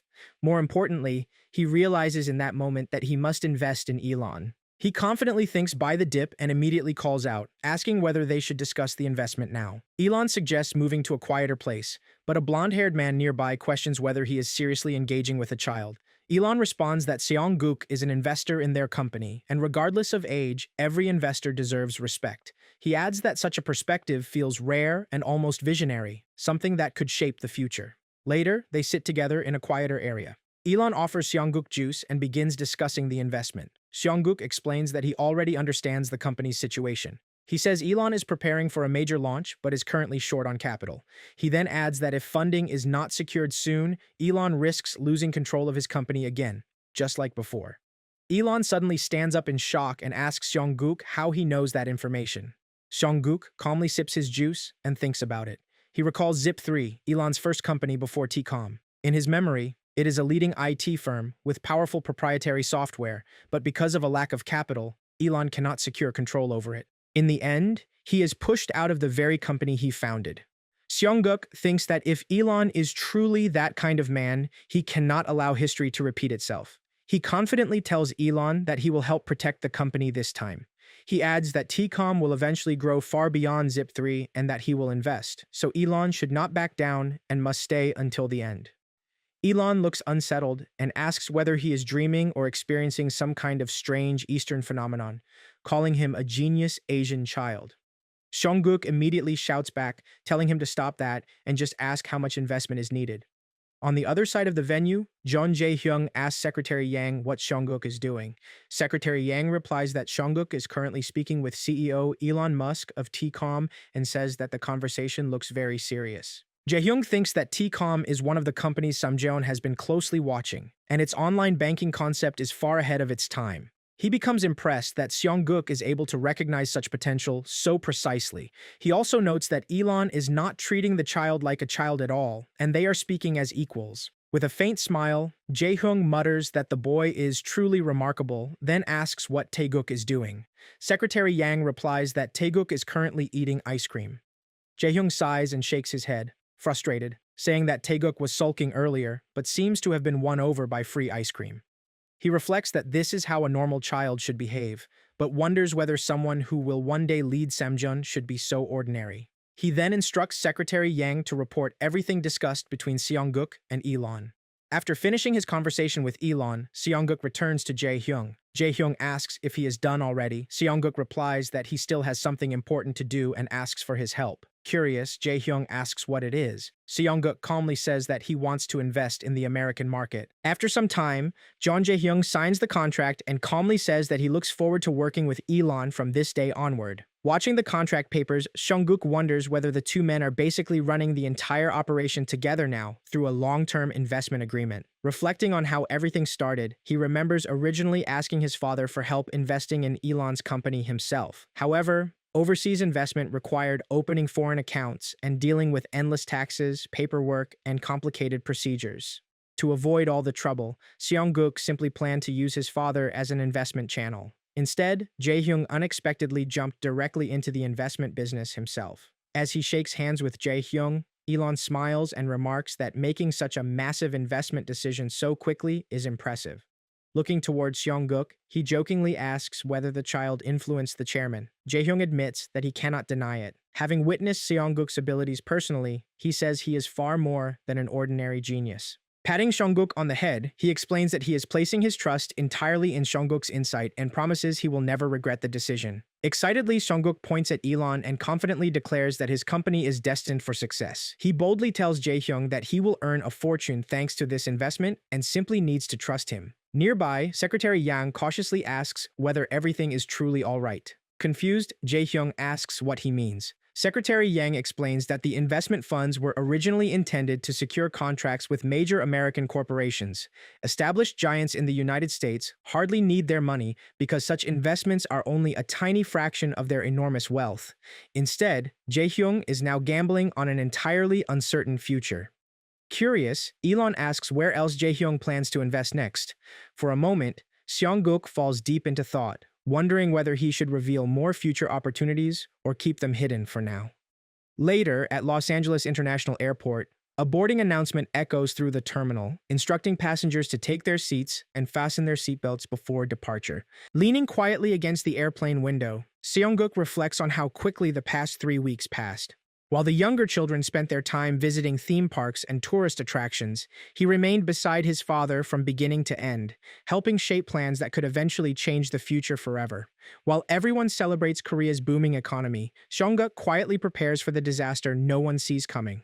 Seongguk reflects that the past 3 weeks in America have been incredibly productive. Sitting beside him on the plane, Jeon Jae-hyung calmly remarks that they are finally heading home. Seongguk wonders why Jae-hyung once again chooses to sit next to him. Noticing the newspaper in his hands, he asks whether it is the Korea Economic Daily. Jae-hyung replies that after being away for 3 weeks, he naturally wants to catch up on domestic news. Curious, Seongguk reaches out and asks whether he can read it too. Jae-hyung casually hands the paper over and tells him to go ahead. At that moment, the flight announcement begins once more, informing passengers that Flight 112, bound for Gimpo International Airport, is preparing for takeoff. As Seongguk reads the paper, memories flood back into his mind. He realizes once again how unbelievable the situation truly was. At that time, nobody could have imagined that the IMF crisis would strike the very next year, in 1997. The entire country remains busy celebrating Korea's economic success, completely unaware of the approaching disaster. Still, Seongguk reassures himself that he has prepared as thoroughly as possible. His time in the United States brought him tremendous gains, and now all that remains is to move forward exactly according to plan.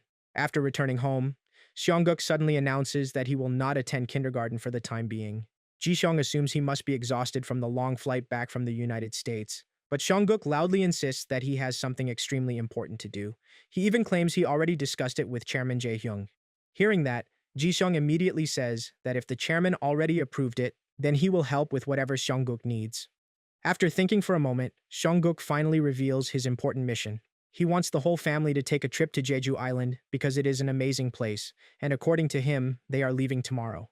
Caught completely off guard, Ji-seong asks why Seongguk suddenly wants to visit Jeju Island. Seongguk simply reminds him that he once promised they would travel there after saving enough money. Seongguk reminds Ji-seong that he once said he wanted to give So-young the wedding ceremony and honeymoon he could never afford in the past. Now that they have finally saved enough money, Seongguk explains that he even found a beautiful place in Jeju Island with the help of Secretary Yang, so they absolutely must go now. He quietly adds that if they miss this chance, there may never be another opportunity again. Confused, Ji-seong asks why he sounds so serious. Inside his heart, Seongguk already knows the answer. Once the IMF crisis fully erupts next year, everyone in the country will be swallowed by chaos and hardship. As his parents walk away to prepare, Seongguk cheerfully announces that they are leaving tomorrow, so everyone should start packing immediately. Gently patting Minguk on the head, he reflects that being a good son is far more difficult than expected. Still, after everything their family has suffered, they deserve at least a little happiness before disaster arrives. Sometime later, the atmosphere completely changes. Secretary Yang rushes toward Jeon Jae-hyung in alarm and reports that foreign investors are rapidly pulling money out of the stock market. Meanwhile, Jae-hyung silently watches the television while sipping his drink. On the news broadcast, the president solemnly announces that because of the nation's severe economic crisis, the government has no choice but to request emergency financial assistance from the International Monetary Fund. He openly admits that the country is effectively bankrupt and declares that as president, he accepts full responsibility for the disaster. Hearing the announcement, Jae-hyung becomes visibly shaken by the reality of national bankruptcy. Around him, panic spreads quickly. One employee shouts that the stock market is collapsing and prices have fallen back to levels from 10 years earlier. Another reports that more than 50 companies have already gone bankrupt. As fear fills the room, everyone begins worrying that Samjeon may soon face the same fate. Ji-seong watches the news while speaking on the phone with the landlord. Shocked, he asks whether she truly expects them to clear out of the shop immediately. He says he understands the country is in chaos, but suddenly demanding that they sell the property and leave makes no sense. Nearby, Seongguk busily finishes writing something and proudly announces that everything is ready and they should move forward with the plan. Ji-seong grabs his head in frustration and asks how they are supposed to survive if they abandon the shop they have worked so hard to maintain. Beside him, So-young tries to calm him down, as he complains that everyone suddenly acts as though the country is collapsing and all real estate must be sold immediately. Stepping out of his room, Seongguk quietly watches his parents and realizes how difficult the situation must be for them to understand. He reflects that immediately after the IMF crisis began, the value of nearly every asset in South Korea collapsed. Stocks, bonds, and real estate all lost value day after day. On top of that, companies continued going bankrupt one after another, leaving more than 1 million unemployed. Desperate people began selling properties simply to secure cash and survive. Trying to reassure his father, Seongguk confidently says not to worry because he already has a plan. However, So-young bends down beside him and gently suggests that he go play in the room with Minguk while the adults discuss important matters. Seongguk immediately refuses and insists they listen to him first. He explains that the plan actually comes from Chairman Jeon Jae-hyung. Hearing that, Ji-seong becomes confused, while So-young quickly asks whether the chairman might have predicted the national crisis in advance. After all, he is the head of Korea's largest company. Internally, Seongguk feels relieved that his strategy is working. Although he personally prepared all the IMF countermeasures himself, he knows that physically he is still only a 7-year-old child. To convince his parents, he has no choice but to borrow the chairman's authority. Pretending confidence, Seongguk says that Jae-hyung explained everything to him during their trip to America. Pointing at his father, he begins outlining the plan by asking whether Ji-seong still has savings set aside. Ji-seong hesitates as he explains that the family's savings exist because of Seongguk, but the money was originally meant for his and Minguk's future college tuition. Without hesitation, Seongguk declares that they should use the money to buy the commercial building. Stunned, Ji-seong asks whether he means not only the shop space they currently rent, but the entire building itself.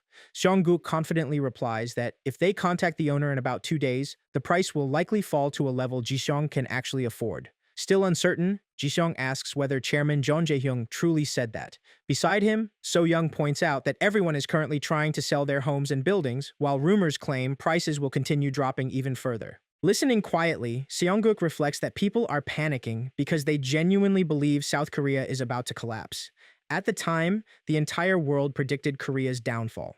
With the IMF repayment schedule stretching across 7 years, even American economic think tanks forecast a severe long-term recession lasting at least a decade.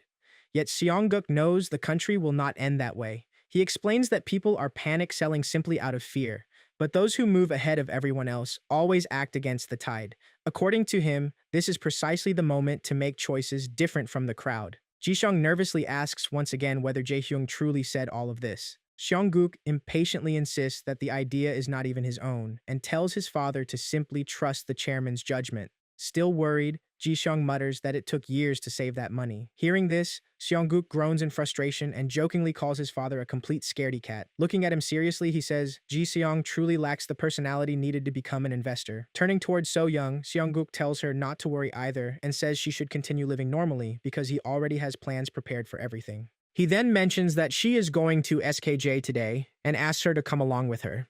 Confused, So-young asks why he suddenly wants to go together. Laughing awkwardly while scratching his head, Seongguk says he simply has not visited in a while. In truth, he wants to check how Myung is handling the crisis because he may need to step in if things begin going badly. He also quietly remembers that he still has an important letter to send somewhere. Thinking carefully, he asks whether there is a post office near SKJ. So-young replies that there is, but before she can continue, the telephone suddenly rings. As she answers the call, Ji-seong leans toward Seongguk one more time and asks whether Chairman Jae-hyung revealed anything else. Seongguk calmly replies that he will explain everything when the right time comes. Inside the headquarters of Samjeon, Chairman Jeon Jae-hyung furiously slams the meeting report onto the table. He asks the executives whether they seriously consider that a proper report. Everyone already knows the country is facing a financial crisis, but Samjeon's market value has already been cut in half, and yet no one has prepared an effective countermeasure. Calling the executives useless, Jae-hyung demands real solutions instead of excuses. One executive nervously asks him to calm down, reminding him that he collapsed from overwork and stress only a week earlier. He warns that the chairman must take care of his health. However, Jae-hyung rises from his seat in anger and tells them to stop wasting time worrying about him and start worrying about the company instead. He reminds them that he pays enormous salaries and places them in executive positions precisely so they can solve crises like this. According to him, he never gave them those seats just to listen to weak complaints. Jae-hyung then warns that rival companies like Daewoo and Kia are already on the verge of bankruptcy. If Samjeon fails to wake up quickly, it could become the next victim. At that moment, overseas investment advisor Jason Lee stands up and proposes aggressive restructuring. He recommends firing at least 30% of the workforce and rapidly selling unprofitable subsidiaries while they still retain market value. Several executives react with confusion. One questions why Jason is speaking so aggressively, while another points out that he was only recruited last year as an overseas advisor for Samjeon Securities. The executive also notes that although Jason's parents are Korean, he was born in the United States and holds American citizenship. Annoyed, Jae-hyung coldly remarks that a black-haired foreigner has become far too bold. He reminds Jason that the matter will be discussed later and orders him to wait outside for now. The moment Jason leaves the meeting room, he bursts into laughter. Internally, he mocks the Koreans for failing to understand reality. In his eyes, this developing country is already finished. Once the IMF forces the market open, South Korea will become easy prey for foreign speculators. Jason believes overseas investors will soon devour Korean companies and real estate at dirt-cheap prices, while the country remains trapped beneath debt owed to powerful nations and the IMF. To him, the crisis is not a tragedy. It is a perfect opportunity to make enormous profits. Jason reflects that famous speculative groups like Silverman Sachs and Roan Star will soon flood into Korea, all seeking to buy valuable companies and assets for almost nothing. He becomes even more determined to persuade Jae-hyung quickly. If he can just overcome the chairman's hesitation about selling subsidiaries, everything will go according to plan.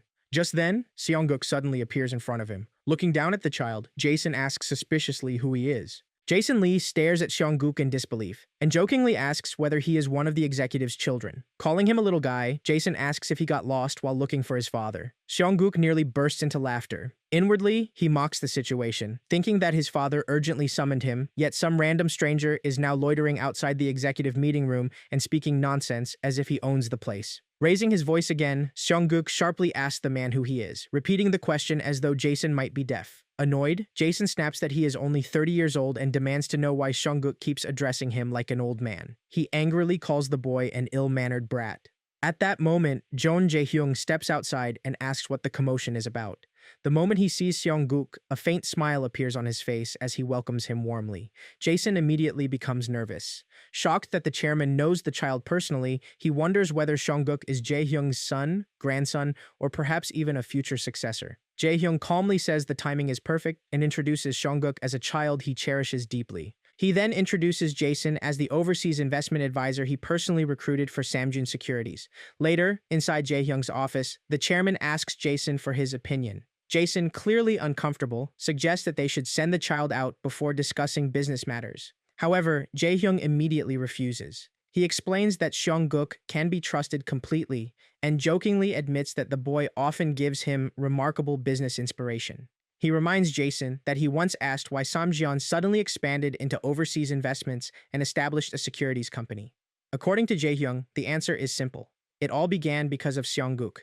Jason explodes in disbelief and demands to know what that even means. Ignoring his reaction, Jae-hyung calmly tells him not to worry about the child and simply says what he came to say. Internally, Jason becomes even more disturbed. Watching a powerful chairman seriously discuss business in front of a child barely 7 or 8 years old feels absurd to him. For a moment, he even wonders whether Jae-hyung has finally become senile. Still, Jason decides to speak honestly. He argues that the only way for Samjeon to survive the IMF crisis is through aggressive restructuring and the rapid sale of useless subsidiaries. According to him, they must sell those businesses while they still hold any value at all in order to secure cash before the situation worsens further. Jae-hyung calmly agrees that restructuring may be necessary, but asks which subsidiary should be sold first. Hearing the question, Jason smiles inwardly, believing the chairman has taken the bait. Carefully choosing words that benefit him the most, Jason suggests selling Samjeon Securities. Jae-hyung looks stunned and points out that Samjeon Securities is also Jason's own workplace. Scratching his nose, Jason pretends to sound regretful. He says it pains him to watch his own company disappear, but argues that Samjeon Securities was originally established for overseas investments. During a crisis like the IMF era, he claims survival matters more than investment opportunities. Inside his mind, however, Jason thinks very differently. He wants the company sold quickly so he can personally broker the deal and profit from it. In his view, the country has no future anyway and will eventually become an economic colony for stronger nations. To him, history is already moving in that direction. Jason continues pressing for a rapid decision, insisting it is necessary for Samjeon's survival. But Seong-guk immediately rejects the idea. He knows exactly what kind of man Jason is. During the IMF crisis, countless foreign speculators flooded into South Korea to strip companies apart for profit, and Jason belongs to the same type. Seong-guk also remembers that the overseas investment contract his father signed with Elon is already close to generating enormous returns. By now, T-Com's online banking products should already be rapidly spreading across the American market. Because of that, Seong-guk believes there is no way Jason does not already know the truth. Instead of protecting Samjeon, Jason is deliberately feeding Jae-hyung's fears and encouraging him to dismantle the company piece by piece for profit. Furious, Seong-guk internally curses the man, thinking that this snake dares to target both his father and Samjeon right in front of him. Finally, Seong-guk speaks up and says he has something important to tell Jae-hyung. Lowering his voice, he adds that it is a secret, so the chairman should please send that Mr. outside first. The moment Seong-guk calls him Mr. again, Jason's expression hardens with anger. After thinking silently for a moment, Jeon Jae-hyung tells Jason that he understands his opinion and asks him to leave for now. He says they can continue the discussion during the evening meeting. Behind his faint smile, Jason feels furious. Inwardly, he mocks the chairman as a senile old man who is throwing him out simply because of a child's words during such a critical situation. Still pretending to remain polite, Jason calmly says that if it is Jae-hyung's wish, he will see him again later at the meeting. The moment Jason leaves, Seong-guk urgently tells Jae-hyung that he must never sell Samjeon Securities or the overseas investment shares. Jae-hyung asks him why. Seongguk immediately explains that dismantling the securities firm and abandoning overseas investments is no different from selling away Samjeon's future just to escape temporary hardship. He insists that if they endure a little longer, those overseas investments will eventually become the driving force that allows Samjeon not only to survive, but to rise as a top-tier global company. Grabbing his head in frustration, Jae-hyung says that Seongguk constantly speaks in ways no ordinary child could. He admits that he thought he had already become used to being surprised after their time in America, but there are still things Seongguk cannot fully understand because he is young. Jae-hyung explains that stock prices are collapsing, markets are frozen, and nearly every company is suffering from severe liquidity problems. If Samjeon fails to secure cash quickly, even the group itself could fall into danger. Without hesitation, Seongguk shouts that they can simply sell another subsidiary instead and should sell Samjeon Motors. Jae-hyung freezes in shock and immediately asks how Seongguk even knows about that affiliate. Outside the office, Jason secretly listens through the door. Hearing the conversation, he quietly remarks that this has become very interesting. Samjeon Motors is an undisclosed project personally hidden by the chairman under strict secrecy orders. The fact that a child knows about it is shocking enough, but what truly fascinates Jason is that the chairman appears to be seriously receiving business advice from that same child. The more Jason listens, the more curious he becomes about Seongguk's true identity. Deciding to investigate further, Jason immediately makes a phone call to Jeon Jae-jin. After greeting him casually, Jason says he recently witnessed something very interesting inside the chairman's office and mentions that he has a proposal to discuss. He then asks whether they should meet in person. At that moment, Seongguk suddenly freezes and turns toward the door, wondering whether it failed to close completely. Before he can think further, Jae-hyung interrupts him and says that he now understands Seongguk's point. Jae-hyung explains that Seongguk is advising him not to sell the company's blue-chip subsidiaries, but instead to release as much retained earnings as possible to survive the immediate crisis. He also points out that Seongguk insists overseas investments should neither be stopped nor reduced. Seongguk laughs and admits that this is exactly what he means. Jae-hyung remarks that the situation is truly fascinating. He finds it unbelievable that such a young child understands the business structure of Samjeon Motors and even identifies the precise division that should be sold. Putting everything together, Jae-hyung concludes that Seongguk seems convinced the IMF crisis will not last long. Hearing this, Seongguk quietly reflects that Jae-hyung truly lives up to his reputation. From only a few suggestions, the chairman already grasps the future Seongguk knows, where the IMF crisis eventually ends sooner than expected. Every countermeasure and investment plan Seongguk has prepared is based on that future. Meanwhile, Jae-hyung becomes increasingly suspicious. He says that Seongguk possesses knowledge, judgment, and decisiveness far beyond his age. He invests huge sums without hesitation and behaves as though he feels no fear toward the IMF crisis at all. Holding Seongguk by the shoulder, Jae-hyung admits that he has been thinking something strange for a long time now. Seongguk acts as if he already knows the future. Later, back at home, Seongguk collapses face first near the entrance and weakly announces that he is home. So, Young drags him up and scolds him, asking why he is lying in the doorway. She also asks why the chairman summoned him and reminds him to thank Secretary Yang for driving him home. Groaning in exhaustion, Seongguk recalls Jae-hyung's piercing words and aggressive presence. He admits to himself that the chairman was terrifying. Even in his previous life, Jae-hyung was known as a formidable man, but it has been a long time since Seongguk has felt such overwhelming pressure. Although he somehow escaped the conversation safely, he realizes he revealed far too much, from American investments to the future of Samjeon Motors. Considering that, he cannot blame Jae-hyung for becoming suspicious. Even so, Seongguk decides that Jae-hyung is far too dangerous, and he should avoid him for a while. Just then, Mi-young kneels beside him and gently says that he looks tired. She jokes that she came because she heard he missed her. Sitting up in surprise, Seongguk immediately calls out to Mi-young, but So-young smacks him on the head and scolds him for being rude. She reminds him to call her Madame President instead. Mi-young simply laughs and says it is fine because she is still his manager after all. She then asks whether something happened and if there is any way she can help him. Seongguk quickly explains that the building containing his father's shop is being sold, and he asks her to help them buy it before someone else does. Mi-young looks towards So-young for confirmation, and So-young nods. She explains that the economy is chaotic and real estate prices continue falling every day. According to her, the building owner seems desperate to sell quickly, but Seongguk keeps insisting they should use all their savings to buy the entire building. Seongguk immediately argues that his idea is not strange at all. He reminds her that Chairman Jeon Jae-hyung personally advised it and says that if she trusts him and buys the property, she will never lose money. To So-young's surprise, Mi-young agrees with him. She reveals that the real estate investments she made the previous year, Based on Seongguk's casual remarks, all became huge successes. Shocked, So-young asks whether she is serious or if it was simply luck. Myung admits that people would laugh if they heard she invested hundreds of millions based on the words of a child only 6 or 7 years old, but the profits were undeniably real. Without hesitation, she decides they should buy the building. She says she will immediately prepare the necessary documents because the property is new and located in an excellent area, even without Seongguk's predictions. As Seongguk starts running off excitedly, she tells him to ask Ji-seong to arrange a meeting with the landlord. While organizing her thoughts, she quietly mutters that she still needs to obtain the registry documents and calculate the brokerage fees. Suddenly, Seongguk stops and asks whether SKJ is doing all right. Myung explains that many nearby agencies have recently shut down because of the worsening economy. However, the closures also released numerous entertainers into the freelance market, bringing SKJ many inquiries for exclusive contracts.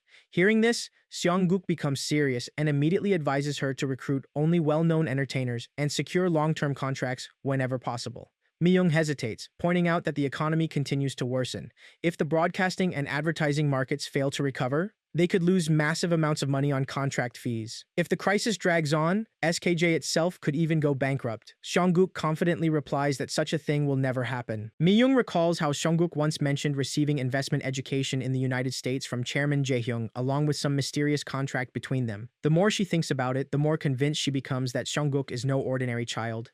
Finally, she promises not to forget his advice. Watching her quick understanding, Seongguk feels relieved that SKJ's future is now secure. He then wonders whether the next step in his plan has already begun. Meanwhile, at Bujin Construction, tension fills the office. A man urgently pressures Lee Seong-do to make a decision quickly.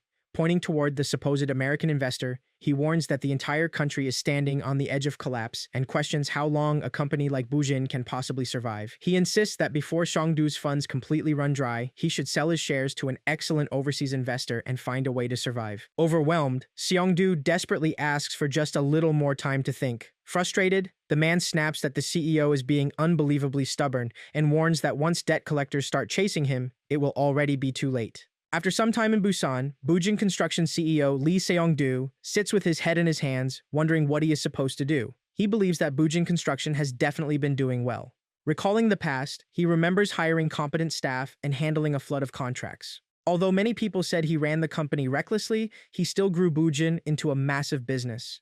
Frustrated, he curses the IMF crisis because what he desperately needs now is cash. He wonders whether he should join hands with those men, recalling the moment when someone tells him that an excellent overseas investor wants to buy a stake in his company.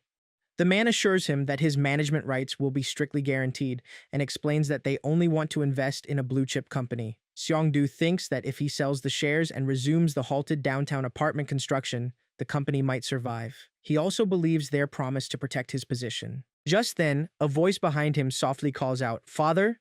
He turns and sees Jung-hee standing at the doorway. Walking toward her, he asks why she is still awake so late at night. She replies that he seems to be having a difficult time. Seong-do tells her not to worry because he cannot afford to collapse for her sake. Jung-hee then hands him a letter, explaining that it was delivered to the house. Seong-do opens it in confusion, noting that the handwriting looks like that of a child. As he reads, the letter formally warns him not to accept the share sale offer from the overseas investor. It claims that they are not real investors, but professional corporate raiders from a private equity fund. The letter further advises him to investigate them, stating that the company is likely a shell corporation based in Panama. The mysterious writer ends the warning with one final piece of advice. For Bujin to survive, the company must increase the proportion of government-contracted projects. Seong-do stares at the letter in disbelief. The writer knows details about the company that even the directors do not know, including the true identity of the so-called overseas investors. The letter not only exposes them as corporate raiders, but also offers practical solutions.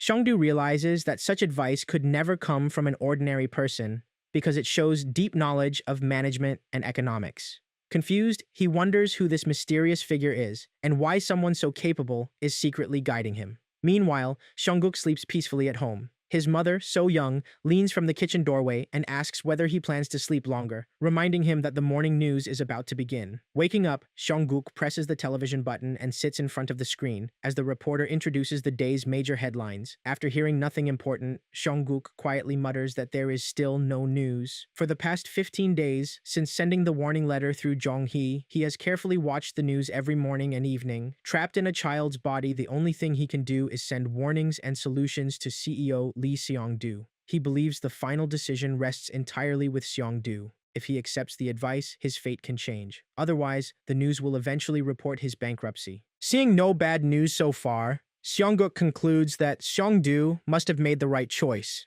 He recalls that in his previous life, Seong-do was deceived by speculators, lost his company, and never recovered.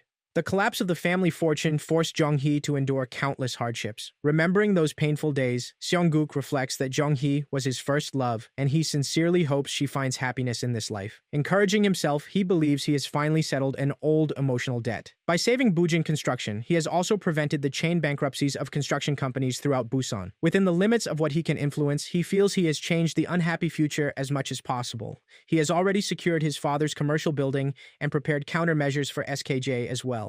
Now, he wonders whether his father is the only unresolved issue left. At that moment, Min-guk suddenly grabs him in a hug and asks if he is awake. Seong-guk greets him warmly and mentions hearing that Min-guk was busy again yesterday. Min-guk proudly replies that he worked hard. Patting his head, Seong-guk smiles and thinks about how diligently Min-guk has been earning money lately. After debuting as a villain in the drama Last Love, Min-guk steadily gained popularity through commercials and supporting drama roles. Seong-guk even admits that Min-guk may have more talent as a celebrity than he does, and he is naturally adorable as well. Watching the brothers from the kitchen, So-young smiles faintly and tells them both to wash up for breakfast. Seong-guk asks Min-guk if they should go, then reflects that he has exhausted himself dealing with endless problems lately. He hopes the little remaining time left in the year can finally pass peacefully. Later, Seong-guk arrives with his mother at Aliyah and immediately complains about the situation. He says that Jae-hyung invited them to a year-end dinner and even chose such an expensive restaurant. A hostess politely confirms their reservation and asks them to wait while she escorts them inside. Seong-guk sarcastically tells her to take her time, then grumbles that Jae-hyung only informed him at the last moment. If he had known earlier, he would never have come. In fact, he believes he should have avoided Jae-hyung entirely until at least the following summer. Suddenly, Seong-guk notices Jason sitting together with Jae-jin. Recognizing his troublesome uncle immediately, he wonders why Jae-jin is meeting with Jason. Curious and cautious, Seong-guk walks over, greets them politely, and introduces himself, explaining that he saw familiar faces and felt he absolutely had to say hello. Jae-jin asks Jason about Seong-guk, and Jason replies that he may have heard of him before. He explains that Seong-guk is the troublesome child actor whom Chairman Jae-hyung keeps close, then comments on how boldly the boy speaks. Jae-jin says that he remembers seeing Seong-guk on television alongside some singers. Seong-guk calmly asks whether he is director Jeon Jae-jin, Chairman Jae-hyung's younger brother, and adds that he hears he works as a director at Samcheon Trading. Jae-jin reacts in surprise and remarks that Seong-guk knows far too much for a child. Seong-guk quietly thinks that, of course, he does. Recalling the past, he remembers how Jae-jin spent his entire previous life envying his father's position, despite his father never even viewing him as a rival. Seong-guk then asks what brings the two of them there and whether they are discussing business together. Jason quickly tells Jae-jin that they should leave, dismissing Seong-guk as merely a child who likes to interfere. However, Seong-guk calmly reveals that he is actually there to meet Chairman Jae-hyung. Jason immediately stiffens in shock. Seong-guk then asks whether it would be alright if he tells the chairman that he sees the two of them together. Seong-guk internally thinks that it is obvious what people like them are plotting. Whatever scheme they are planning, he can no longer ignore it now that he witnesses it himself. At that moment, Jae-jin suddenly announces that his older brother is coming. Jason quickly places a hand on Seong-guk's head and says that he and the director are not on such terrible terms that they cannot even share a meal together. Patting his head again, he casually asks Seong-guk to overlook the situation and leave with them instead. Jason then notices someone approaching and remarks that the person has arrived. He quickly tells Jae-jin that they should exchange greetings briefly and then escort the guest elsewhere. Jae-jin agrees, saying that it sounds like a good idea, and the two prepare to leave. Seong-guk stares in shock and asks where they are going. He calls out to them from behind, but suddenly notices someone else nearby. Although he cannot see the person clearly, he immediately senses that it must be someone important enough for both Jason and Jae-jin to personally welcome. Later, while sitting at the table during a meal, Jaehyung asks how the food tastes. Seongguk quietly continues eating without answering. So-young quickly scolds him and says that Jaehyung is asking whether he likes the meal. Seongguk apologizes and explains that he is distracted by something else for a moment. Jaehyung observes that he seems unusually troubled today and asks whether something is worrying him. Seongguk thinks that there are far too many problems at once. First, he fears accidentally revealing too much. Second, it appears that those dangerous men are plotting something again. And if the bald man he glimpses earlier is truly who he suspects, then the situation may become even worse. Grabbing his head internally, he concludes that this is definitely a crisis. Jaehyung slowly places his cutlery down and explains that during their last conversation, they were interrupted before finishing properly. He says that if Seongguk does not mind, he would like to continue discussing the topic from before. Seongguk immediately grows nervous and wonders whether Jaehyung is referring to the moment he suspects that Seongguk can see the future. Jaehyung calmly brings up Samjeon Motors and reminds him that Seongguk once said it would be better to sell the company. So-young and Ji-seong are both stunned and immediately ask Seongguk what exactly he said to the chairman. Jaehyung reassures them that it is fine and explains that Seongguk only answers because he personally asks for his opinion. Jaehyung explains that although Seongguk is still young, he possesses an incredibly sharp understanding of economics. He admits that whenever he listens to Seongguk speak, it almost feels as though he is hearing someone who can see the future, and the thought even excites him. He then asks Seongguk to speak honestly. Jaehyung explains that Samjeon Motors is a project he deeply treasures, one he personally nurtures in hopes of achieving results different from the former chairman. He asks why Seongguk specifically insists that it should be sold. Seongguk immediately realizes that Jaehyung intentionally arranged this meeting in front of his parents, so he cannot avoid answering or retreat from the discussion. Internally deciding to speak exactly as Jaehyung expects, he calmly replies that it is because Samjeon Motors is already spoiled fruit. He explains that he recently read an article stating that the company still lacks core technology and continues relying heavily on imported Japanese parts. In a situation where the IMF crisis causes the value of the won to collapse, he asks whether that is not an extremely dangerous business structure. Seongguk continues by saying that Samjeon Motors is ultimately a business that Jaehyung will eventually be forced to sell anyway. He compares a failed business to rotten fruit, explaining that no matter how much money is invested into it, it will continue to decay. He realizes that this philosophy is actually something Jaehyung himself taught him in his previous life. He adds that he understands Jaehyung's obsession with surpassing his grandfather through the automobile industry, but Samjeon simply lacks competitiveness in the domestic car market. He urges him not to ignore such an obvious truth. Jaehyung quietly reacts in surprise, but Seongguk continues, saying there is something else he must mention. He reveals that earlier he saw Jason and Jae-jin together in the hotel lobby, welcoming an important figure, a high-ranking man with a shiny bald head. Jaehyung immediately stiffens and asks whether it could be Chairman Gu Soo-young of Hyojin. He realizes that the chairman of Samjeon's longtime rival company secretly meeting with his younger brother and Jason is no coincidence. Smiling coldly, he says that it seems it is finally time to clean up what needs to be cleaned. Seongguk agrees completely. Jaehyung then remarks that ever since they first met, Seongguk truly feels like a gift sent to him. Leaving a card on the table, he says that he does not know whether it qualifies as a return gift, but Seongguk should visit the place written on it during the coming new year. He describes it as a place that reveals destinies people never know they possess. Later, Seongguk arrives there with his family and encounters the great shaman Mr. Lee, who suddenly shouts that the family is destined to face 3 disasters during the year. Ji-seong panics and tearfully asks what they should do. Mr. Lee suddenly reveals that he is only joking. With tears still in his eyes, Ji-seong complains that this is exactly why Seongguk bursts into laughter. Mr. Lee chuckles and remarks that a child who understands jokes has appeared as well. Seongguk quietly reflects that Mr. Lee's eccentric personality has not changed at all. Recalling the past, he realizes that he already suspects the truth when his father mentions destiny, but he never imagines that he would meet Mr. Lee again. He remembers that the man who reads fortunes for their family across generations is the legendary shaman, Mr. Lee. Seongguk asks whether he plans to read their family's fortune. Mr. Lee nods and explains that he intends to examine the tangled ties and destiny surrounding Seongguk across both his past and present lives. Mr. Lee begins with the father, Jung Ji-seong, and asks if that is correct. Ji-seong nods. Mr. Lee laughs and says that Ji-seong becomes frightened over a simple joke and even brings a fake horoscope, so he merely plays along with it. Ji-seong reacts in shock at the mention of a fake horoscope.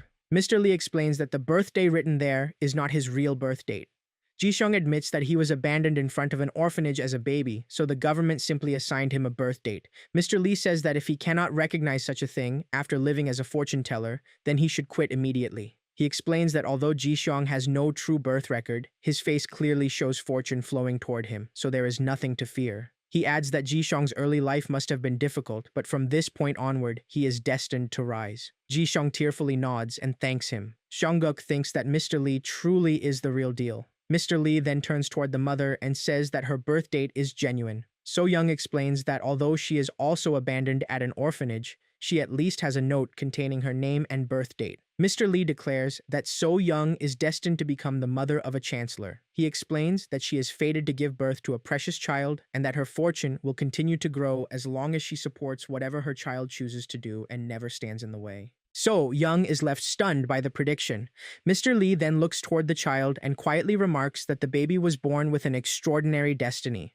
Mr. Lee explains that Min-guk is blessed with a life free from major hardship. He adds that the bond between Min-guk and his older brother is filled with harmony, meaning they will share deep brotherly love forever. Min-guk immediately runs towards Seong-guk and happily declares that he loves his big brother. Mr. Lee smiles and says that it is now time to discuss the beloved older brother. Seong-guk quietly reflects that, in his past life, Mr. Lee predicted that he would eventually become the next chairman of Samjoon. At the same time, he recalls another warning from the past, when Mr. Lee urges him not to ignore his health after becoming chairman because a deadly fate surrounds him, one too difficult even for Mr. Lee to fully read. Returning to the present, Seong-guk regrets not listening back then. Mr. Lee studies him carefully and says that Seong-guk is originally destined to be born as the eldest son of a conglomerate family. So-young is left stunned by the statement. Mr. Lee continues, explaining that Seong-guk is born with overwhelming energy capable of changing countless destinies. He declares that Seong-guk is fated to become a chancellor, and once again warns them to support the child and never block his path. He then adds that although Seong-guk lived a lonely life in the past, this time he is blessed with loving parents and genuine affection. Looking at the family, Mr. Lee remarks that they are truly wonderful together and encourages them to continue relying on and loving one another. He then gestures for So-young to come closer. Still stunned, she approaches him, and Mr. Lee quietly whispers something into her ear. Later that evening, after the family leaves, a man behind the curtain reports that he safely escorts them home. Mr. Lee thanks him and tells him to rest, saying that he still has unfinished work. Picking up the phone, he speaks with Jae-hyung on the other end. Jae-hyung asks how the reading goes. Mr. Lee replies that, just as expected, Seong-guk is an extraordinary child. He reminds Jae-hyung that he already warned him earlier that Seong-guk is a child capable of devouring him. However, after seeing him in person, he realizes that the bond between them is far more dangerous and complicated than expected. Mr. Lee compares their relationship to that of Yi Seong-gye and Yi Bang-won. Jae-hyung quietly reflects on the comparison.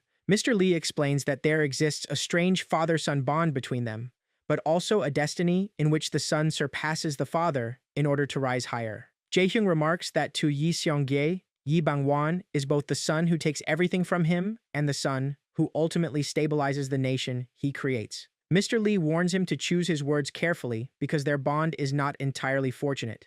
Jae-hyung admits that he is already considering an important decision. He says that he must decide whether to keep Seong-guk by his side or erase him completely. After thanking Mr. Lee and promising to visit again soon, he ends the call. Mr. Lee slowly places the receiver down and quietly mutters that even if Jae-hyung attempts to erase Seong-guk, he doubts it will be possible, because no father ever truly defeats his son. As the financial crisis tightens its grip on the country, Seong-guk already begins looking toward the next opportunity. At home, Seong-guk watches the news report that the high interest rate policies caused by the IMF crisis are making life increasingly difficult for ordinary people. Meanwhile, Ji-seong questions why Seong-guk suddenly talks about buying more land. He reminds him that they recently purchased a commercial building and no longer have much money left.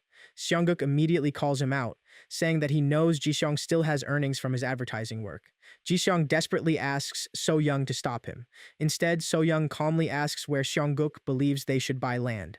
With a faint smile, Seong-guk says that there are two places they must purchase immediately, Pangyo and Dongtan. So-young admits that she has never even heard of those areas. Ji-seong explains that both are located south of Seoul and that, while the location itself is not bad, they are still mostly undeveloped countryside. Seong-guk quietly reflects that within a few months, around April, Both areas will be designated as major development zones. He knows that Pangyo and Dongtan will later undergo massive urban expansion and eventually grow into major city hubs surrounding Seoul. However, he also remembers that these areas will become targets of aggressive land speculation by foreign investors. He explains that they only need to secure a few important locations and later sell them fairly to people who genuinely need them. So Young blushes with excitement and immediately agrees. Ji Seong stares at her in disbelief and asks what she means. So Young tells him to think carefully. Until now, Seong-guk has repeatedly accomplished things they could never even imagine. She points out that every investment based on his advice has succeeded. She firmly states that Seong-guk possesses extraordinary economic insight and has already proven it many times. She also reminds Ji Seong that they are specifically told not to stop Seong-guk, but to support him. Seong-guk hesitates slightly, but So-young smiles and reassures him that even if things fail, they can simply build a house on the land and live there. Seong-guk inwardly thinks that life has certainly become easier thanks to Mr. Lee, but his mother's idea is still far too innocent. In his mind, those lands are not meant for simple houses. One day, skyscrapers will rise there instead. Seong-guk reflects on how many times the value of Pangyo and Dongtan will rise in the future, and just imagining the profits nearly makes him drool. Meanwhile, So-young quietly grabs Ji-seong's arm and says that she also has something important to tell him. She whispers in his ear, leaving Ji-seong stunned as he asks if she means that they may have another baby this year. In a recalled moment, So-young explains that Mr. Lee predicts the child will be a daughter. Seong-guk asks if that is really true, and she happily nods, admitting that she has always wanted a daughter. She then asks whether he would be alright with having a little sister. Seong-guk falls into thought. Remembering the troublesome younger sister from his past life, he initially wants to object, thinking of her as a devil disguised as a sibling. However, Min-guk suddenly throws himself onto him affectionately, and Seong-guk realizes that his younger brother is actually quite adorable. In the end, he quietly agrees with his mother. Ji-seong excitedly hugs So-young and celebrates the possibility of their third child being a girl. Seong-guk reflects that, overall, the year is not beginning badly at all. He decides that perhaps he should try living more sincerely in the new year, believing that many good things are still ahead. At that moment, the television news continues playing in the background. A reporter announces that in Daegu, citizens are honoring the spirit of the national debt repayment movement by collecting gold to help save the country. Another reporter adds that people across the nation are voluntarily donating gold for Korea's recovery and asks the on-scene reporter how the situation looks. The field reporter excitedly explains that the atmosphere is overflowing with patriotic passion. Pointing toward the massive crowd, he says that people begin lining up early in the morning at banks and cooperatives, and the lines never seem to end. He then reveals that among the participants are some familiar faces. Standing beside Seong-guk and his family, the reporter introduces them as the nation's beloved children, Seong-guk and Min-guk. He asks Ji-seong whether the family also comes to participate in the gold collection movement. Ji-seong replies that they do, adding that although it is not much, Seong-guk and Min-guk are even donating their first birthday gold rings.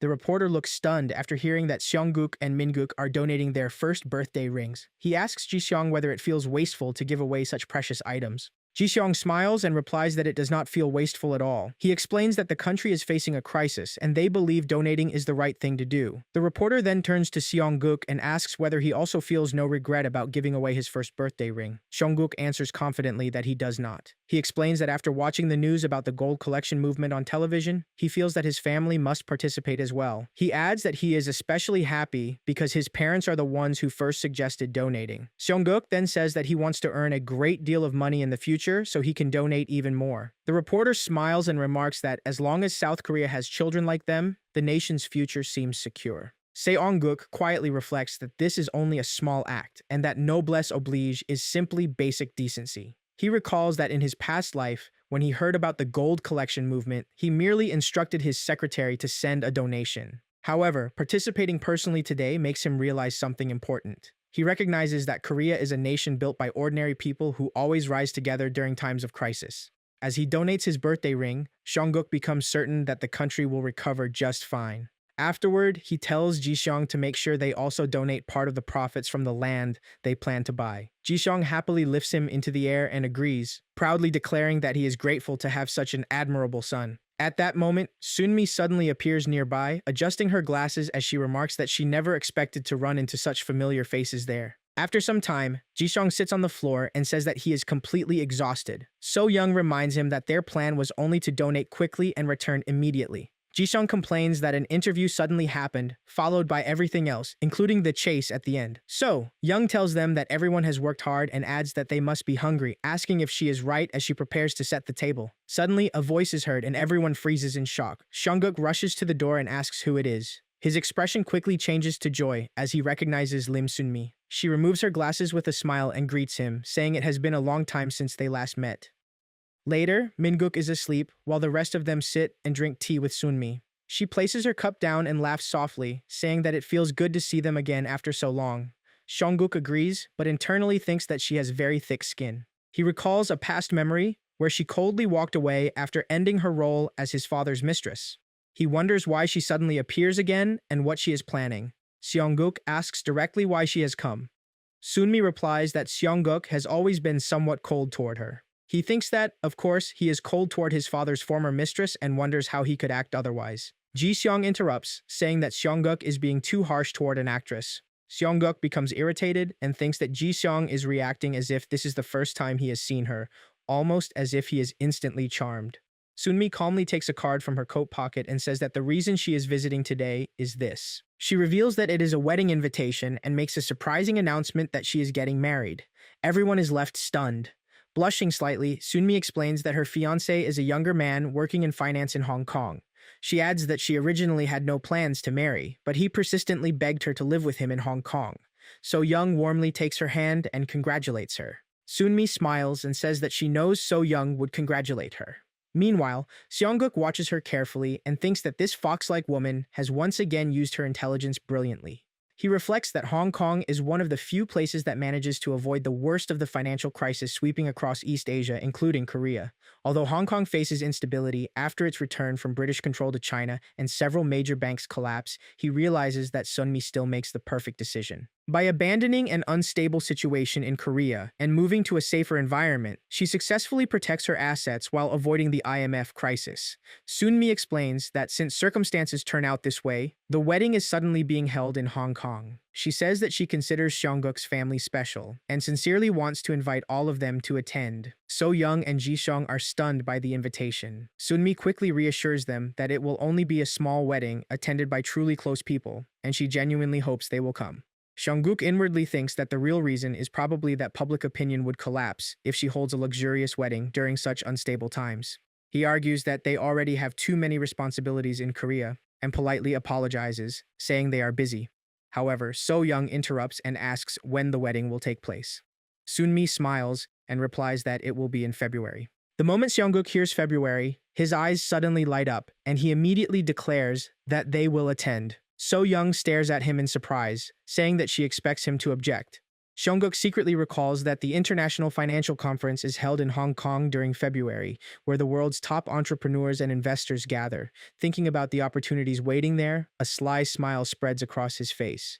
Ji-seong notices the expression and suspects that Seongguk is already planning another scheme. Sunmi happily remarks that she is glad they accepted the invitation so easily. She adds that since she is marrying someone from Hong Kong, it may become difficult to meet them in Korea again. Seongguk quietly wonders if she plans to completely erase her life in Korea and start over abroad. After delivering the invitation and receiving their acceptance, Sunmi says that she should leave now and tells them she will see them again in Hong Kong. Ji-seong congratulates her once more as she prepares to go. Just then, Seongguk stops her and asks her to wait a moment. Sunmi turns back and asks whether he has something to say. Seongguk quietly steps closer and advises her not to liquidate all of her connections and assets in Korea. He explains that Korea will recover soon and that, within a few decades, it will rise into a global cultural powerhouse. He warns that if she cuts everything off now, there will eventually come a time when she, as a celebrity, will regret it deeply. So Young notices the serious exchange and asks Sunmi whether Seongguk says something rude. Sunmi smiles and replies that he is simply offering her congratulations in his own way. She adds that she has heard similar words many times from the chairman, but Seongguk truly is special.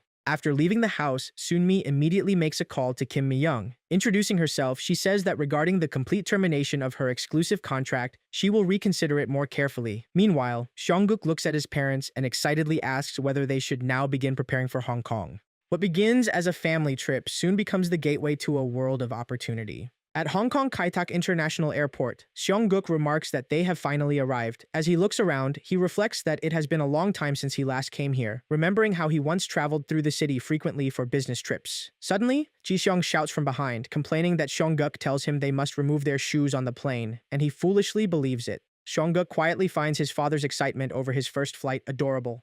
Ji-seong angrily lifts him and stretches his cheeks in retaliation for teasing him. Soon, Sunmi arrives to welcome them. So-young comments that Sunmi must already be overwhelmed with wedding preparations, yet she still comes personally to greet them. Sunmi dismisses the concern and urges everyone to come along, explaining that she has prepared many things for the family. She introduces her fiancé to Seong-guk's family and proudly mentions that, thanks to Seong-guk, she is finally able to leave Shin-seong planning behind.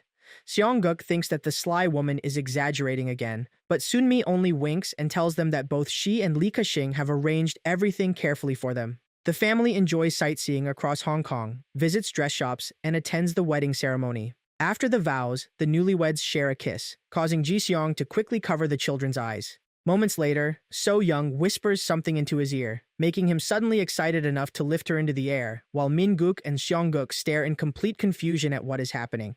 Later, after returning to the hotel, So-young reads a letter from Sunmi. In the letter, Sunmi once again thanks them for attending the wedding and encourages them to fully enjoy the hotel until they return home. She also explains that her manager will act as their personal tour guide. After reading the letter, So-young expresses deep gratitude. Meanwhile, Seong-guk excitedly shouts that the hotel is enormous and reflects on how long it has been since he experienced such luxury. For a moment, he even misses the lifestyle of his past life. At that moment, Ji-seong suggests that they go sightseeing and enjoy as much as possible before returning home. However, Seong-guk immediately stops him, declaring that he is not going sightseeing because he has somewhere important to go. Ji-seong asks where he plans to go, and Seong-guk excitedly announces that he is heading to the GFC, the Global Financial Conference, where the world's wealth, information, and influential people gather. Ji-seong looks stunned and confused as he asks whether Seong-guk is really going there, adding that it is impressive he even knows about it. So-young smiles and suggests that they all go together, saying she is curious about the place Seong-guk wants to visit. Seong-guk refuses and tells them that they should enjoy sightseeing while he goes alone.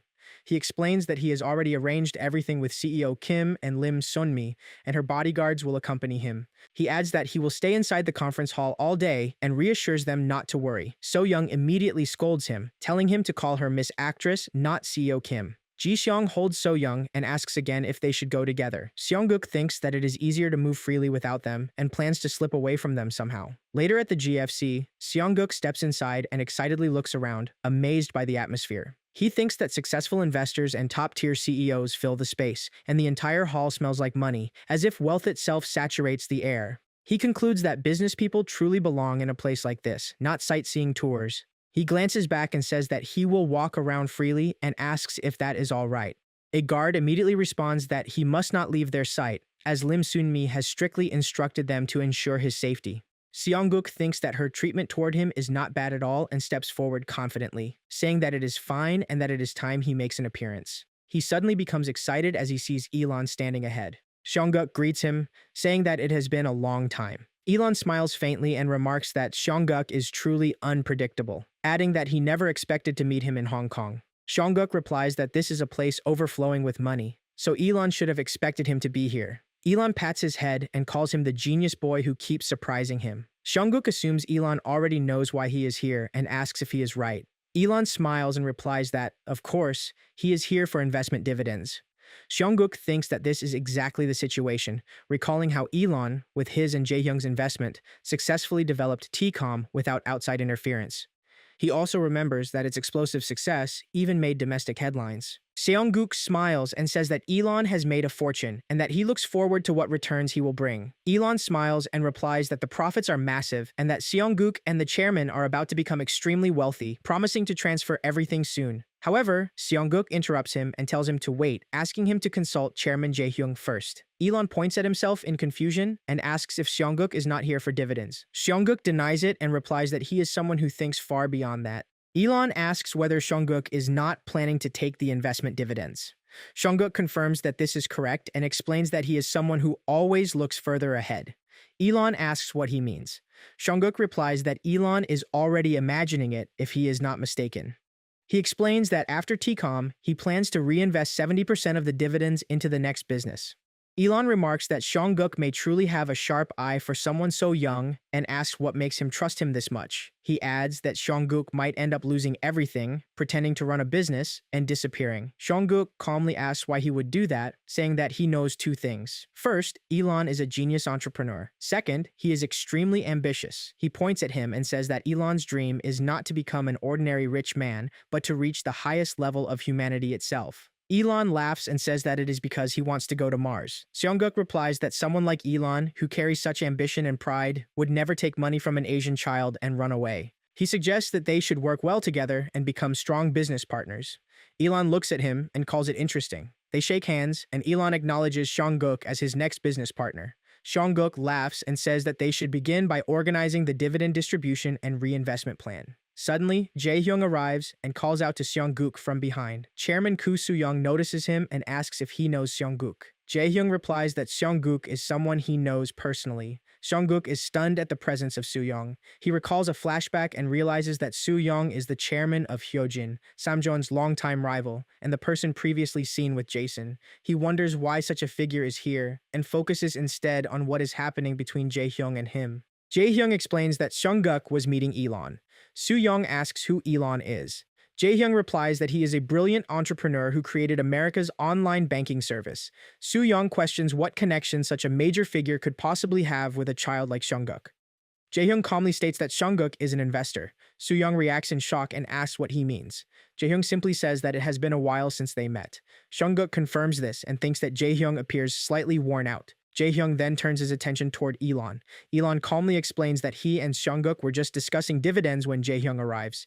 Jae-hyung politely excuses himself and asks Elon if he may have a moment alone with Seonguk, stating that he has something confidential to discuss. He then turns to Soo-young and adds that he has other matters to attend to and suggests they meet again in the evening. Soo-young agrees, and Jae-hyung asks Seonguk if they should go. Later, in Exhibition Hall 1, Seonguk stands in front of a painting and says in surprise that he had no idea such a place existed inside the conference hall. Jae-hyung explains that these are works by Damien Husky, a rising artist whose exhibition is currently being held there. Seonguk asks how Jae-hyung, who seemed so tense earlier, now appears completely relaxed. Jae-hyung replies that the artist can be somewhat divisive, but it seems Seonguk does not mind. Seonguk confidently says that he appreciates the artist's avant-garde expression of primal emotions such as life, death, and fear. He thinks that he liked this artist in his past life, which is why he reacts so naturally. Spreading his arms, he adds that he once read a similar interpretation in a newspaper. Jae-hyung remarks that it is probably pointless to further analyze Seonguk's eccentricities.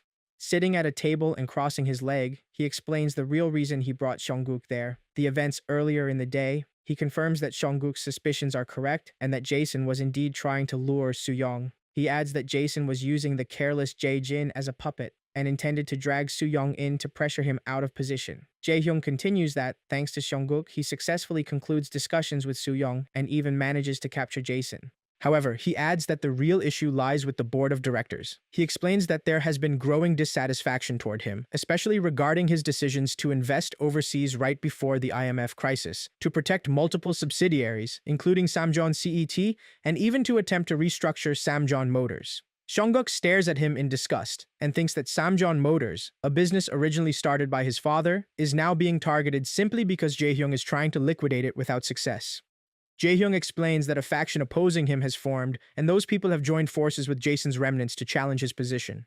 Seonguk replies that Jae-hyung is handling everything surprisingly well. Jae-hyung asks what he means. Seonguk explains that if he had kept Samjeon Motors alive just to avoid admitting failure, it would have led to an even greater collapse. He reflects that this is exactly what he did in his past life, endlessly trying to sustain the automobile division and draining Samjeon's resources until, in the year 2001, he finally admitted defeat and shut it down. He further thinks that refusing to accept failure for what it was left him with lifelong regret. Seonguk then smiles and says that Jae-hyung made the correct decision by letting go of a useless burden. He adds that it may be painful for now, but both Samjeon and Jae-hyung will eventually rise higher because of it. He dismisses Jason and his faction as insignificant threats, calling them nothing more than minor obstacles. Seonguk suddenly stops, realizing he may have spoken too recklessly, but he cannot stand by and watch Jae-hyung be brought down by people like Jason. At that moment, Jae-hyung places a hand on his shoulder and asks him seriously whether Seonguk will become his successor.